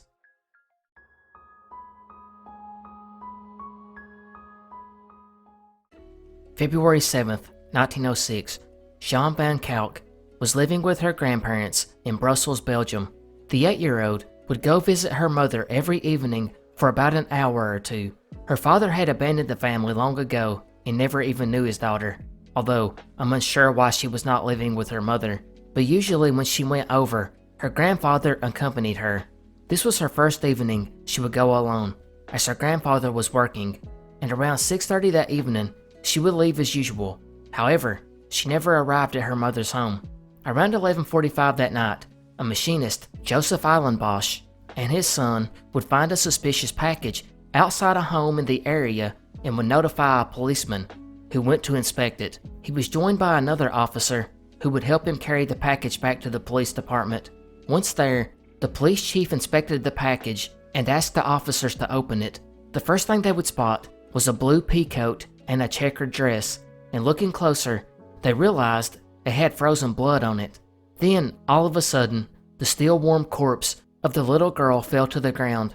She had been dismembered and wrapped in thick paper tied with a hemp cord. Her legs had been amputated and were not in the box. Messengers were sent to awaken the commissioner and the public prosecutor, and the press was also informed. 2 men would later arrive. I assume one of these was her grandfather, and they reported to the police that she was missing. The clothes in the box were then identified as belonging to her. The coroner would start his exam, and he quickly determined that she had been dismembered by someone with specialist knowledge, probably a doctor or a butcher, but she had died of suffocation from violent vomiting after being forced to drink a large quantity of alcohol, and she had also been violently assaulted. She had passed somewhere between 8 and 9, only an hour and a half after she left. The people in town were super upset, to say the least. Police began searching for the killer while also dragging canals in hopes of finding her legs. 10 days later, on the 16th, a gardener would find 2 packages about 16 inches long on a farm. This would be her legs. The day before, her boots were found close by. The government offered 20,000 Belgian francs for anyone who could identify the murderer, and even offered leniency to the person if he turned himself in. This is another one that the police were heavily criticized for their investigation. Originally at the scene was a police dog and her handler, who stopped where the box had been dropped off. The dog then went to a neighbor's house before going back to her grandparents', where she barked for a long time. Later, a Spaniard and Algerian were taken into custody and were quickly released. Then, a butcher's apprentice, who was also a beggar, was taken in and released. Finally, a local doctor was also considered a person of interest, but was never arrested. A lawyer would then gain access to the police files and listed 29 failures by the police department, including leads that were never followed up on because they came from a little girl. This girl had reported seeing Jeanne near her grandparents' house, accompanied by a man she seemed to trust, but heading in the opposite direction of her mother's home.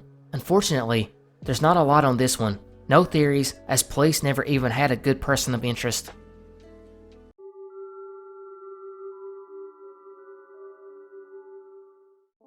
Sims, North Dakota, now a ghost town, was once a small settlement founded in 1883. The coal brought a population of more than 1,000 people at one point, but like a lot of coal towns, the coal eventually runs out and everyone abandons, and that's what happened here, because by 1910, only 86 people remained. and the population would fluctuate over the century, with the last home being occupied in 2005, and that was vacant and removed by 2012. This was the last citizen of this now forgotten town. Or is it? That's where our mystery begins, because according to locals around the area, one resident remains, that of a former pastor's wife who died between 1916 and 1918, 26-year-old Bertha Dordel, where she is still known to haunt the old parsonage, wandering the rooms and playing the organ.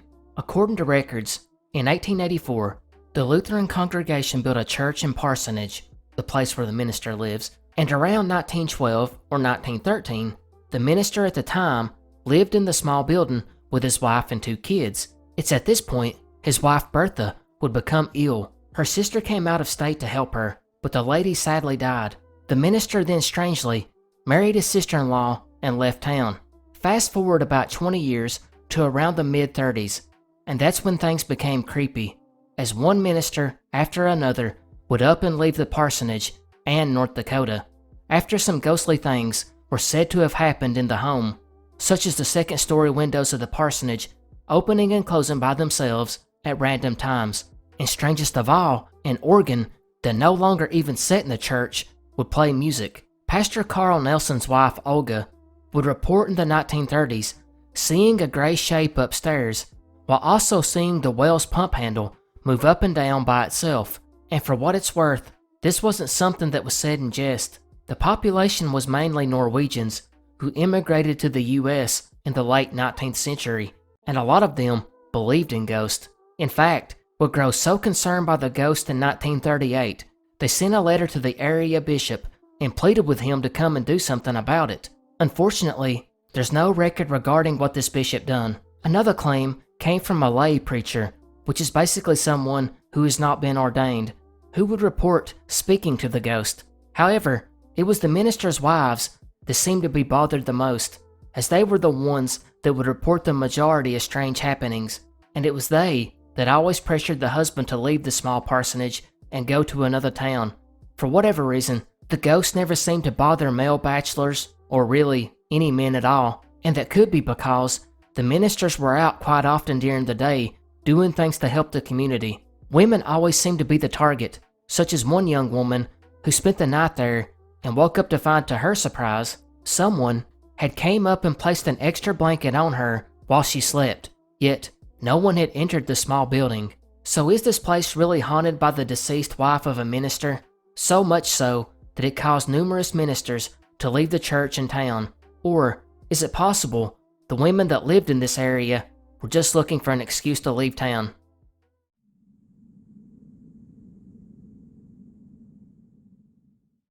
(1882), the Dakota Territory. A man named Eugene Butler would stroll into the town of Niagara, now present-day North Dakota. He had been born and raised in Royalton, New York, near Buffalo. It's here the recluse, who never married, would maintain the property on his own, except for the summer when he hired farmhands to maintain his land during the summer months. Otherwise, he would go all out to avoid contact with his neighbors, and only went into town for business purposes in nearby Larimore. And although he was seen as a quirky recluse, it would get a little worse, because Butler began to show lots of signs of mental illness. He began to suffer hallucinations, as he thought people were chasing him, and he thought that all the widows and old maids in the area wanted to marry him. He also thought that men were forcing him to dress up in the middle of the night and take long walks and horseback rides. And it got worse in 1906, when he began riding his horse at night throughout the countryside, screaming at the top of his lungs, which of course scared the other residents. It didn't take long until he was considered a public nuisance, and town authorities would admit him to the North Dakota State Hospital in Jamestown, where he was looked after by a Dr. W.M. Hotchkiss. While living at the asylum, he would tell the doctor of his fears of the supposed invisible figures who had followed him to the asylum, as well as the fear of having his photo taken, believing the camera would suck his soul out and kill him. Despite the sad torture of his mental illness, he showed no violent or homicidal tendencies. Another doctor would record that Butler was a man of small stature, a gentleman to women, and was fond of attending the hospital dances. He even fell in love with a nurse. However, just 6 years after being admitted, Eugene Butler, now 63 years old, would pass away. His estate would be divided between his relatives, and by now, you know this channel well enough to know that this is not the whole story, because 2 years later in 1915, the town would send out workmen to tear down the Butler farm with the purpose of renovating it. One of these men was digging a cellar underneath the house when he made a gruesome discovery. He spotted human skeletons buried close to the foundation. All of them had their skulls crushed by what looked like a sharp instrument. 2 of the victims had even suffered broken legs. Initially, there was a theory that 5 of these remains belonged to a family consisting of 2 women, probably housekeepers, and their children, but nobody in the neighborhood could recall a family ever disappearing in the county. People then began to speculate that maybe the remains of Eugene Butler's relatives who had came in to visit, but this would also be ruled out, as police were later able to confirm the skeletons all belonged to young men, one of them being between 15 and 18, and another one that had a crooked nose. Detectives could not identify the individuals though, and suggested they were vagrants employed as farmhands by Butler, which explained why nobody noticed their disappearance. The theory was that he had probably murdered them because they were going to steal money from his house, which he left a lot laying about, or that he just didn't want to pay them at the end of the season, so he killed them. It was also noted there were no traces of clothes of any kind, suggesting he buried them nude and burned the clothes, which might lead to another theory that the murders were sorta like that of Wayne Gacy. Maybe these had been sexual encounters. He even went through the efforts of building a trap door to dispose of the bodies, removing 3 bottom stones from the house's foundation, then used black dirt and red clay subsoil to cover up the burial places. The murders were believed to have occurred over a 4 to 5 year period. There was only one lead in the history of the investigation, when a wealthy farmer in Minnesota, Leo Urbanski, had his lawyer write the state attorney and suggest that his brother John Urbanski could be a victim. John had written to his brother in 1902, stating he was working for a bachelor in the city of Niagara, and the letter's postmark was from Lattimore, where Butler conducted his business. Strangely enough, in 2016, detectives did dig out the code case and ask anyone if they had information to please call the tip line. Sadly, the original remains were stolen by various townfolk, so there is no way to DNA test, and to this day, nobody knows the identities of the 6 victims that were killed by the man that would become known as the Great Plains Butcher.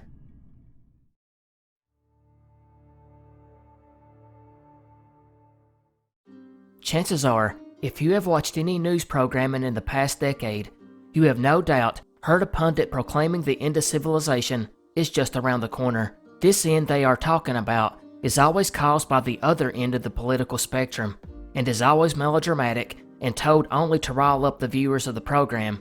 But what if our society really collapsed? How would this play out? Actually, we know a little bit about this for one reason, that being the Bronze Age. The Bronze Age is one of the most important times in the development of human civilization. It lasted from around 3300 BC to 1200 BC and marks the beginning of the use of bronze, which is produced by smelting copper and alloying it with tin, arsenic, or other metals. This was an upgrade from the Stone Age, which, obviously, used stones for everything, from tools to structures. The Bronze Age is also notable because writing started popping up in some areas, as well as the early beginnings of urban civilizations.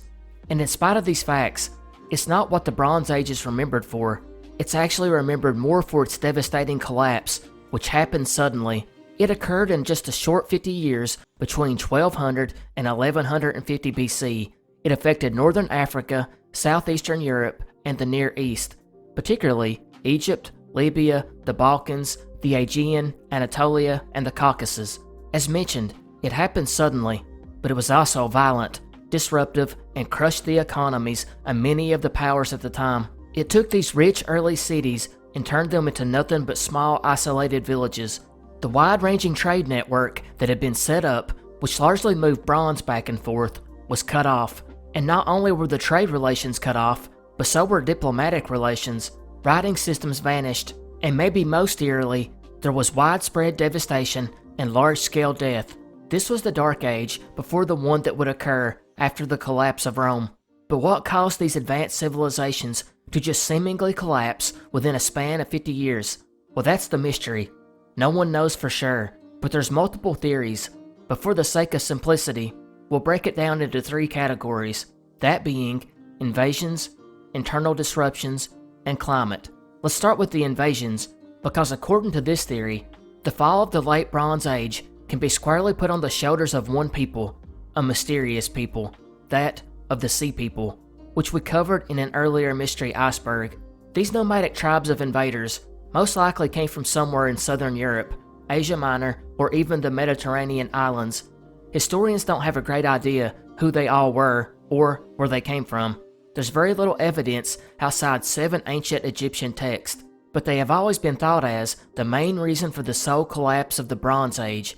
And if we go back to the bronze trading system, in which basically every civilization relied heavily on trade, the main thing was that bronze required copper and tin for production. For some peoples, like the Mycenaeans, this meant they would import tin from England, Spain, or Afghanistan while getting their copper from Cyprus. Depending on where you was in the trading circle, affected where you got your goods. But the key thing in this is, this trade network was very vulnerable. Once it was invaded or collapsed in one area, then the rest of the societies would also begin to collapse. So if the invasion theory is right, that means the Sea Peoples, who are theorized to have sailed around the eastern Mediterranean and raided Anatolia, Syria, Phoenicia, Canaan, Cyprus, and Egypt in particular, were so disruptive that collapsing one or more of these trade nodes in the network caused the rest of the societies linked to them to collapse as well. Another angle in this invasion theory might be that a group of people called the Dorians, according to the Dorian invasion theory, the Dorians, who are just as mysterious as the Sea Peoples, came from a place that is yet to be identified, but was probably somewhere in the mountainous regions of Greece, and invaded and replaced the dialects and traditions in southern Greece. They're mostly known for their isolationist military state of Sparta. It's thought that their invasion brought down basically every civilization in Greece, which then had a cascading effect on the rest of the known world. However, some historians group the Dorians with the Sea Peoples, whereas some people claim that the Dorians came after the Bronze Age collapse altogether. The second theory we listed as internal disruptions. This one is particularly caused by the aforementioned invasions. These invasions, which put a strain on trade, would then in turn put a strain on the other societies. It could also lead to famines and political instability, which then leads to rebellions. This one was only made worse because a kingdom may be at the point of collapse, and then a large portion of their population migrates to a neighboring kingdom, which then puts a strain on their resources, especially food. This is further backed up by the tomb robbing during this time period, in which the main thing stolen was food. In fact, in recent years, the Sea Peoples have been seen more as a symptom of a severe famine and not the cause. This is kind of validated by the depictions of the Sea Peoples in Egypt, in which it shows ox carts with them, indicating the Sea Peoples may have been refugees. Finally, is the uptick in ironworking, which led to less of a demand for bronze, which again caused economic disruptions. The last theory was the all-encompassing climate and/or climate change. A theory that has gained momentum in recent years is that abrupt temperature shifts during this time frame led to crop failures on an unprecedented scale, leading to a crisis. Among these temperature shifts came droughts, which also could have caused famine, and famine leads to civil unrest. A 2023 study of tree rings in the region showed 3 consecutive years of drought between 1198 and 1196, and with the increase in surface temperature brings along the spread of diseases, which could have led to a pandemic. And this doesn't even take into account a series of earthquakes that hit in rapid succession, which led to widespread destruction and again, the decline of trade. And since this was a society who lived by candlelight, the earthquakes could have knocked these over, leading to many highly flammable wooden buildings burning down. However, in recent years, earthquakes as a cause has been played down. Volcanoes are another climate one, particularly that of an eruption in Iceland in 1159 BC, which is thought to have led to famines in the time period. and is even thought to have caused a volcanic winter. So as you can see, there's many theories. Some historians believe that not one factor caused it, and that it was all these things happening at once that caused the decline of the Bronze Age. All in all, it was not a good time to be around.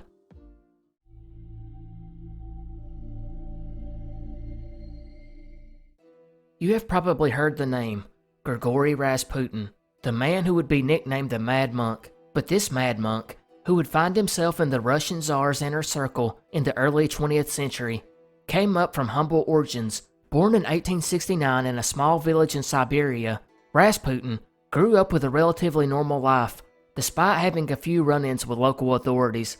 He would do like most, marry and have a few children, but his life changed in 1892 after joining a monastery for a few months. But unlike other men who joined the monastery, Rasputin never gave up his past life or family, and he never took any holy orders, thus was not a real monk, contrary to his nickname.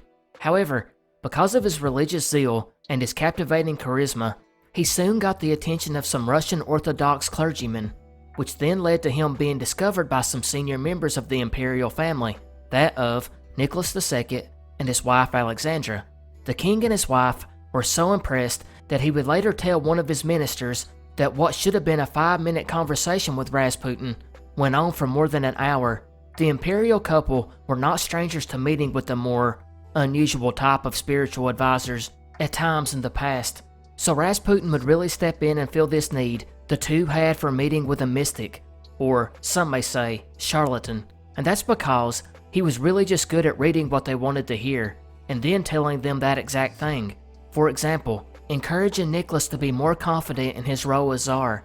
He was also said to meet with Alexandra and soothed her anxieties, which would later fuel rumors the two were having an affair, which there was no real evidence of.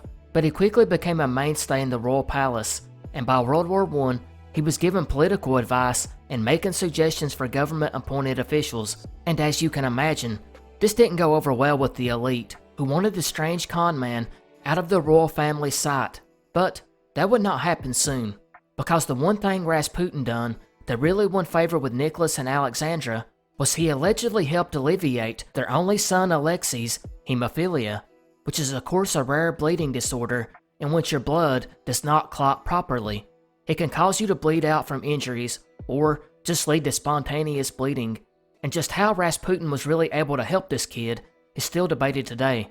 But we know from records that Rasputin would kneel at the foot of the young boy's bed and pray, and it's thought that maybe this calmed down the mood in the palace, which assisted in his recovery. In the 2016 book, Rasputin, Faith, Power, and the Twilight of the Romanovs, it was speculated that Rasputin's assurances calmed Alexandra and gave her confidence, and she in turn transferred this confidence to her ailing son. Others from the royal palace would record that they thought Rasputin used folk medicine he had learned growing up in the Siberian villages, which was used to treat internal bleeding in horses. Another wise move by Rasputin was his insistence that doctors stay away and not treat Alexei. And this was a good thing, because at the time, aspirin, which was only about 2 decades old, was used as a cure-all drug, and doctors threw them out like candy. And of course, someone with a bleeding disorder would be severely compromised by taking aspirin, which no one knew at the time that aspirin thinned the blood. In fact, Rasputin had the royal family throw all the medicine into the fire, and of course, Alexei appeared to improve. And while this was going on, he was presenting himself as a holy man, yet he had no affiliation with the church. He also spoke as a self-appointed representative of the peasantry, pretending to be this man with a lot of humility, when in reality, he was a drunk, and had affairs with numerous women, from sex workers to some of the highest women in society. He loved his new fame, and even started showing off by wearing shirts personally embroidered for him by the Empress. He would even take her servants and friends back to his place, and I assume that it wasn't for prayer. His wife was just as starstruck, commenting that he had enough for all the women. Unfortunately for the royal family, the press, which had just gotten real journalist freedoms about a decade earlier, would write all kinds of sensational stories about Rasputin. The stories then began to spread throughout Europe. Petitioners would even mail requests to Rasputin to the palace, thinking he lived there. And it's here In the middle of the First World War, these rumors I mentioned earlier would begin. Soldiers on the Eastern Front spoke of Rasputin and Alexandra having an affair that was supposedly common knowledge. Then rumors would begin he was working with Germany to defeat Russia in the war, or the even crazier one, he started a cholera epidemic in St. Petersburg with poisoned apples imported from Canada, because that's how Canadians roll. This in turn only fueled demands by the elite to get rid of him, which is where a young man named Felix Yusupov comes into the picture. He grew up in one of the wealthiest families in Russia, lived a life of privilege, and would even marry the king's niece. Yet he was described as aimless, or maybe kinda lost, like he needed a direction in life, and that ultimately led to him plotting to kill Rasputin. That way, he could become what he thought was a patriot defending the throne, and he also thought with Rasputin gone, the king would have to trust the advice of his extended family more, which may lead to him getting a prestigious position. That's when we come to the second part of this mystery, because not only is Rasputin's life an enigma, but his death is even more confounding. Felix would record in his memoirs that he invited Rasputin to the palace under the guise of introducing him to his wife, where he would then serve him cakes and wine laced with potassium cyanide, to which Rasputin devoured. And instead of falling over as you would expect, Rasputin was unaffected by the poison. Felix, dumbfounded, would go to get a gun and would shoot Rasputin multiple times, yet he still did not die. So they beat him and took him to throw him in an icy river where he was found several days later. This only caused the aura of mysticism around Rasputin to grow even more. But is it true? Well, it was coming from Felix, who seemed desperate for attention, and according to Rasputin's daughter Maria, it wasn't true. She downright said Felix's account was a lie, because she claimed her father didn't even like sweets. Furthermore, the real autopsy contradicted Felix's claims, because there was no poison found in his body, nor was there any water in his lungs. Instead, he died from a gunshot wound to the head. She would claim Felix made up the story to enhance his reputation. However, there are many conflicting accounts, with some still believing that Felix's account was accurate and Rasputin miraculously survived multiple gunshots as well as poisoning, only to drown afterwards. One investigation even found evidence, such as a brown boot retrieved from the frozen water and blood on the bridge railings from where Rasputin was said to have been thrown from.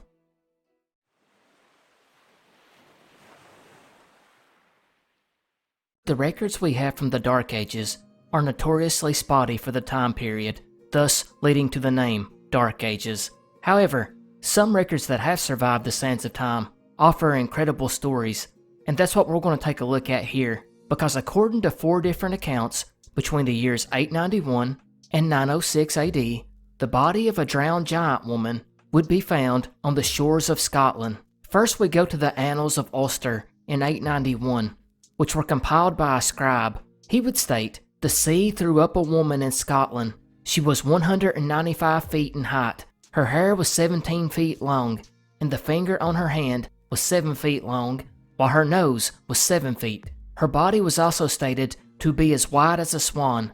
This would be followed by the Annals of the Four Masters the same year, which was compiled by several authors and recorded the chronicles of medieval Irish history. The account was basically the same as the first one, except her hair was recorded to be 18 feet instead of 17 feet.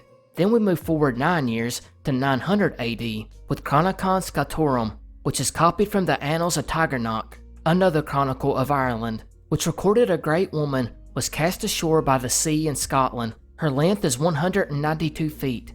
The length of her hair was 15 feet, and the length of her finger was 6 feet, and her nose 7 feet, with her body being once again described as white as a swan.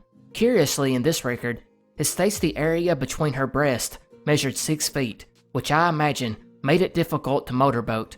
Then we move forward 6 years to 906 AD in the Annals of Innisfallen, written by Irish monks who would record a giant woman washed ashore. This time, she measured 192 feet, while her hair was again 16 feet, and her fingers 6 feet, and nose 6 feet, with skin the color of a swan or sea foam. So even though the descriptions of a beautiful giant woman sounds like something I would have written at 13 years old, these were legit scholars at the time recording this, which is weird enough, but the really interesting part about all this is the almost formulaic repetition of the details. The measurements are basically the same, only altered by a foot or two, and you may think, so what, big deal. But this was a period of 15 years in the Dark Ages. These scribes most likely never met, yet somehow still heard the exact same details of these stories, which is what makes it weird. Is it possible the later scribes read the first account and just copied it? Possibly. Or could it be a superstition, or maybe even a story that came from one of the old pagan religions? Or is it possible that a beautiful giant woman washed ashore?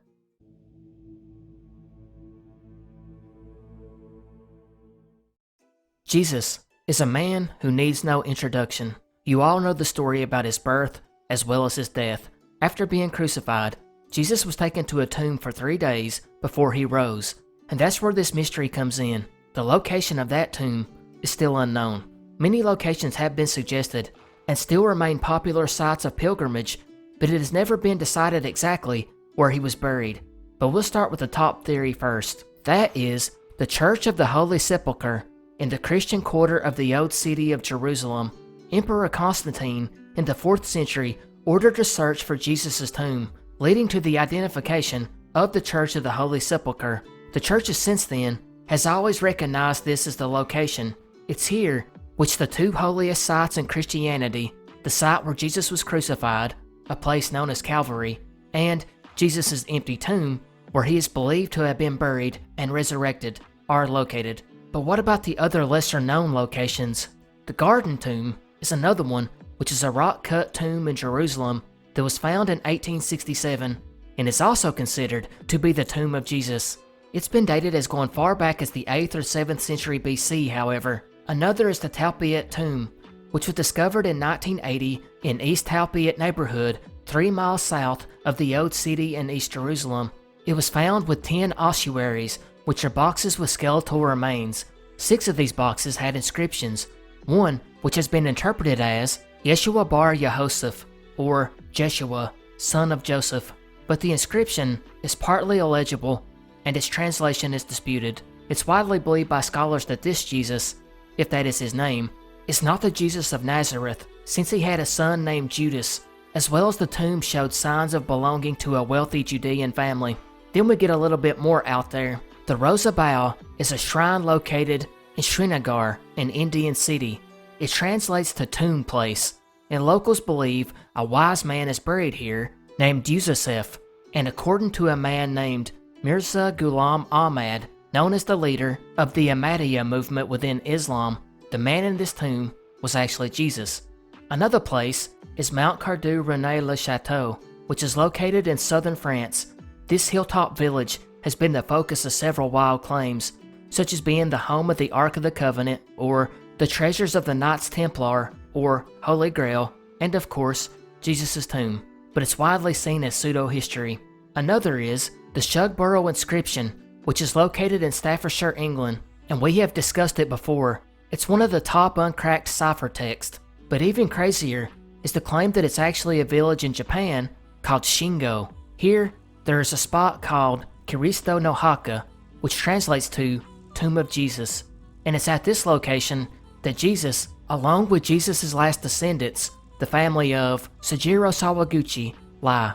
According to the family, Jesus did not die on the cross at Calvary, but instead, his brother Iskari took his place on the cross, while Jesus fled across Siberia and into northern Japan, where he then changed his name to Torai Tora Detenku, became a rice farmer, married a 20-year-old Japanese woman named Miyuko, and raised 3 daughters in what is now Shingo. While in Japan, it is asserted he traveled, learned, and eventually died at the age of 106, where his body was exposed on a hilltop for 4 years. According to the customs at the time, his bones were collected, bundled, and buried in the mound, which is now said to be the grave of Jesus Christ.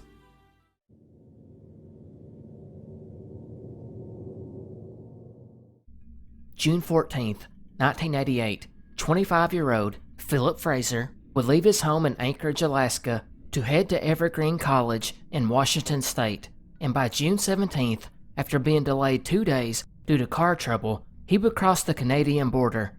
It was here at the checkpoint his 2 firearms were seized by patrol agents since it was illegal to bring firearms into Canada, but after an hour, they released him on his way. The next day, about 600 miles from the border checkpoint, the owner of the 40-mile flat cafe, Gay Frockledge, and her daughter, Tina, would be met by a hitchhiker who had just been dropped off by someone in front of their store. The man would walk in and his behavior was very strange, and they felt something was wrong with him. They possibly even wondered if he had escaped from a mental institution.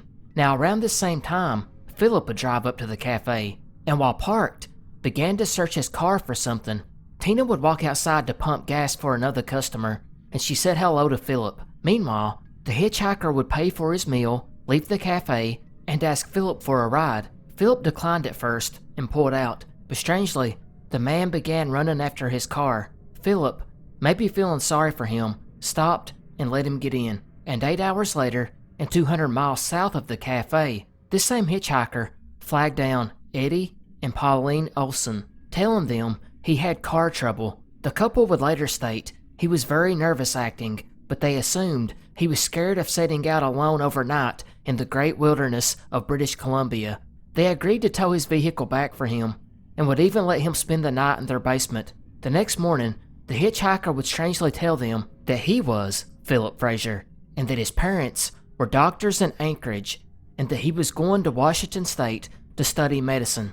Of course, this was the hitchhiker and not the real Philip. He would then tell the couple that he wanted to sell his car for a plane ticket. Eddie would ask to wait till Monday so they could have the purchase go through customs, but this man refused, saying he needed to leave soon. The couple became more suspicious when this man, pretending to be Philip, pulled out 2 wallets and began to act covertly. He then went out to repair the car, which had a broken fan belt, got in, and drove off. About 12 hours later, Philip's burned out car was found 300 miles away from Eddie and Pauline's home in downtown Prince George, British Columbia, at a car wash. And sadly, 6 weeks later, on July 27th, the real Philip was found in a gravel turnaround 70 miles from Eddie and Pauline's home and 30 miles east of Stewart, British Columbia. He had been shot several times with a pistol, and nearly 40 years later, the man who killed him has never been identified. He was white, 5'9", 225 pounds, had a flabby belly, and brown hair and brown eyes. He was described as unkempt, had rotten teeth, strong body odor, a large beer belly, and possibly even had a mental disability. He was about 20 to 25 years old then, and would be near 60 today. He was believed to be familiar with Toronto and Seattle. Detectives believe the hitchhiker learned everything he could about Philip and then killed him, and may have used his identity afterwards. In fact, Philip's credit cards, checkbook, passport, and birth certificate were never recovered, and it's possible this unidentified man could still be in possession of those.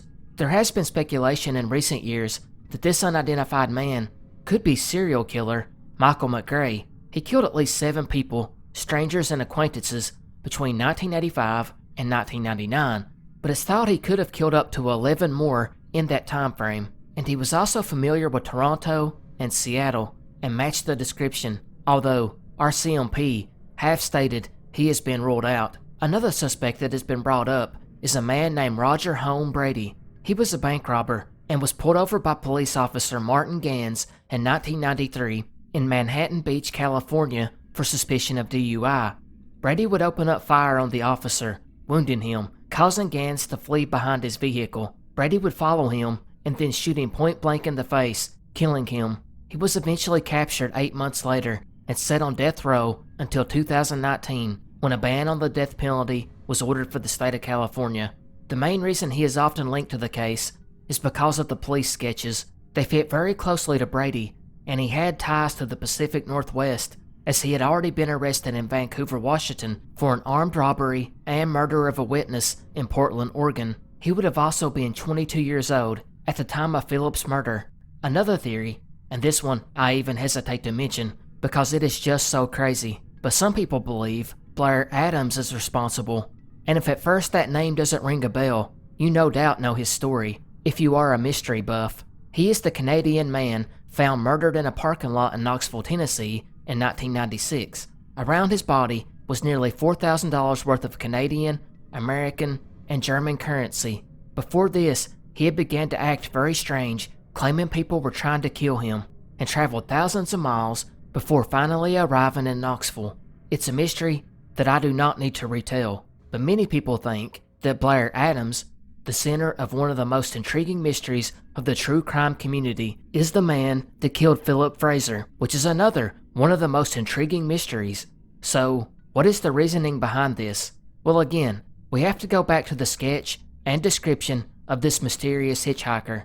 The sketch is fairly close to Blair, and Blair would have been 24 years old at the time of Philip's murder, right in the same age range of the killer, and he was also said to be very close to the same height and weight. But we all know sketches and descriptions can be applied to a lot of people, but this isn't the only thing linking Blair to the killing. Blair also lived in Surrey, British Columbia, and was within a day's drive of where Philip's car was found. Furthermore, Blair was familiar with Toronto and Seattle, just like law enforcement believed Philip's killer was.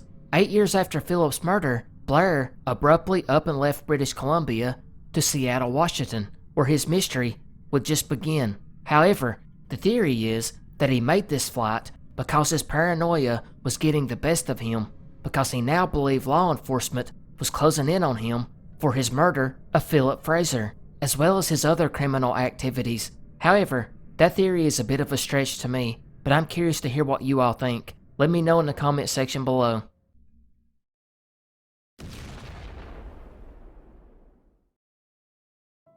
"1916 was a tense year in the world, with World War I raging on, and even though the US was not involved in the war at this point, things were tense here too. At the onset of the war, the US stayed neutral, and really couldn't have done much anyways, due to having such a small military.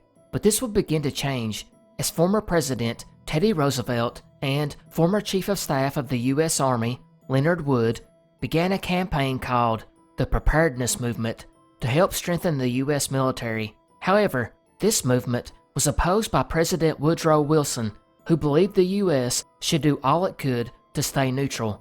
He would later on, though, after the sinking of the Lusitania by Germany, and after seeing Pancho Villa continually raid the New Mexican border, agree to strengthen the military.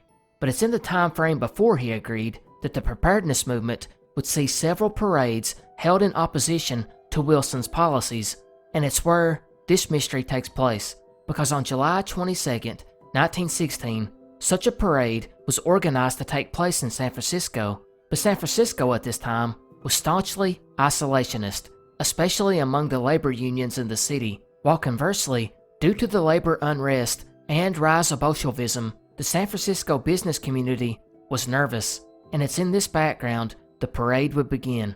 Even a week before the parade, an anti-war pamphlet was being spread throughout the city which cited that militarism could not be forced on citizens without a violent protest. The parade was the largest the city ever held. It was 3.5 hours long and had over 50,000 marchers, which included over 2,000 organizations and 50 bands.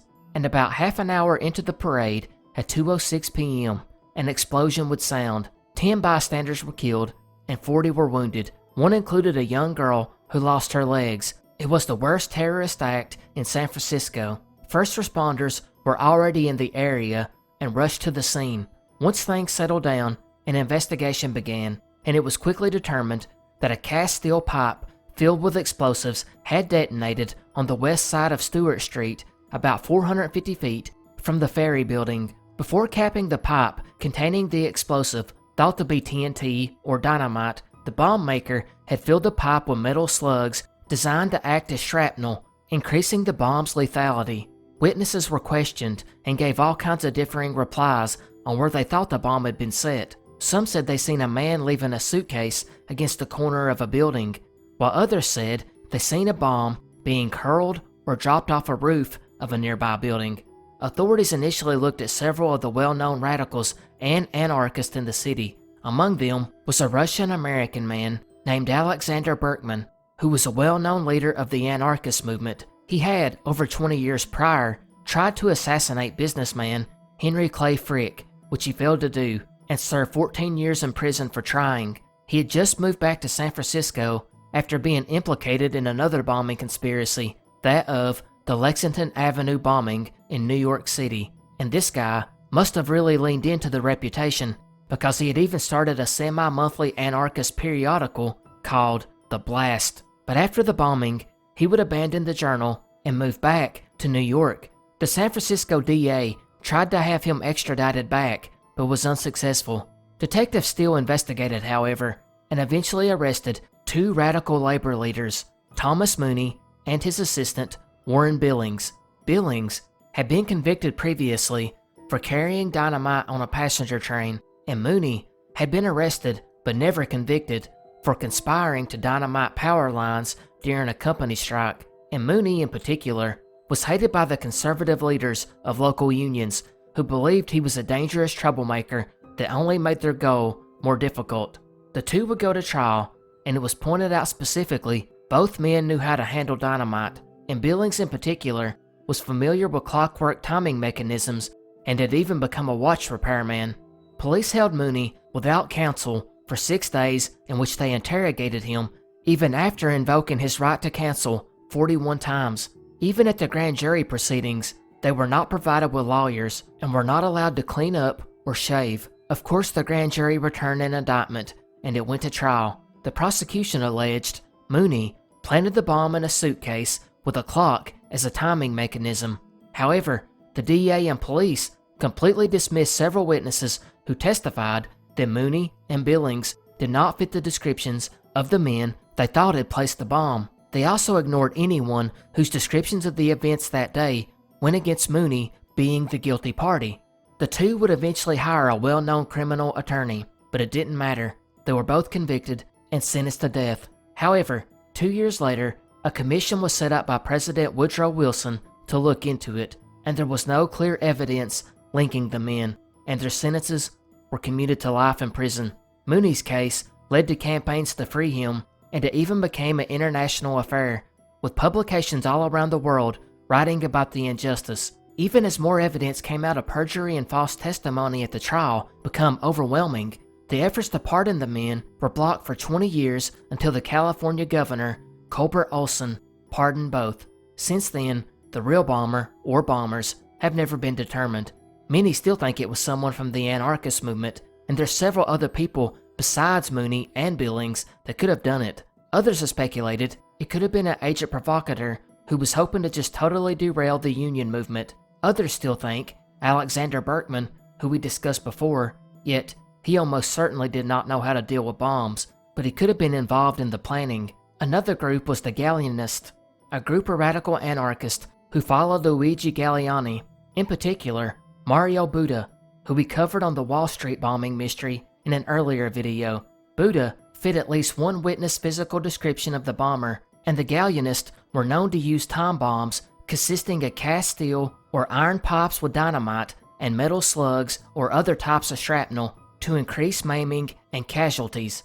The only thing here is they did most of their attacks on the East Coast, although they had hit as far west as Milwaukee and Chicago, and had sent 2 mail bombs to San Francisco. Galleani would even write the police and tell them that Mooney was not the bomber. The Galleanists would then go on to do nearly identical bombings to that of the Preparedeness Day bombing between 1918 and 1919.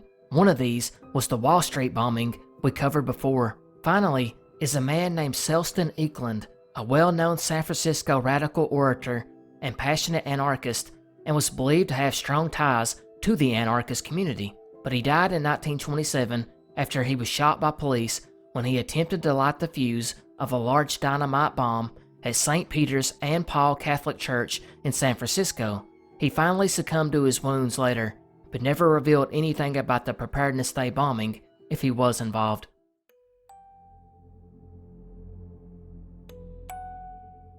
Sunday, January 29th, 1899.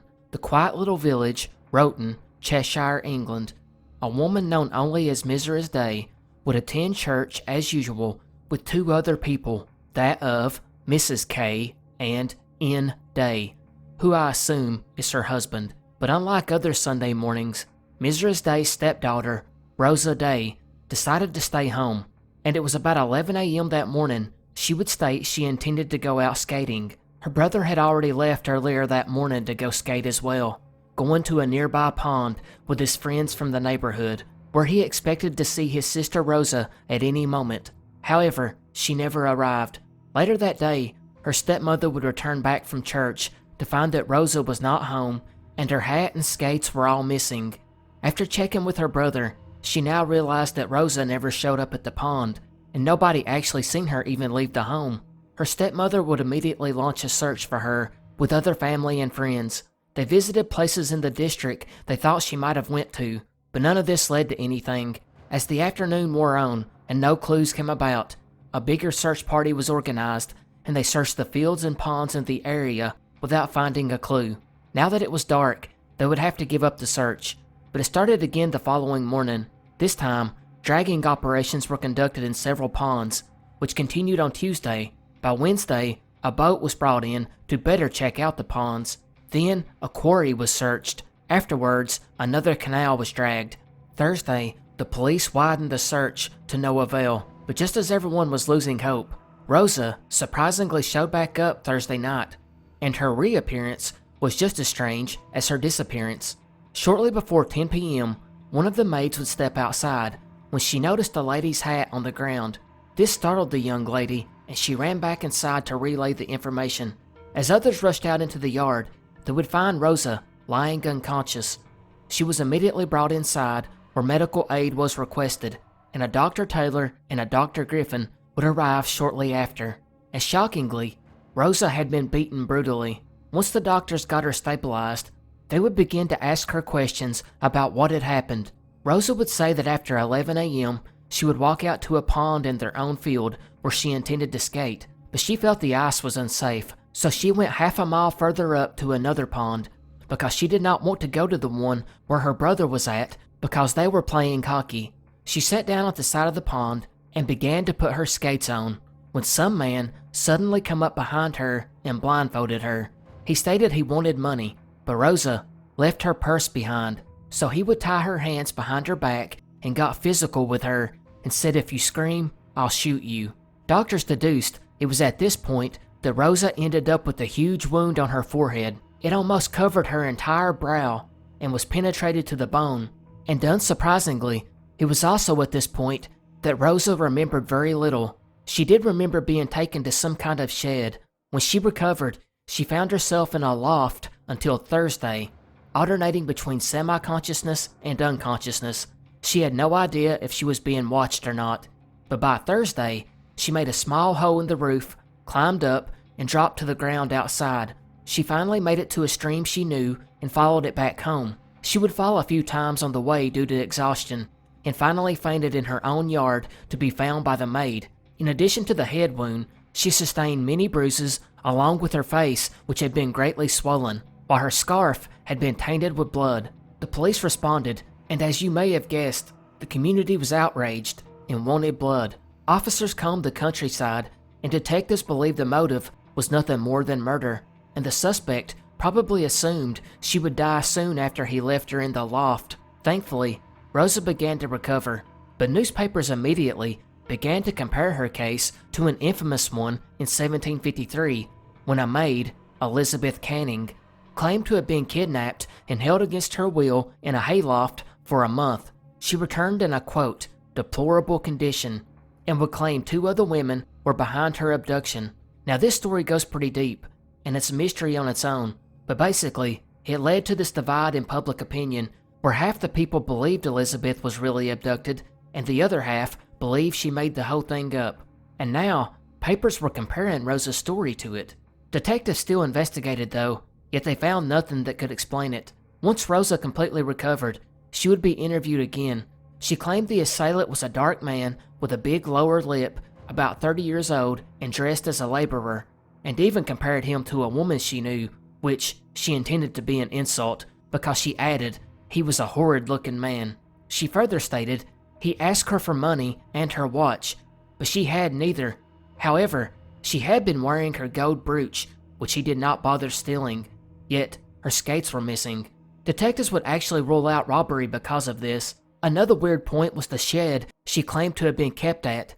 According to her own version of events, the shed could not have been very far from the home, and searchers in the area not only dragged the nearby ponds, but they also checked every shed and outbuilding in the area, and Rosa was not there, but were still left with 2 awful wounds to her forehead, and the question of how she survived 4.5 days in the bitter winter with no food or water. It should also be noted here that the police did look into the previous weeks leading up to this moment, and they found that Rosa had an interesting brush with death right before Christmas. She had been out collecting greenery for decorating a church when she almost fell into a deep quarry. She would end up hanging onto some bushes for 20 minutes until some men showed up and pulled her back to safety, no doubt saving her life. It was said since this moment her health had gotten worse, and that it was thought the incident affected her psychologically. The doctors would eventually put a hold on questioning her anymore when it was realized that in addition to the wound on her forehead, she also had a fractured skull. The doctor would not suggest how she got the injury, but it was thought that it had came from great violence. By this time, detectives had went back out to the pond where Rosa claimed she had been abducted. However, there was no trace of a struggle, although they did concede the now frozen ground could have rendered the search useless. What was odd, though, was police had still not found a shed that fit the description of Rosa's account, as there should have been a hole in the roof. The media would also interview Rosa's stepmother, who confirmed that Rosa had told her the same details that she had told police, as well as stating she believed she had been hit with the butt end of a revolver or some heavy instrument. That's pretty much it on this one. Not a lot of details. I couldn't even find the people's ages, and there's no theories or suspects to speak of.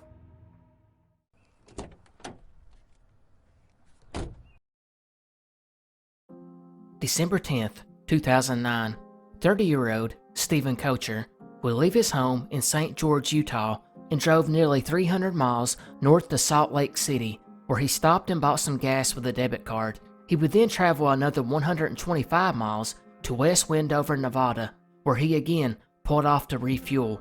After this, he would continue another 100 miles to the Ruby Valley Ranch of the Neff family. Stephen knew the Neffs because he had dated their daughter, Anne Marie, previously. He told them he thought he would just stop in and see her, but she was not home, and the Neffs, who were not expecting Stephen, invited him in for lunch anyways. He told them he was on his way to visit family in Sacramento, but he didn't know if he would continue due to the bad weather. After 2 hours, he left and decided to return home the way he had came, stopping to buy gas in Salt Lake City and Springfield, and stopping for dinner in Neffy. By the time he arrived, he had driven 1,100 miles. Throughout the day, he had talked to his mom by phone, so they discussed Christmas plans. Stephen, in spite of going through a hard time due to financial difficulties, seemed upbeat.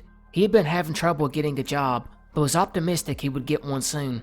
Curiously, he did not tell his mother about the long road trip that day. 2 days later, on December 12th, he embarked on another road trip. This time, his cell phone would ping in Overton, Nevada, about 80 miles away. That evening, he bought gas and snacks at a store in Mesquite, about 40 miles from his home. Why he was even here is unknown, but 3 hours later, he would buy a baby's bib and cookies at a Kmart outside of St. George, believed to be Christmas gifts for his brother and family.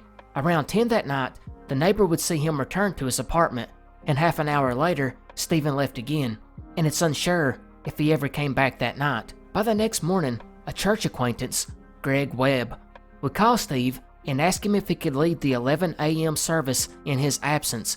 Steve said he was 150 miles away in Las Vegas, but could return if needed. Webb told him not to worry about it. Then, another church member would call him later on with a similar request, and again, told Steve not to worry about it since he was in Vegas. Neither had bothered to ask why he was there, and neither felt there was anything strange about the conversation. At 11:54 a.m., a home security camera in a retirement community in southern Henderson, 135 miles from his home, would record Stephen's car being driven into a cul-de-sac where it was later found.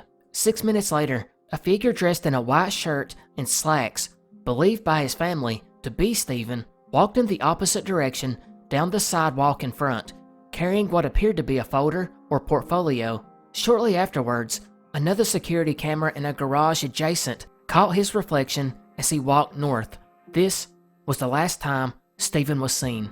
Stephen's phone was still active though, and at 5 p.m. pinged a little over 10 miles northeast of where he had parked. 2 hours later, it pinged at another subdivision about 2 miles away from the last ping.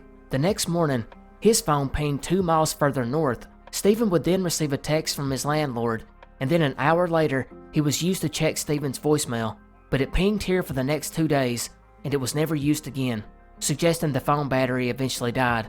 A day after the last ping, the homeowners association where Steve left his car took note and tried to find the owner. They eventually found some flyers for a window washing company in St. George that Stephen had been distributing for. They called that number, and the owner gave them Stephen's number, where they left a voicemail. They eventually located his mother, and she returned a call 4 days later on the 17th, and realized that no one in the family had talked to Stephen in a week. His siblings immediately drove to town to look for him. They searched the jails, morgues, and hospitals, finding nothing. At one point, they got an early lead that Stephen may have been eating every day at an IHOP, but after speaking to the employees there, they were convinced it was not him. The Vegas Police Department canvassed the neighborhood where Stephen's car had been parked. They also used helicopters, ATVs, and sniffer dogs, again, finding nothing. About 5 months later, a private investigator was hired by the family, who would get a tip to search the open desert south of Henderson's Executive Airport. A search then began, and again, found nothing. This one is really perplexing, and none of the theories brought up really fit. His family believes, due to financial circumstances, and because he was dressed nice and carrying a folder, he was probably going for a job interview or something like that.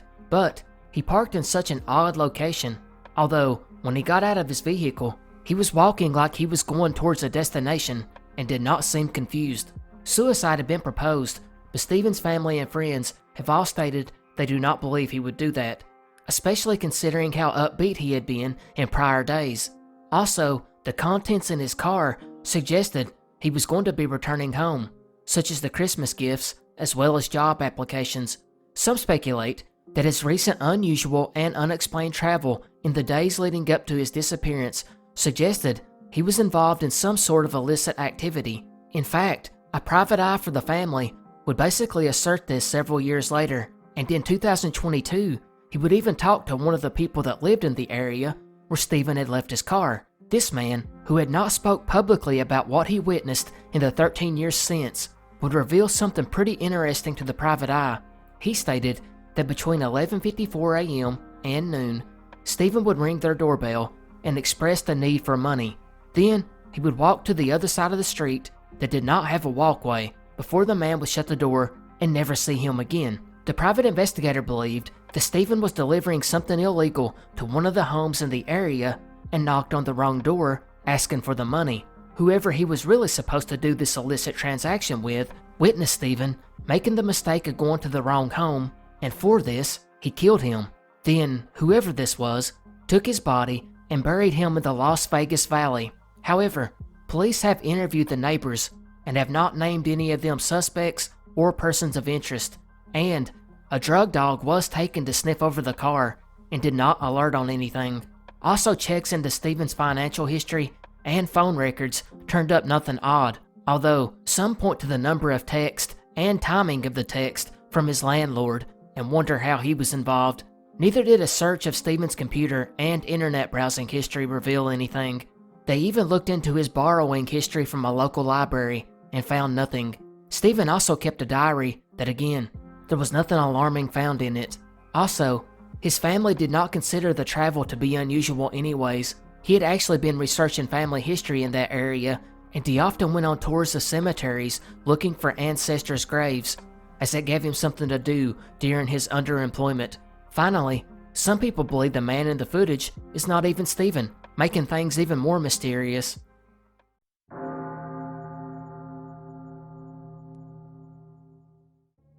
The evening of August 5th, 1982, Santa Fe, New Mexico, a phone call would come in to the Cathedral Basilica of St. Francis, a Catholic cathedral, and would be answered by a Father Patrick Gerard. On the line was a man who called himself Michael Carmelo and stated that his grandfather was dying near a rest stop in Waldo, about a 35-minute drive away, and he was requesting a priest to come read him his last rites. However, Gerard would tell the man his eyesight was too bad for him to drive since it was getting so late in the evening.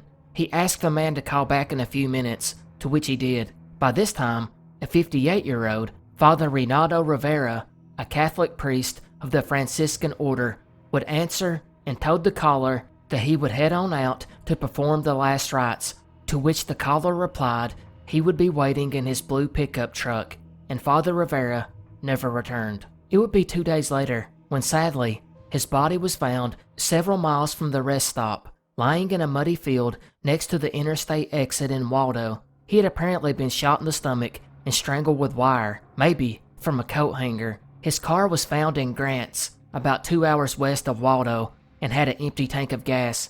His last rites kit was never found and was probably taken as a souvenir. The investigation started slowly, as the killer or killers had a 3-day head start. Police did look at a couple of suspects, but one was quickly ruled out due to an alibi. Detectives did believe he had been taken at gunpoint, however, and probably by more than one assailant. But without many other leads, the case quickly went cold. The FBI would eventually look into the case and make a psychological profile of the person responsible, and concluded the murder had been done out of revenge. Revenge for what, though? Well, I'm going to come back to that. However, this was just a beginning to a bizarre set of unsolved mysteries.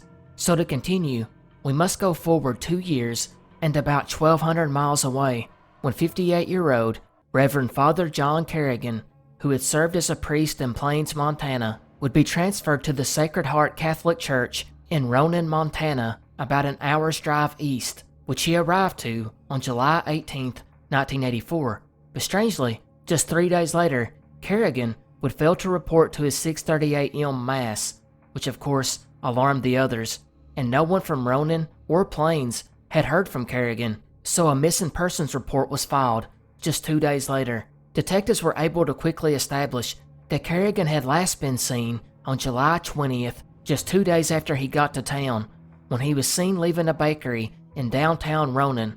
But this sighting led to nothing, and 6 days later, on July 29th, articles of bloody clothing were found along a Montana highway near the town of Polson, about a 20-minute drive north. On the scene was a bloodied coat hanger. The next day, Kerrigan's vehicle, a brown Chevrolet Malibu, was found abandoned several miles away. In the trunk was his wallet, which contained $1,200, a bloodstained shovel, and a pillowcase. Kerrigan would never be seen again, and although he is technically listed as missing, detectives pretty much assumed, obviously, he was murdered. But it wasn't long after these events that New Mexico law enforcement was notified, because the case was so similar to Rivera's murder. First of all, that brown Chevy Malibu Kerrigan was driving? Yeah, Rivera drove a brown Chevy Malibu too, and in both cases, the cars had been wiped clean of fingerprints and abandoned. But that's not all. In both incidents, the vehicles of the men were driven away from the crime scene, as well as there was evidence that wire coat hangers had been used. Rivera's autopsy in particular showed that he had been strangled with some type of metal cord, possibly a coat hanger, while in Kerrigan's case, a tangled and bloody coat hanger was found with his clothing. Lastly, both men were 58 years old at the time of their deaths, and obviously, they were both in the clergy. Investigators continued to follow this line of thinking, and soon discovered that Kerrigan had spent time at the Congregation of the Servants of the Paraclete in Jemez Springs, New Mexico in 1983. Now the thing about this location was it was set up to help priests and brothers who were having personal difficulties, such as alcohol or drug abuse, depression, or issues like sexual misconduct, which could be anything from lusting after a woman to homosexual urges or to some of the more darker crimes. What's important with our mystery is the church has never revealed why Kerrigan went there, although they did disclose he stayed there for nearly a year. However, this question would be most likely answered almost 30 years later in 2011, when a class action lawsuit was filed against the Diocese of Helena for sexual abuse of minors, which implicated 80 clergy members. One of these members was Kerrigan, which might also explain why Kerrigan had been moved between 13 parish assignments since his ordination in 1954, with allegations following him the entire way. But what does that have to do with the rest of the case? And how does this involve Father Rivera? Well, no one's sure it does. Actually, from what could be found, Kerrigan and Rivera did not even know each other, but it seems like that just because the odd similarities of the murders, the two must have been connected, with some of the earlier detectives speculating that it could be the work of some crazy drifter that had a problem with priests. This line of thinking would change about a decade later in 1992, as detectives began to dismiss the thought that the two were connected, and by 2022, it was almost universally dismissed by law enforcement. In Father Rivera's case, the strongest suspect they had was a man named George Simkus, who had participated in several burglaries and robberies, one even at Father Rivera's cathedral. He fit the FBI psychological profile and had been in a mental hospital, and apparently was polygraphed by the FBI when he was arrested in New York for stealing a car, and those results were never released. But he allegedly told another prisoner he was going to settle things with the priests from that cathedral because he had hoped they would ask for clemency for him, and they did not, which greatly upset him. He reportedly flew into Santa Fe from New York on the day of the murder. However, there was not enough evidence to arrest him. As far as Kerrigan goes, though, it is possible that his disappearance could be connected to his alleged sexual crimes, which, if true, would rule out the connection with Father Rivera, who by all accounts was a good guy and had not been involved in any known scandals. In fact, despite all the allegations with Kerrigan, authorities don't believe that that is the motive for his likely murder. But since robbery was ruled out due to the cash left behind, the true motive is unclear. So it might be why a more grandiose theory was proposed in 2020 when Brian D'Ambrosio, a podcaster covering the case, stated he had been given access to the notes of the lead detective on Kerrigan's case. He claimed, from the notes, it seemed quite possible that Kerrigan staged the entire crime scene and faked his death, and maybe even had help from the church. So is it possible he'd done this to get away from his past crimes, and the church helped him cover it up? That, of course, is just speculation, but there is another theory that tries to connect Kerrigan's disappearance to a man named James Anderson, who disappeared 2 years prior in Ronan, which, if you remember, that's where Kerrigan had been. James and Kerrigan had both worked together in their early clerical careers and were friends. Likewise, another odd possible connection to Kerrigan's disappearance is a teacher named Curtis Holman, who disappeared just 2 days after Kerrigan from the town of Missoula, which is about a 55-minute drive south of Ronan. Strangely, both men's cars were found abandoned just 40 miles apart. Curtis Holman's family has been adamant from the start that the two disappearances were connected, but detectives could never find any real connections. However, some armchair sleuths speculate that Holman could possibly be involved with Father Rivera's murder and Kerrigan's possible murder, and then chose to vanish himself because he was afraid law enforcement was closing in. Now, I know this mystery is convoluted enough at this point, but I saved this next theory for last because it's got a lot going on, but I'll try to keep it simple. It involves a grander conspiracy which tries to connect both Kerrigan and Rivera's crimes to a few other unsolved mysteries around the same time frame. The theory starts on December 4th, 1982, just a few months after Rivera's murder.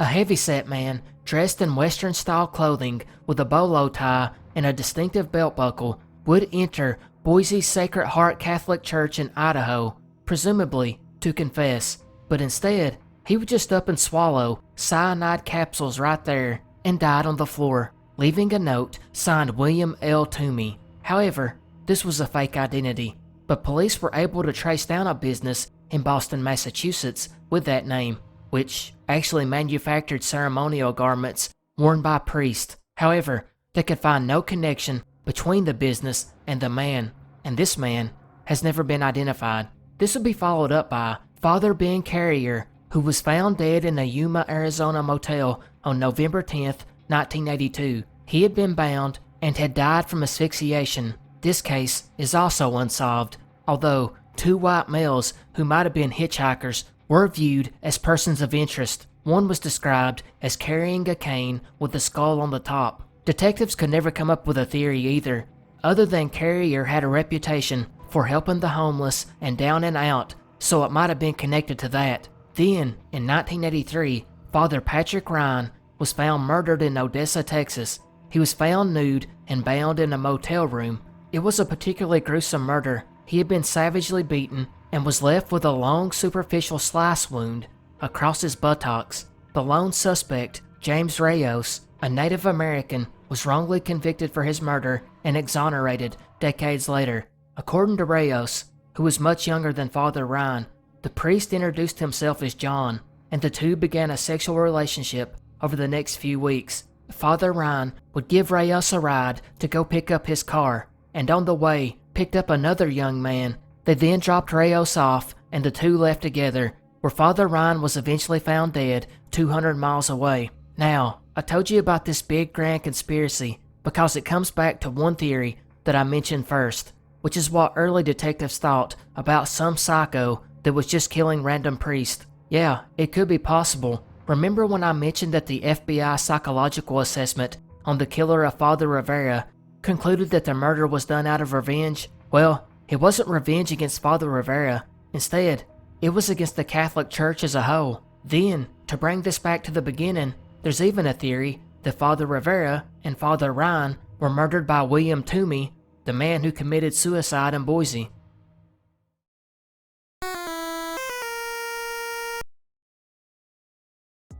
(1989), Miami, Florida. A 51-year-old businessman, Vince Perry, would create a company called Active Enterprises.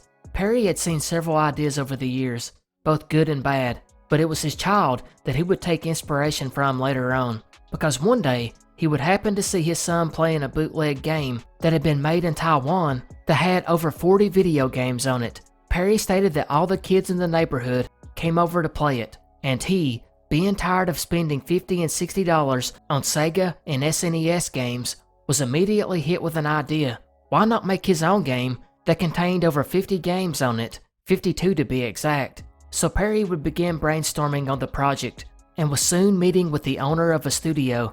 It was here that he was discussing his idea to create a cartridge similar to that of the bootleg version his son was playing.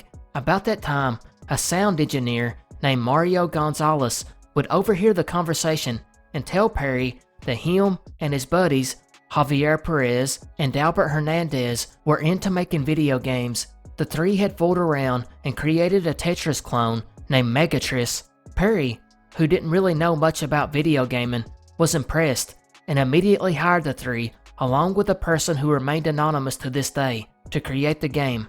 Hernandez was the lead programmer, while Gonzalez composed the music, while also working with Perez and the unnamed individual to do the graphics.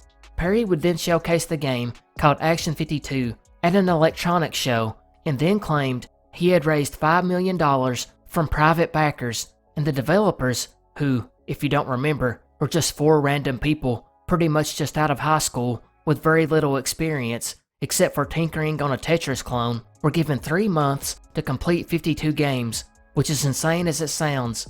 So it's no wonder why the game would be such a disaster. The cartridge's featured game was called the Cheetah Men, which was a knockoff of the Ninja Turtles. The NES version was released in 1991 and the Sega Genesis in 1993. The game was critically panned and cited as one of the worst video games in history. It's infamous because of the poor quality and functionality, since it had a ton of bugs.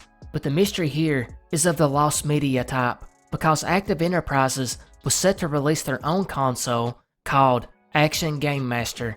It was going to have its own line of exclusive games, as well as having the full compatibility to play games from NES, SNES, and Sega, which would use a separate adapter sold in stores. It was supposed to have a 3.2-inch color LCD screen, a CD player, TV tuner, built-in battery charger, and a cigarette lighter adapter for cars. In addition, there was going to be a third Cheetah Man game, an updated Action 52 game for the SNES, and another game called Sports 5. And as you may have guessed it, none of these products have ever been seen, if they ever existed in the first place, because the company closed in 1994. The console most likely had minimal work done outside of the basic concept designs, and there are no known prototypes of the games.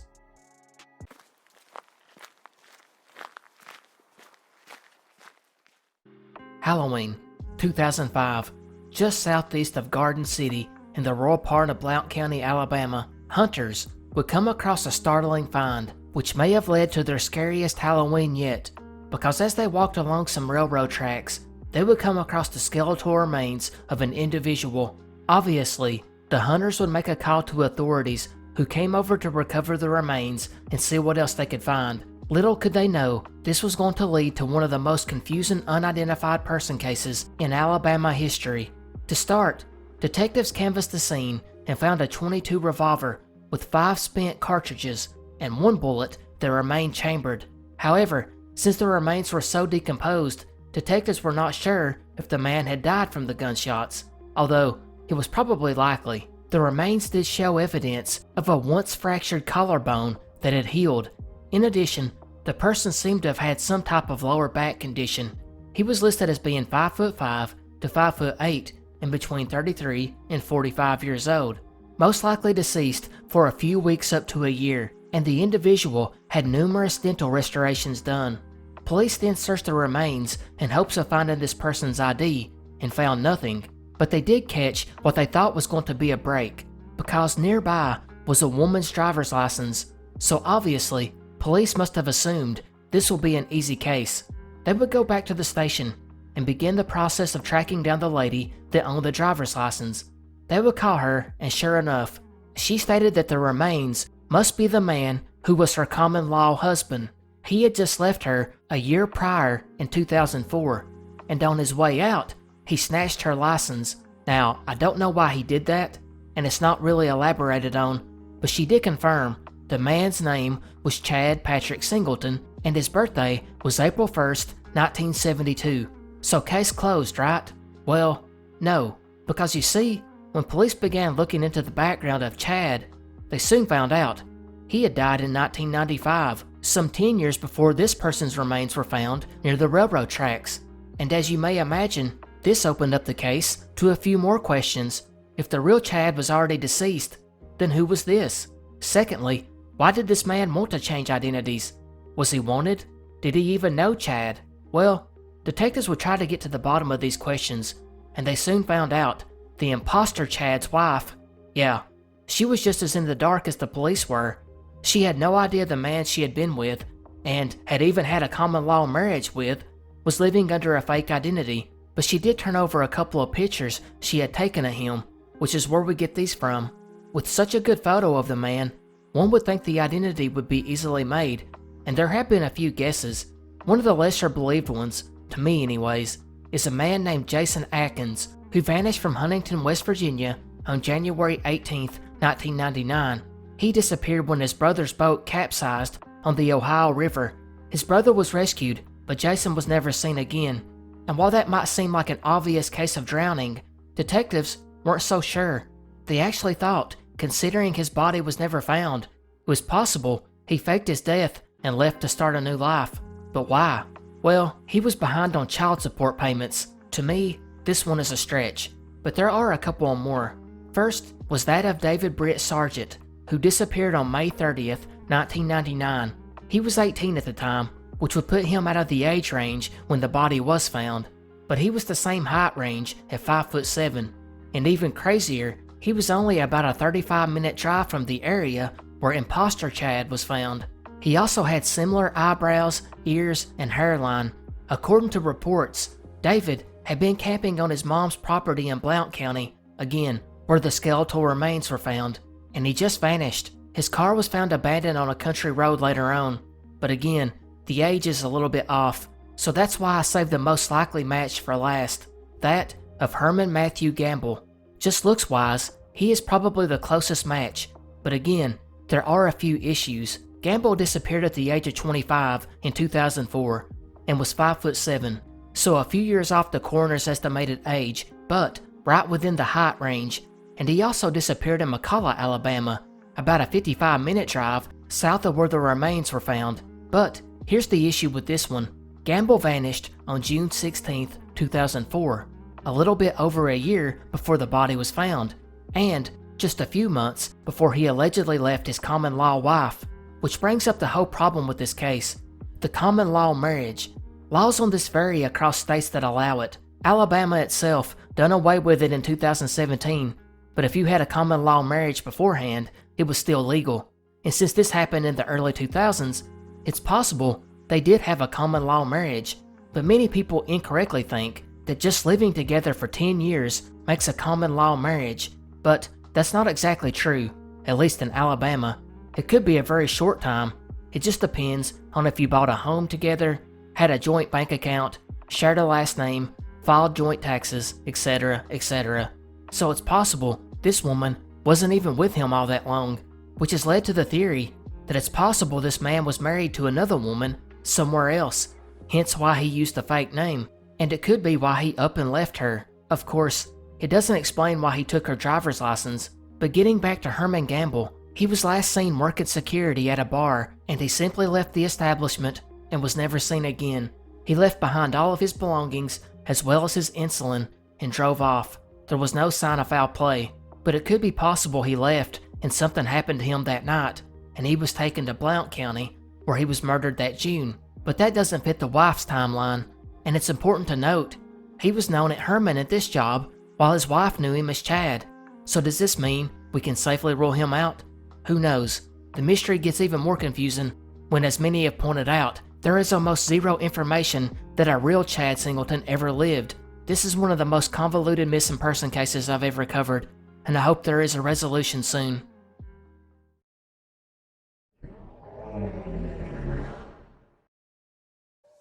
September 6th, 2023, a producer/actor, Emerson Collins, would board a flight on American Airlines and would have one of the weirdest experiences you could possibly conceive of, as right before takeoff, a mysterious voice would come over the in-flight announce system and make noises of grunting, moaning, and groaning, and would continue to do so during the flight, as you can see here.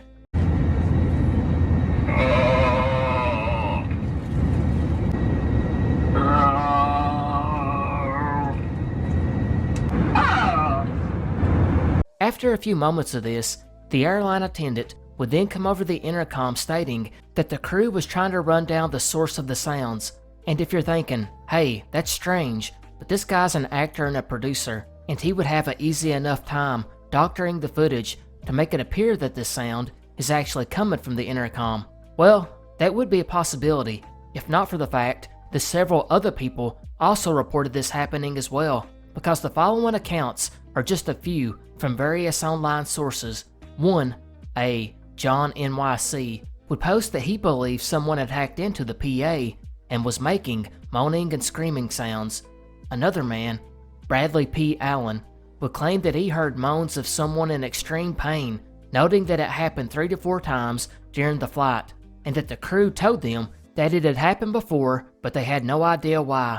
Another person would tell about the flight he was on, where the sounds went on the entire flight and the crew's tireless task in trying to stop it, and that even when landing, the crew still could not find the problem. Another passenger would note that they heard periodic weird phrases and sounds, and even heard a huge, "oh yeah," when the plane landed. They at first thought that the pilot accidentally left his mic on, and eventually, 2 of the people that had these experiences on different flights would even connect online and share audio to which they both confirmed was the same voice on each flight.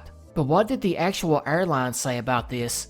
Their official response was underwhelming, to say the least. Their excuse was that it was mechanical issues with the PA amplifier, which raises the volume in their PA system when the engines are running. They also stated that their PA systems are hardwired with no external access and no Wi-Fi component, thus making them incredibly difficult to hack. They stated they were reviewing additional reports, but would not comment on how many they had received, which begs the question, how can an amplifier malfunction to the point of broadcasting what sounds like a human voice without any external access on different flights and different aircraft? In spite of everyone stating that it sounded human, the airline insisted that it was an artificial noise. But it gets stranger, because a professional security analyst/hardware hacker, Andrew Tierney, would get access to Airbus 321 documents and began studying. He finally conceded that he could not find a path for the system to be hacked. He did note that you could speak on the interphone over the PA systems from weird places, like the belly of the plane where luggage is stored. However, it's still a wired connection. He would conclude by stating he was struggling to see how anyone pulled off a prank like this. But was it a prank? And were the airlines covering it up? Most likely not, because one report by an aviation watchdog would find an internal American Airlines message board which discussed the weirdness. One thread there was even found asking if someone could explain what was going on because she was starting to think the flight was haunted. She recounted that the pilots had called the flight attendants to ask them if they were trying to get a hold of the pilots because someone was calling and breathing into the interphone. And of course, it was not any of these attendants. Soon, all the phones began to ring at the same time, and when they answered them, it was just a tone sound. Then, breathing noise came over the PA, and it was very loud. It continued throughout most of the flight before switching to a groaning, moaning, guttural throat sound, like that of a horror film. The passengers, as well as the crew, were starting to get a little bit nervous. So, what is actually going on here? One of the early theories was that of the PRAM, which stands for Pre-Recorded Announcement Machine. These are recorded announcements for the flight that state things like boarding, door closed, 10,000 feet, etc., etc. And that audio is less than 20 minutes and is queued up to play during the flight, and are paused when there is an in-flight announcement by the crew. However, these files are uploaded by the technical crew on the ground who get the files from somewhere, presumably by employees who work for the airline. Is it possible whoever recorded these intentionally put the sounds throughout the recording just to troll people? That doesn't seem likely, since some people reported hearing the sounds near the end of the flight, and the recordings are supposed to be less than 20 minutes. However, some believe the reason offered up by the airline, that it is in fact just artificial noise or audio feedback filtered through the announce systems. Others still disagree, citing the sounds seem too purposeful to be random, and could be a prank, or maybe even paranormal activity.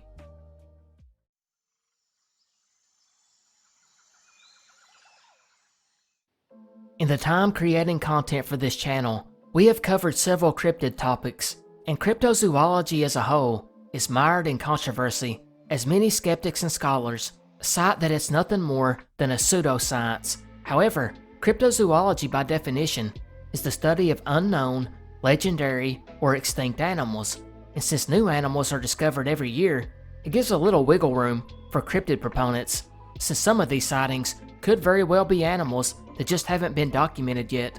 But our next mystery actually tackles the other part of that definition, the study of extinct, never documented animals, because one obscure cryptid theory states that some of these undocumented animals, particularly those from the megafauna field, which consist of large animals like that of elephants, giraffes, hippopotamuses, rhinoceroses, and buffalo/cattle, etc., actually had several species that went extinct early in the 20th century, when mass industrialization caused these animals to lose their habitat or die from pollution.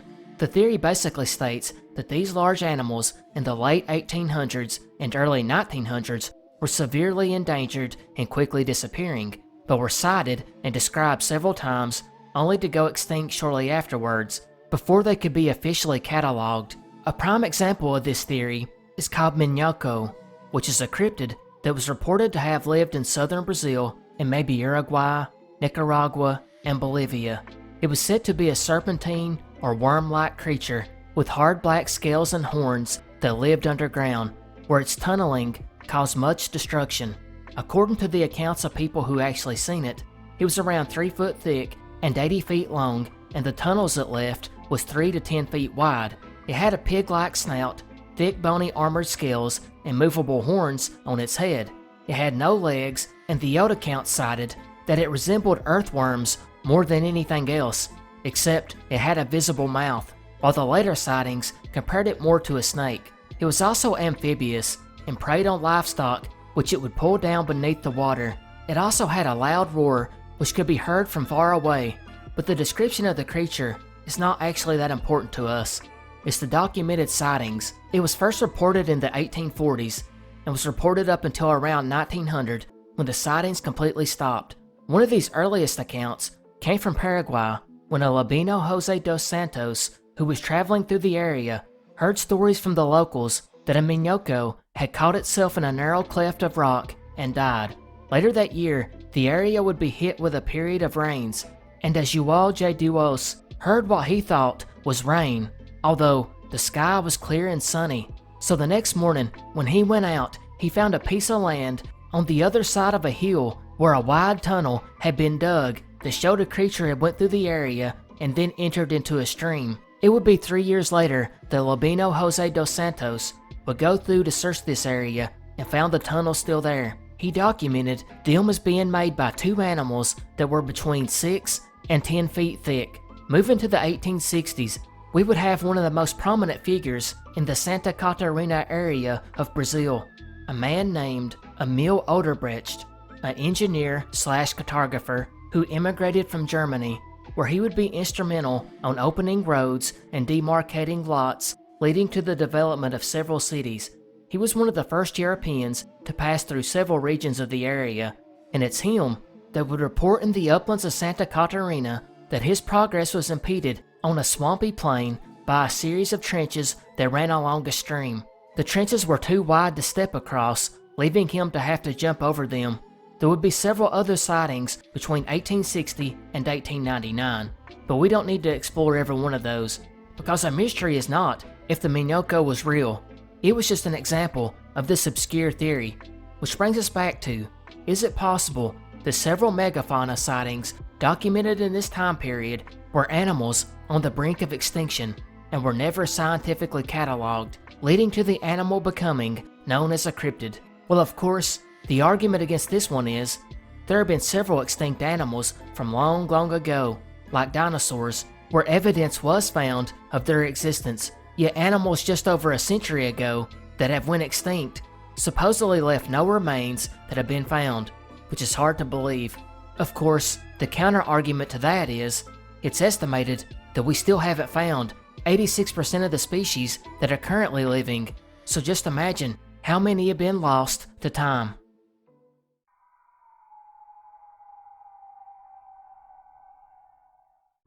March 11th, 2011. Residents of northeastern Japan would be in for quite a shock when they began to feel the earth tremble. For 6 minutes, the magnitude 9 earthquake would shake the country and go down as the most powerful earthquake in Japan's history, and the 4th most powerful in world history. And of course, anytime an earthquake hits this close to the ocean, well, it leads to the possibility of another natural disaster, which will be exactly what happened in Japan, because shortly after the earthquake, tsunami waves over 130 feet in height would pound the country. Residents sadly only got an 8 to 10 minute warning, and numerous evacuation sites were washed away. Making it even worse was the snowfall and freezing temperatures that came afterwards, which hampered rescues. In total, close to 20,000 people lost their lives, and many were never found. But just like with other disasters, people rebuild their lives, homes, and their cities.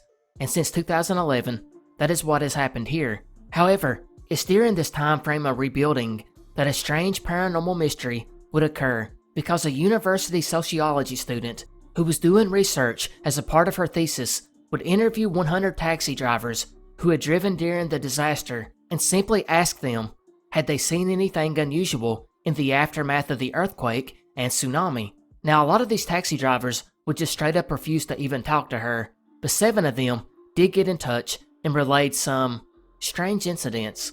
One of the earliest involved a young woman who held a cab while wearing a heavy winter coat, despite the weather being warm. The woman would ask, "Can you take me to Minamihama, please?" And the driver would reply, "There's nothing at Minamihama anymore."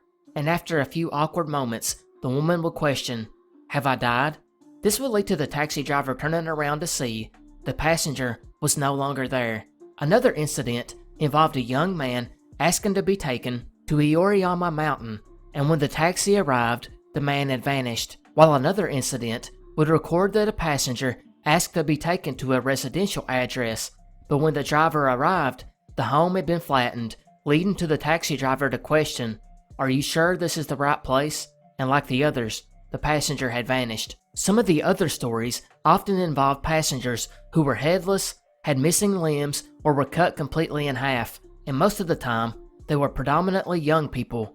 Now what makes this one odd compared to other similar stories that we have covered in the past is that all the taxi drivers had started their meter, which is of course typical to do once a passenger gets in, meaning the drivers would have had to cover the cost for these phantom riders, begging the question, were they willing to pay and document these alleged ghost passengers all for a hoax? Of course, the skeptical take is that the drivers were having what is called grief hallucinations, while some psychiatrists have claimed the ghost passengers are signs of PTSD, but there's still those who believe that these drivers really picked up ghosts.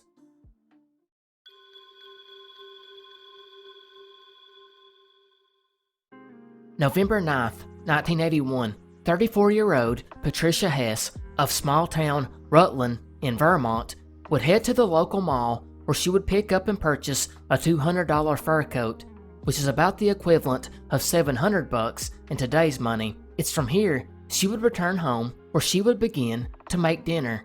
Now we know very little about this actual mystery, but we do know what happens next, because the landlady would begin to notice something burning in Patricia's apartment and would run up to see what was going on. It's here she would find the kitchen table had been set for dinner, while a new fur coat was hanging in her closet. But that burning smell, the landlady quickly found that it was coming from food burning on the stove. She would then begin to walk around the apartment looking and calling out for Patricia, but alas, she did not find one sign of her. The whole scene was eerie. The next day, Patricia had still not returned home, and accounts are not exactly clear, but at some point that day, her sister would make a call to the police to report her missing, but law enforcement told her they could not begin a search until it had been at least 2 days, which was the standard operating procedure at the time. They did finally go over to her apartment and failed to find one shred of evidence that a crime had been committed, and when her sister viewed the apartment, she was unable to determine if anything had been stolen, and the investigation by the police pretty much stopped here. They had no evidence that a crime had taken place, and Patricia was an adult and had the right to leave without telling anyone. But her sister Pamela knew something was up, and she began to investigate the disappearance on her own. She eventually found enough evidence to convince her that Patricia had been murdered, and she knew by who.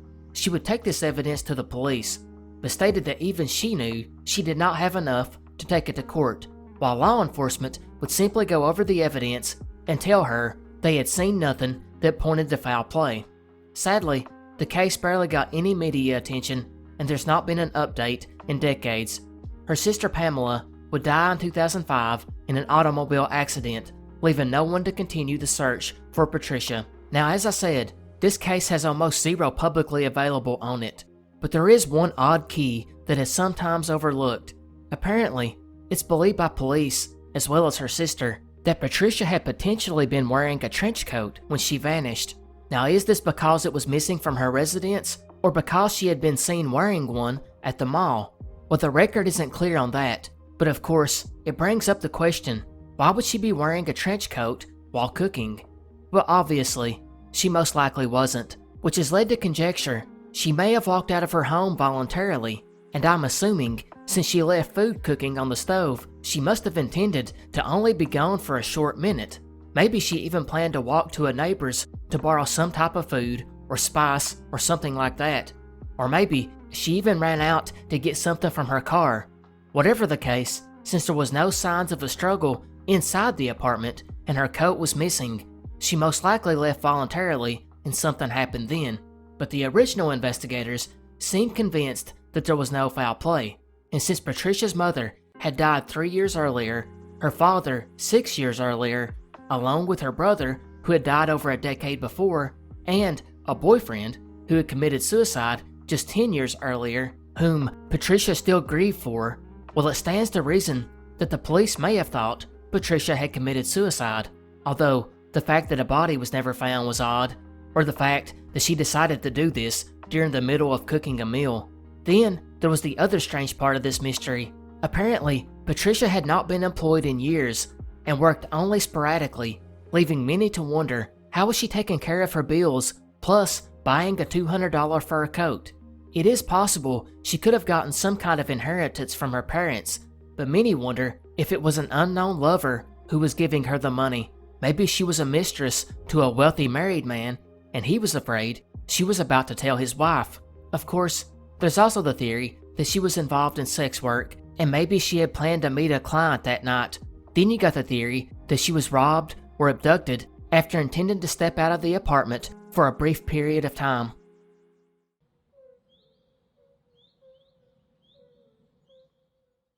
Around the early 2000s, a woman walking along a trail picking flowers in Malise, Switzerland, would have a strange encounter that would lead to this next urban legend / unsolved mystery.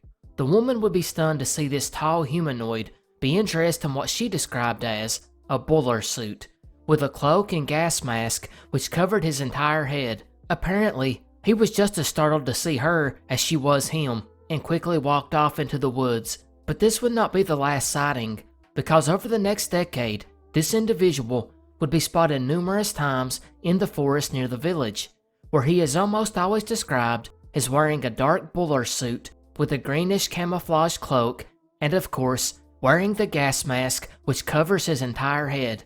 By September 2013, a French newspaper would publish the first known photograph of this being, that at this point had become known as the Loyon. The photograph went viral, since many people had been hearing of this legend for decades. According to the photographer, he ran across him in the forest and seen him in his cape, boots, and mask, and Le Loyon turned around and looked at him and walked away in silence. That's when this photographer then snapped the picture, and it was soon after this that the gas mask and cloak would be found in the forest along with a note, presumably by the stranger, entitled Death Certificate and Testament of the Ghost of Malise. In the note, he referred to his forest hikes as his happiness therapy, and claimed he knew about the photograph going viral and was not happy with the attention it brought the forest. And ever since this note, he has never been sighted again, leading some to think he may have committed suicide. So what to make of this one? Well, many seem to think this was just a strange local who liked to go on walks in the forest, and for whatever reason, wear a costume while doing so. But after the attention he got, he discarded it and walks without it now.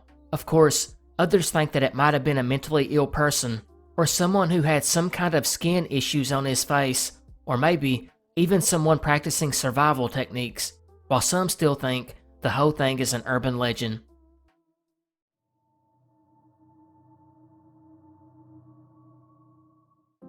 June 1985, 15-year-old Marco Aurelio of Sao Paulo, Brazil, was excited to be going on a camping trip with his friends where they planned to climb Pico dos Marins, a mountain close to 8,000 feet high. Marco had just made senior scout, and he was ready to put his skills to test. His twin brother was supposed to have went along with him, but dropped out after getting sick. So on the 6th, the night before the trip, the leader of the group, a Juan Bernabeu Cespedes, would go to the home of Marco Aurelio and have dinner with his family, as he was very close to Marco's father, and they had all taken trips together before. Juan would spend the night with them, and the next morning, his father and brother would accompany them to the train station where they met 3 other boys about Marco's age and were also going along as scouts, that of Ricardo Salvioni, Osvaldo Liberio, and Ramatus Rome. They would depart and finally reach their destination and began their hike into the base camp. It was there they would meet a local guide named Afonso Xavier, who was an expert on the area and was supposed to go with them. He gave them a space to settle in, which is right next to his home near the trail. The boys then set up their tents around 2 p.m. and afterwards, the 5 of them went for a swim in the nearby river. And here's where things get a bit odd. Upon getting out of the river and going back up on the bank, Juan, the group's leader, would notice that everyone's belongings had been rifled through. He would ask the local guide about it, Afonso, and his excuse was that it was probably due to some of the local dogs running around. The crew shook it off, and as it started to get dark, the temperature would drop and the men made a fire, had dinner, and talked about the hike for the next day. And the tired campers lay down hoping to get some much needed rest. But the next morning when they got up, they had not gotten a full night's peaceful sleep. As they were getting their stuff together, someone would finally break the ice about something mysterious that had happened the night before. Apparently, one of the younger scouts, Osvaldo, stated when he was trying to sleep, he actually seen someone walking around through the camp, and this someone was not anyone with their party, so he got scared and kept quiet. After bringing this up, Juan, the leader of the expedition, would then also confirm that someone had hit his tent during the night. Juan then jumped up and out of his tent to see who it was, but he seen nothing, and he rationalized, maybe for the boy's sake, or maybe for himself, that it was probably the son of the local guide, Afonso, whose house sat nearby. He thought it was possible he tried to play a practical joke on them. So now that they were calm again, they had breakfast and began to head up the steep climb of the mountain, a journey that typically takes around 5 hours. The first part of the journey was pretty uneventful, but as they got around 4,000 feet high, Osvaldo would accidentally step into a hole, injuring his knee, and damaged it enough to make it impossible for him to walk. The young scouts would create a makeshift stretcher to haul him back to camp, which would still take a while, but the brave Marco would offer to walk ahead of everyone and cut a clear path, so they could return quicker and in turn get Osvaldo help much quicker. Osvaldo, however, was against this, citing one of the major rules of the forest, never split up, but Marco insisted, and Juan, the group leader, strangely authorized it. But before he went, he told Marco he should take a piece of chalk with him and mark the stones on the way with the number 240, which is the number that identified their scout group. Marco agreed and moved out ahead, chopping while the others slowly brought Osvaldo behind. They followed the chalk-marked path for a ways, passing 3 stones with a 240 marking. It was here that they would come to a fork in the road, and they quickly spotted Marco's chalk marking to the left, but Juan couldn't understand why he had chosen the left-hand path because there were obstacles in the way that would definitely hamper the 3 in carrying Osvaldo. Juan thought about it and decided they should take the right-hand path, although all of the other boys argued against this, and all stated they should follow Marco. Juan was now in a bad spot, well, worse than he already was in, and to calm the boys down, he told them both trails met back together anyways, so it didn't matter because they would run into Marco. And none of this was true, although I can't find if Juan straight up lied about it or he just didn't know. He also reportedly told them that even if Marco got lost, he would only be temporarily because you can clearly see the city from the mountain and all you have to do is walk in that direction. Regardless, it was a dumb decision because it put them on a much longer route. Osvaldo had fell at 2 p.m. that afternoon, and it would take them until 5 a.m. until they reached camp. And making things worse was the freezing temperatures that came along with the early morning hour. The crew, exhausted, expected to find Marco, but just like everything else on this hike, expect the unexpected, because Marco was not asleep in his tent, although, strangely, his backpack was open outside the tent, and since all 5 of them had left their backpacks neatly organized inside their tent, it meant most likely that Marco had returned, looked for something in his bag, and went back out, or it meant someone else had snooped through his bag. Regardless, Juan now had huge problems. Although exhausted, he went straight back out onto the trail to find Marco, where he spent the next 5 hours combing the area for him and found nothing. Finally, he gave up and rushed to call authorities. The search was massive, one of the biggest in Brazil's history up to that point. For over a month, over 300 people searched the area. That included the military police, army infantry, firefighters, climbers, bushmen, guides, rescue specialists, volunteers, dogs, helicopter, and 1 plane. But even after that, nothing was found. It was like he vanished into thin air, along with anything he had on or anything he was carrying. One of the guides who was even helping in the search stated they covered the area so thoroughly that if he was not found, it's because he's not anywhere on that mountain. Although the search would never find anything, there was one odd thing that occurred on the 3rd day of the search. That was a large fire that broke out in the area. Some questioned if it had been intentionally set to hinder the search, but that was never proven.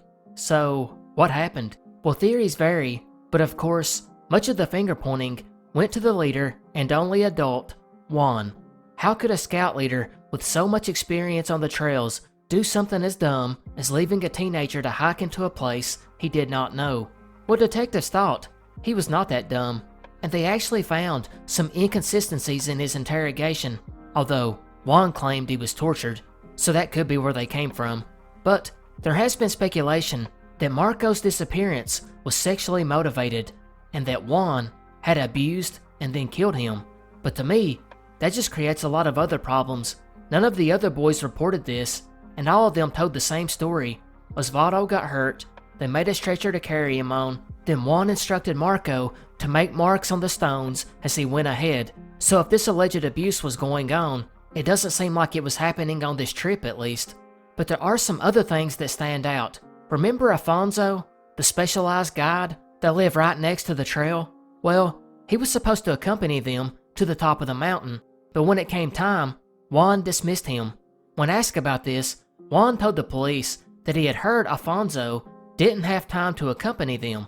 But Afonso and his wife told detectives he had already been packing and was ready for the trip when Juan told him not to come. There was also another group hiking in the area at the time and asked if they would like to go along with them, and Juan turned them down, as well as letting Marco hike alone, cause if Marco had found help for Osvaldo, how could they get back to him with Juan taking him on a different path?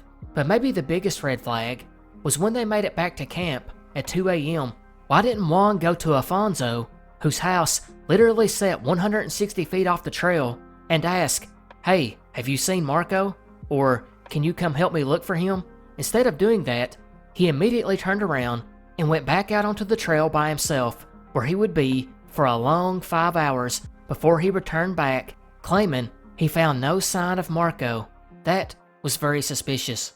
The investigation also found witnesses who just didn't paint Juan's character in the best possible light. He apparently had been expelled from the leadership of a previous scout group for misconduct, such as he did not comply with scouting regulations, he was an authoritarian, threatened the boys, and did not accept being reprimanded. He was also described as acting cold and had a strange way of behaving, while he was also described as making mistakes on purpose.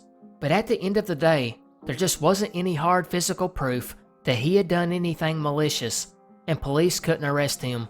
In fact, they originally closed the case, stating that Marco ran away, and for many years believed he was alive and living off the grid, maybe as a wanderer, as some sightings of him were reported in other parts of the country. Then the theory was proposed that maybe a wild animal could be responsible, most likely a jaguar, but since there were no remains that were found, that was ruled out. Then there was the thought that Marco just ventured too far off the trail and maybe fell into a hidden crevice, or maybe just died from dehydration or exposure and was not found. Although the searchers were adamant they looked everywhere, with the dense forest terrain, it could conceal a body, even with extensive search efforts. Detectives then began to suspect foul play by someone not with the hikers. In fact, remember how I said Osvaldo thought he seen someone walking around through camp? Well, he would also tell detectives that he felt like they were being watched the entire time they had been out there, and considering someone had also tampered with their bags while swimming and possibly even messed with Marco's bag while he was gone, and then Juan saying that somebody was hitting his tent, well, it couldn't be ruled out that they were being stalked, and Marco was then abducted.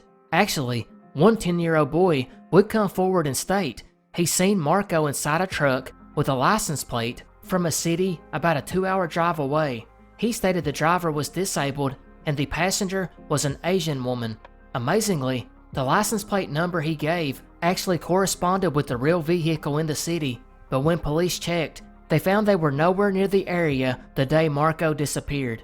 In addition, detectives could not find any proof that Marco had been abducted. Then, we turned to a little crazier theory, one that was speculated a lot in the 80s, and that was that a cult was involved. Specifically, a cult called the Blue Butterfly supposedly kidnapped him. In fact, Afonso, the local guide, would even state later on that he had seen members of the cult walking through the woods the night before Marco disappeared.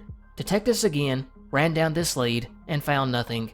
But I saved the craziest theory for last, because in this one, it seems that the involvement of extraterrestrials was actually looked at. It starts with the area, which supposedly is a hot spot for UFOs, but the really strange part was, on the second night of the search, the teenagers who had been on a hike with Marco were sitting in Afonso's house near the trail where Marco vanished. They would hear a scream, and then a whistle coming from the forest, and, knowing that Boy Scouts had whistles, they thought it might be Marco, so they took off running outside, but when they went out, they instead seen blue flashes of light that went on and off 3 times. The boys did shout and whistle towards the location it came from, but got no response, and then vanished. UFologists claim this could have been the moment Marco was abducted, while Afonso, who also seen the lights, dismissed the UFO claims and stated the lights were coming from houses far away in the region. By the late 2010s, the case was reopened again due to new evidence popping up that suggested Marco was killed and buried right in the area where they camped at. However, after following this lead up and searching the area, no remains were found, and the case has been unsolved for almost 40 years.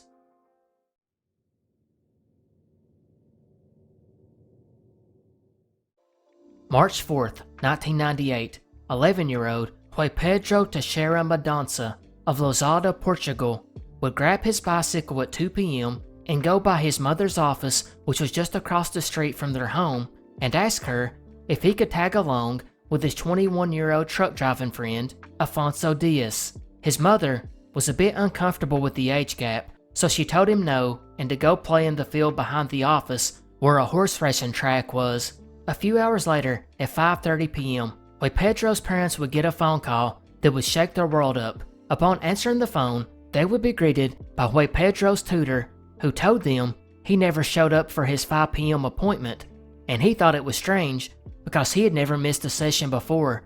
The parents wasted no time and immediately began a search. They would call friends, neighbors, and family to form a search party, first going over to the field behind his mother's office, where he was last seen riding a bicycle, and they didn't find him, but they did find his bicycle, as it had been hidden in some bushes next to the horse track. So logically, his mother thought back a few hours prior and knew they had to find Afonso, the older friend who was going to take Juan Pedro along with him. They would eventually find him and ask him if he had seen the young boy, and in a cool, calm manner, he replied he had not, which that tone definitely set off alarm bells. And it wasn't long until police, who were now involved in the investigation, found several people that all claimed to have seen Afonso talking to him at the horse race track behind his mother's office while sitting in a black car, actually his brother's car, and it had been spotted exactly where the bicycle had been found. Now, as it turns out, Afonso's brother had loaned him the car for the day, as Afonso was supposed to take it to get it inspected, but upon calling the mechanic, investigators found out Afonso never showed up, and instead, apparently just drove around aimlessly all day. That's when the police had heard enough and took him into interrogation. After a while, they would bring him back out, and he was confronted by the members of the family, and Afonso would begin crying and told them he did not know where Juan Pedro was, but that the police should close the borders as he was probably far away on his way to another country, which was pretty foreboding. But it would get worse, because Juan Pedro's young cousin Andre would then also confront him, and Afonso would actually threaten him, telling him to shut up. But Andre went on and told of a conversation the boys had with Afonso earlier that day. Apparently, he had offered to take the 2 young boys to meet a prostitute, but Andre's mother did not allow him to go, and although Juan Pedro's mother had told him not to go, he either snuck out and done it or was forced to go. By this point, the police in Portugal, whose claim to fame is bungling the Madeleine McCann case and never catching the Lisbon Ripper, would continue being useless because they refused to investigate the case as a kidnapping and still conducted it as a search and rescue, thinking he had wandered too far off the path and got hurt somewhere. But the story was just reaching the press, and it was going to be a big one. People who began seeing the news would start overwhelming the family with phone calls, offering clues, sometimes just trying to help, other times just wasting time, while some called claiming to be in possession of Juan Pedro. One haunting phone call in particular was from a boy who sounded just like Juan Pedro. and he kept calling for his mother non-stop until someone took the phone away from him and disconnected it. The police, for their part, decided to keep being useless and did not pursue any of these calls, and the story continued to get more insane because just a month later, a journalist named Nuno Rogério would do a report on Disneyland Paris for a magazine, and as he was going over the photos he took, he found one that stood out. In it, on Pinocchio Tunnel, was a little boy next to a man dressed in red, and that little boy looked a lot like Juan Pedro. So much so that his mother believed it was him. The police would come and take the pictures and did nothing with them. But then again, maybe they were able to rule out a connection. But you can look at the picture here and make your own call. But 6 months after his disappearance, the case would take a dark turn. Now because this is YouTube, I can't go into a lot of details here, so I'm just going to brush over it and let you fill in the blanks. But in September of that year, the British police would bust up a criminal ring known as the Wonderland Club, which operated mostly online, where they shared a database of thousands of pictures and videos that they should not have, if you catch my drift. Some of the photos had even been taken by one of the pervs in this group and was then shared. But what is crucial to our story is British police found a picture of Juan Pedro here. They feared, along with Interpol, that he had been abused and murdered. In fact, a face photo would then be shown to his mother, who confirmed it was him. But of course, Portuguese authorities, who are just getting really hard to make fun of at this point, would claim that the photo was not Juan Pedro. Now this, in spite of the fact that Interpol, who is one of the top law enforcement agencies in the world and have specialists specifically for this role, and only identified 16 of the children in these thousands of photographs, with one of them being Juan Pedro. Yet, the Portuguese officials just refused to believe it. Instead, the Portuguese authorities stated since he was last seen with Afonso, then he was the one responsible for his disappearance. Which, yeah, that makes sense, but it was like they couldn't connect the dots, or maybe they refused to. Regardless, a sex worker had apparently also came forward shortly after the abduction and told police a key clue, and they blew her off. But she would prove pivotal years later. According to her, Alcina Davis, Afonso brought Juan Pedro to her, and upon meeting with Alcina, he would offer her money to sleep with Juan Pedro. Alcina knew something wasn't right, as he was crying, so the two went off into the woods, and she asked him what was wrong, and he said Afonso made him go when he didn't want to, and his mom didn't know he was there. The two would then sit calmly for about 15 minutes, having no contact. She walked him back to the car, and they left, and Alcina believed they stopped at a brothel just a little bit down the road. From here, Afonso is next officially spotted when he arrives at his girlfriend's place at 6:45 p.m. But this wasn't the only witness. Several of Juan Pedro's friends would go tell police that Afonso had been obsessed with him for the past few weeks, and that they had seen him get into the car that day, as they were supposed to play soccer, but he instead left with Afonso. However, his friends too were ignored for years, until 2011, when they, like Alcina, finally were able to testify against Afonso. Unfortunately, the only thing they could charge him with was corruption of a minor, and he would serve out 2 years and was released. Afonso, for his part, always denied the allegations, and instead cited that Juan Pedro never even got into his car that day, and that instead, he drove to a nearby city where he sat in front of a pharmacy for a while, got out, walked around town, and did a little bit of window shopping before going to his girlfriend's. To this day, the most pointed to theory is that Afonso, acting on the behalf of someone else, trafficked him to this underground organization, or someone else, where he was then murdered. Where his remains ended up are a mystery. However, going against this is that image of Juan Pedro that was found. There's nothing to suggest it was taken by anyone affiliated with that criminal network. It was just shared with them, suggesting that Afonso was the one and only involved in his disappearance, which makes it even sadder since he was seen as a family friend.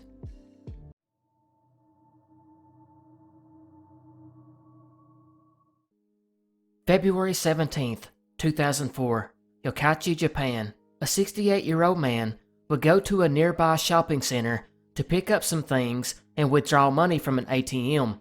The elderly man had his hands full with shopping bags as he approached the machine. It's near this ATM that a younger woman holding a baby in a chest harness had been hanging around for the previous 5 minutes. The man would get out his money and turn to walk away, and the woman who had been standing there watching would also go to walk off, and bam, she bumped right into him. In what seemed to be like a purposeful move, the older man was taken aback and would be further confused when the woman began rubbing her hands over his body until she found his wallet, and crazily, she made a grab for it and tried to yank it away, which the man was able to stop, but this soon started a tussle for it, one she was not prepared for because she could not wrestle it away from him.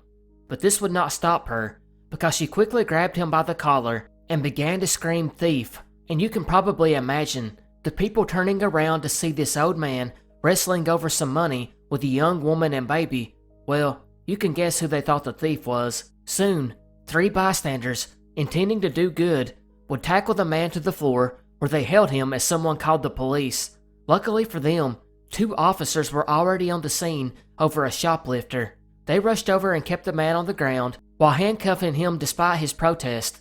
Soon, when things calmed down, everyone watching the events unfold would then notice the woman had vanished. Making the story even worse, with the 2 officers refused to let the man up, and were actually pretty aggressive considering his age, so much so that he began vomiting and passed out, and the officers still refused to uncuff him. It would take more senior officers arriving on scene, who then uncuffed him and called an ambulance, but it was too late. The stress of the situation had caused heart failure, and the man would sadly die. The police the next day, who must have been in a hurry, wrote up their file stating the old man, the real victim in all this, died trying to rob a young mother. Thankfully, a few officers thought the whole thing was a bit sketchy. This would be confirmed when they would review the security footage from the area, which revealed the man was indeed the victim. However, finding the woman would prove to be difficult. In fact, it would take over a year later before police finally released photos of her, something they don't do often. But these photos were not the best quality. In fact, one of them, she looks downright disturbing, with those inhumane features leading to the locals calling her the JUSCO ATM Phantom, JUSCO being the shopping center where it occurred.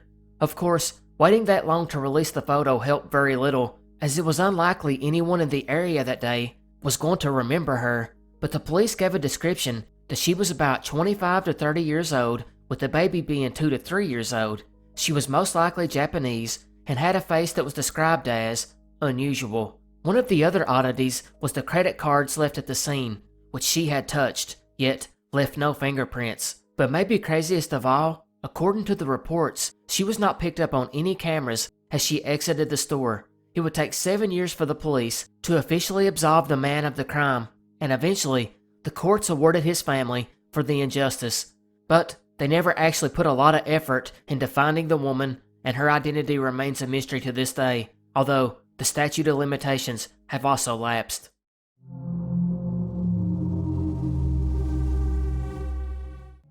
January 4th, 2001. Washington State real estate agent Mike Emmerich would begin his day like any other, leaving his home in Redmond and taking calls and showing clients potential homes. But it was this morning something truly terrifying would happen. It actually began the previous day, when Mike had showed a man named Stephen a home in a quiet, secluded area of Seattle. Stephen was apparently impressed by it, because he asked Mike to meet him back the next day to go look again. So Mike would tell coworkers he was going to meet this weird dude who was interested in this home, and Stephen, who had a limp and had to use a cane just to get around, would meet Mike at the mall around 11:30, and the two went over to the house to look again. Meanwhile, the home's current owner was at work while the house was being shown, but by 12:30, she assumed the visit would be over and she would return home to have lunch. When she pulled up, she was a little taken aback to see the front door was standing wide open. She thought that the realtor would have not been so careless as to left the door open, but as she walked in, she would be even more perplexed, because she would hear the sounds of running water coming from upstairs. Of course, she was curious, and so she went up to see what was going on, and she spotted it, a trail of blood leading to the bathroom. I can only imagine her fear as she peeked in to see Mike's body in the bathtub. He had been brutally murdered, stabbed a total of 19 times, and then placed in the tub and left with the shower running. The police were called, obviously, and after a short search for Mike's car, they found it abandoned at a nearby shopping center, while his cell phone and wallet were found sitting on a payphone at a dock in Seattle. Detectives were a bit perplexed. The murder was planned meticulously, leaving nothing to chance. It was quickly determined the home was just randomly selected because of its remote location, which is out of the way of nosy neighbors, and it was fairly obvious who was behind it.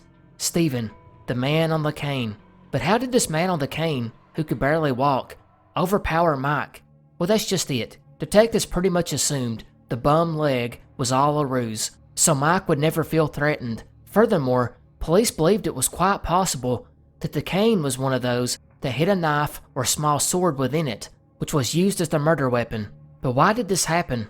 Well, Mike's diamond ring and expensive watch were stolen, but that didn't really seem like the motive. In fact, police believed he was killed by a professional hitman who killed Mike, dragged him to the shower, and turned it on to get rid of the trace evidence and left, which led to the question, who would hire a hitman and why? That is the mystery that has still not been answered, because as far as who the hitman was, that has been answered. In May of 2011, DNA found at and near the crime scene was finally linked to a 62-year-old man named Gary Kruger. Now Kruger, interestingly enough, was a former police officer himself, but unfortunately, he could not be interrogated because he had died several months earlier when he drowned in a lake after fleeing the scene of a home invasion. He had retired from the Seattle Police Department over 20 years earlier in 1980, citing a back injury he received during a foot pursuit, although the most likely reason was he was being forced to retire or face termination after showing many instances of not being able to control his temper, as well as too many instances of using excessive force. He also had a bad gambling addiction. The psychiatrist for the police department would even tell senior officers Kruger was a liability, and now he was linked to this murder, but he was also linked to 3 other previously unsolved murders, that of a man named Mario Vaccarino, whose murder came at the request of the mob, Jim Berry, a real estate attorney, who, not coincidentally, represented a bank involved in the collection efforts against Kruger for a delinquent loan, and Terry Dolan, a retired cop, as well as being a suspect in the disappearance of Cheryl Gross, a woman married to Gary's best friend. So while the former cop turned hitman is obviously responsible, if he did get paid to kill Mike Emmert, the question remained, who paid him? Well, that's the thing. No one could ever come up with someone that would want to harm him. Him and his wife Mary Beth had a great relationship, and she was ruled out early on. So were all of Mike's co-workers. Heck, even his business rivals were ruled out. And none of them had any idea who would want to see him dead, which has led to a different theory, that maybe it wasn't hitman related at all. In fact, as mentioned, one of the other suspected murders Kruger was tied to was that of the real estate attorney, and Kruger himself, well, after he got out of law enforcement, he became a real estate agent for a short while, so it's possible that he had previously met Mike in that line of work, which somehow led to the murder. But considering that all of Kruger's other crimes were linked to financial motives, it doesn't seem likely that he would have targeted Emmert for any other reason, bringing the hitman theory back. Of course, some believe it was nothing more than a random killing to steal and pawn valuables from Mike.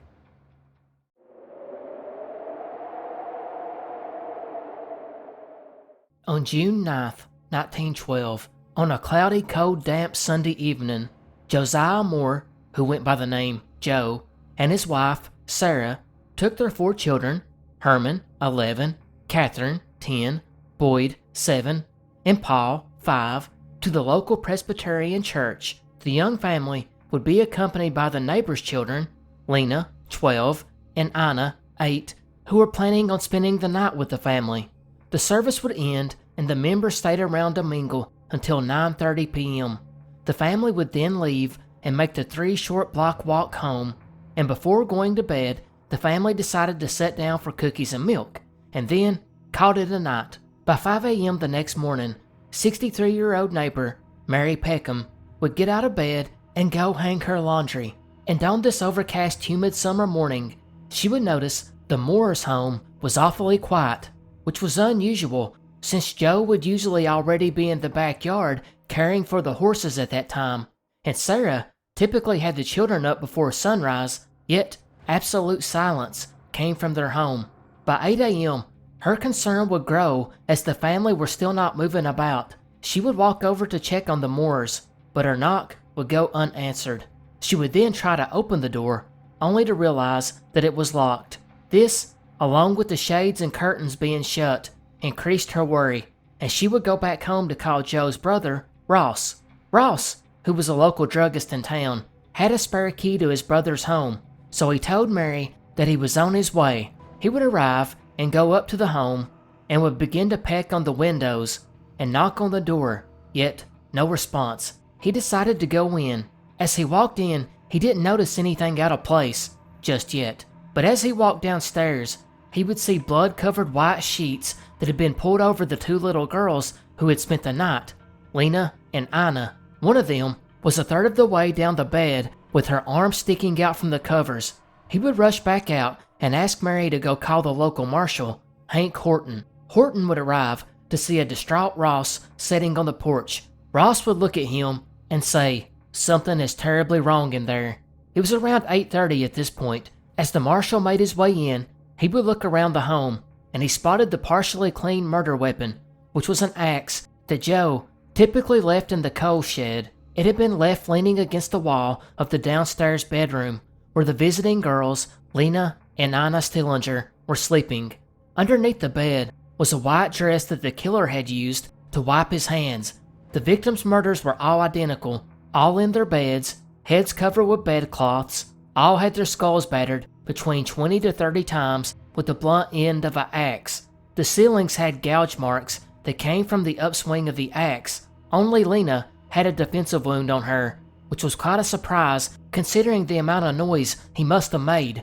It's bizarre that she's the only one to wake up. Marshal Horton would also reveal a few other weird discoveries he made on the murder scene. First was a 2-pound piece of bacon slab that was left in the room next to the Stillinger girls. In addition, the murderer had also searched the drawers for clothing and then used them to cover every mirror in the home. And finally, on the kitchen table was a plate of uneaten food and a bowl of bloody water. He would rush back to town and call the city clerk and ask him to call the sheriff, the coroner, detectives in Omaha, and a police department in Nebraska that specialized in bloodhound tracking. The county coroner, L.A. Lindquist, would look over the crime scene and come up with the following conclusions. The stranger lifted a latch on the back door of the house and slipped in slowly. The door would have been unlocked, which was not unusual in this small town. He then closed the door behind him, took an oil lamp from a dresser, and set the chimney to the side, bent the wick in two to minimize the flame, lit the lamp, and turned it down low, keeping only the finest glimmer of light. He then crept down the hallway, past the room with Lena and Ina, and went upstairs. He would then pass the bedroom of 4 children and go into the adults' room. It was here that he brought down the flat of the blade on Joe Moore's head, probably killing him instantly, and then hit Sarah before she could register what had happened. From here, he most likely went to the room across the hall and killed the 4 more children while they slept, and finally, going down to kill the remaining 2 Stillinger girls. But this is not where the creepiness ends. The killer would return back upstairs, where he would systematically beat all the Moore's lifeless bodies. Joe himself was hit up to 30 times, but all of them were hit at least 20. He would then go back downstairs and do the same thing to the Stillinger girls. Finally, after his reign of terror, he would hang clothes up over every mirror and every piece of glass in the home, while taking a 2-pound piece of bacon out of the icebox and left it on the floor next to the Stillinger girls. It is thought he used the grease from the bacon as a lubricant for, well, you know. He would then stay in the home for a while, filling a bowl with water and washing his bloody hands. He then left the home with the door locked. He would also take the house keys with him. Unfortunately, criminal investigations were still in their infancy at this point, and a lot of errors would be made, such as having a ton of people on the crime scene. There were 2 doctors, the minister of the church, the county coroner, whose description of the crime scene I just read, along with a Dr. F.S. Williams, who examined the bodies and provided the times of death, Complicating matters was that news traveled quickly in a small town. Numerous people would show up wanting to go in and look. The marshal tried to stop them, but was quickly overwhelmed, and over 100 people would stomp through the house looking at the crime scene, destroying any potential evidence. A few attempts at a search of the countryside would begin after this, but there was no sign of the killer. He was given at least a 5-hour head start at this point, and this was in a town where 30 trains passed through every day. Even the requested bloodhounds were not able to pick up a scent. As an aside to this one, an underreported fact that came out early in the investigation was the discovery that, at 2:10 a.m. on the night of the murder, switchboard operator Xenia Delaney heard strange footsteps approaching upstairs. Someone started trying to unlock the door. When she got up and moved toward the door, the suspect would hear that movement and fled the house. This was most certainly the same man that would kill the Moore family just about an hour or two later, and he most likely only went to their home because of the failed attempt at the Delaney home. An investigation into who was behind it would eventually begin once a team could be brought in from out of town. It went slow at first, but after a few weeks, authorities would circle in on one man. That man's name was Reverend George Jacqueline Kelly. The Reverend, who was a traveling Methodist preacher, was actually at church that Sunday for the Children's Day service and seen the performance by the Stillinger girls. He would board a train that next morning and leave town, and it's on this train at 5:19 a.m., just hours after the murders, that he allegedly told an elderly couple on the train that there were 8 dead souls back in Villisca, butchered while they slept, and this was 2 hours before the bodies had been discovered, which obviously looked pretty guilty. He would only look more guilty when he would send some of his bloody clothes to a dry cleaner in Omaha. Shortly after the murders, he would actually, and I'm not making this up, would return 2 weeks later and go to the Moore's home pretending to be a Scotland Yard detective in an effort to tour the crime scene with other investigators. But what really tipped detectives off about the Reverend was a series of rambling letters that he was sending to people in which he talked about their murders. He was sending them to members of the church as well as family members and friends of the Moores. So with all that, this should be an easy case, right? Well, not so much. One of the things that bothered detectives about all these things Reverend Kelly was doing was his mental stability, which was so bad at one point he had to be hospitalized. Kelly had suffered a mental breakdown in his teenage years, and he had quite the reputation in small communities he traveled to preaching because of his odd behaviors, as well as his obsession with sex, as he had been caught peeping into windows in Villisca just 2 nights before the murders. And when he lived in Winter, South Dakota, he had placed an ad for a girl stenographer to do confidential work, must be willing to pose as a model. When a girl wrote him about this, he insisted she must work in the nude, along with some other creepy requests he made. So creepy that he was actually arrested for sending obscene material through the mail. The Reverend would eventually be indicted 5 years later, and he signed a confession. However, when it went to trial, it actually ended in a hung jury. The second trial, the jury voted for acquittal. It turns out, the investigators that I mentioned before that weren't very advanced had actually come up with a scheme to try to get Kelly to confess. This was to put 2 undercover officers in a cell with him and then just harass and threaten him all day long until he finally admitted to these fake prisoners that he was guilty. You can see why it got tossed out. And remember that elderly couple on the train that claimed Reverend Kelly was going on about the dead family before the news even got out? Yeah, they changed their story, and the case had pretty much hung on that witness testimony. But he would not be the last suspect in this crime. There were a few other persons of interest. Another one that got a lot of early interest was a local businessman and state senator named Frank Jones. Josiah Moore at one time had worked for Jones at his farm equipment business. He would go on to become his best employee, the leader of sales, but Joe would quit later on as he got tired of working the 7 a.m. to 11 p.m. shift that Jones enforced every day, except on Sundays. He would then open his own farm equipment business and do pretty well, taking a lot of Jones's customers away. It was also rumored that Joe was having an affair with Jones's daughter-in-law, which further strained relations. By 1912, the men began actively avoiding each other if they seen one another in public. Jones would never be formally charged, but he was the subject of a long investigation which destroyed his political career, although many townsfolk claimed he used his influence in the state to have the case squashed. but the main reason he was discounted was Jones was 57 years old, and while that wouldn't have made it impossible, it did make it less likely. And there was also the fact that he was a state senator. He was not likely to get personally involved, just because the fact his political career laid on the line. And this is where our next suspect comes into play. James Wilkerson of the Burns Detective Agency in 1916 stated that Frank Jones had actually hired a man named William Mansfield to murder the Moore family. Mansfield was actually a chief suspect in the axe murders of his wife, her parents, and his own child in Blue Island, Illinois in 1914. However, Wilkerson was able to provide a cast iron alibi, and the theory never went further than that. Although, it was this theory that would torpedo Frank Jones's political career. However, what would really absolve Reverend Kelly, Frank Jones, and William Mansfield, along with other suspects, came from evidence outside of Villisca, because during this time frame of 1911 and 1912, the Midwest was being stalked by a serial killer from up in Rainier, Washington, all the way over to Monmouth, Illinois. Up to 10 incidents similar to Villisca slayings occurred, and the link was the railroad tracks. To be more specific, the Southern Pacific Railroad. In at least 7 of these 10 murders, the home was very close to the track, sometimes within just a couple hundred feet. It seemed that the U.S. had a transient serial killer, and although that theory has picked up steam in the past 2 decades, the pattern was actually first noticed in 1913 by Special Agent Matthew McClary of the Justice Department's Bureau of Investigation, the precursor to the FBI.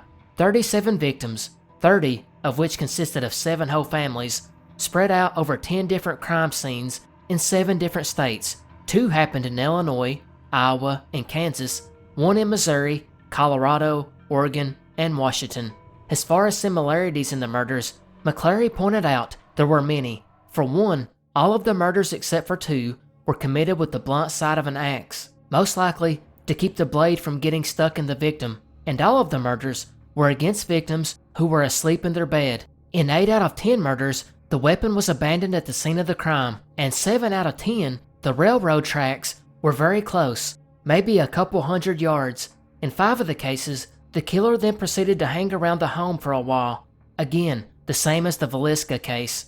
But maybe the most striking clue, in 3 of the homes, the killer had taken the chimney off the lantern and tossed it aside, and then bent the wick down, just like Villisca. This matched another report from Paola, Kansas too, when a family was awakened in the dead of night to hear the sound of a lamp chimney being dropped down to the floor. The family jumped up quick to see an unknown man escaping through the window. Agent McClary was ahead of his time, but his theory didn't generate much of a response. Investigators back then just couldn't believe that a drifter could be responsible. They insisted that it had to be a local citizen. McClary's theory was largely forgotten within a year, but it would gain traction again at the turn of the century. And while it's not been proven conclusively that the Villisca murders are related to the other murders, or even that it was a serial killer, as some still insist that the murders were isolated incidents, the general consensus now is that McClary's theory was right. And in 2017, author Bill James would expand on this. He would write a book about Villisca and all the other murders, and would attempt to connect them to one man. That man's name was Paul Mueller, and he was an immigrant from Germany. He was also the subject of an unsuccessful year-long manhunt after he murdered a family in 1897 in West Brookfield, Massachusetts. The man was last seen walking away from the home to a train and was never seen again. James was able to link the man to 59 murders in 14 separate incidents. All the murders were with an axe, and he covered victims with blankets to prevent blood splatter. He also covered windows with clothes in the home and locked the doors before leaving. The killer also targeted small towns with little to no police force, as well as almost every location having a barn where the killer could observe the families, and finally, being within walking distance of the railroad tracks. All these matched the Villisca killings. James even went as far as to speculate that Mueller could have been responsible for the Hinterkaifeck murders, claiming that he realized U.S. investigators were piecing together clues and were closing in on him, prompting him to go back to his native Germany, where he then committed the 1922 murders in Hinterkaifeck. Of course, that might be a reach, but most researchers do agree with James and McClary's serial killer premise being linked to the Villisca murders. but I want to know what you think. Do you think the Villisca murders were committed by an angry local? Or was it an outsider? Was it a serial killer? I would love to see your thoughts in the comment section below.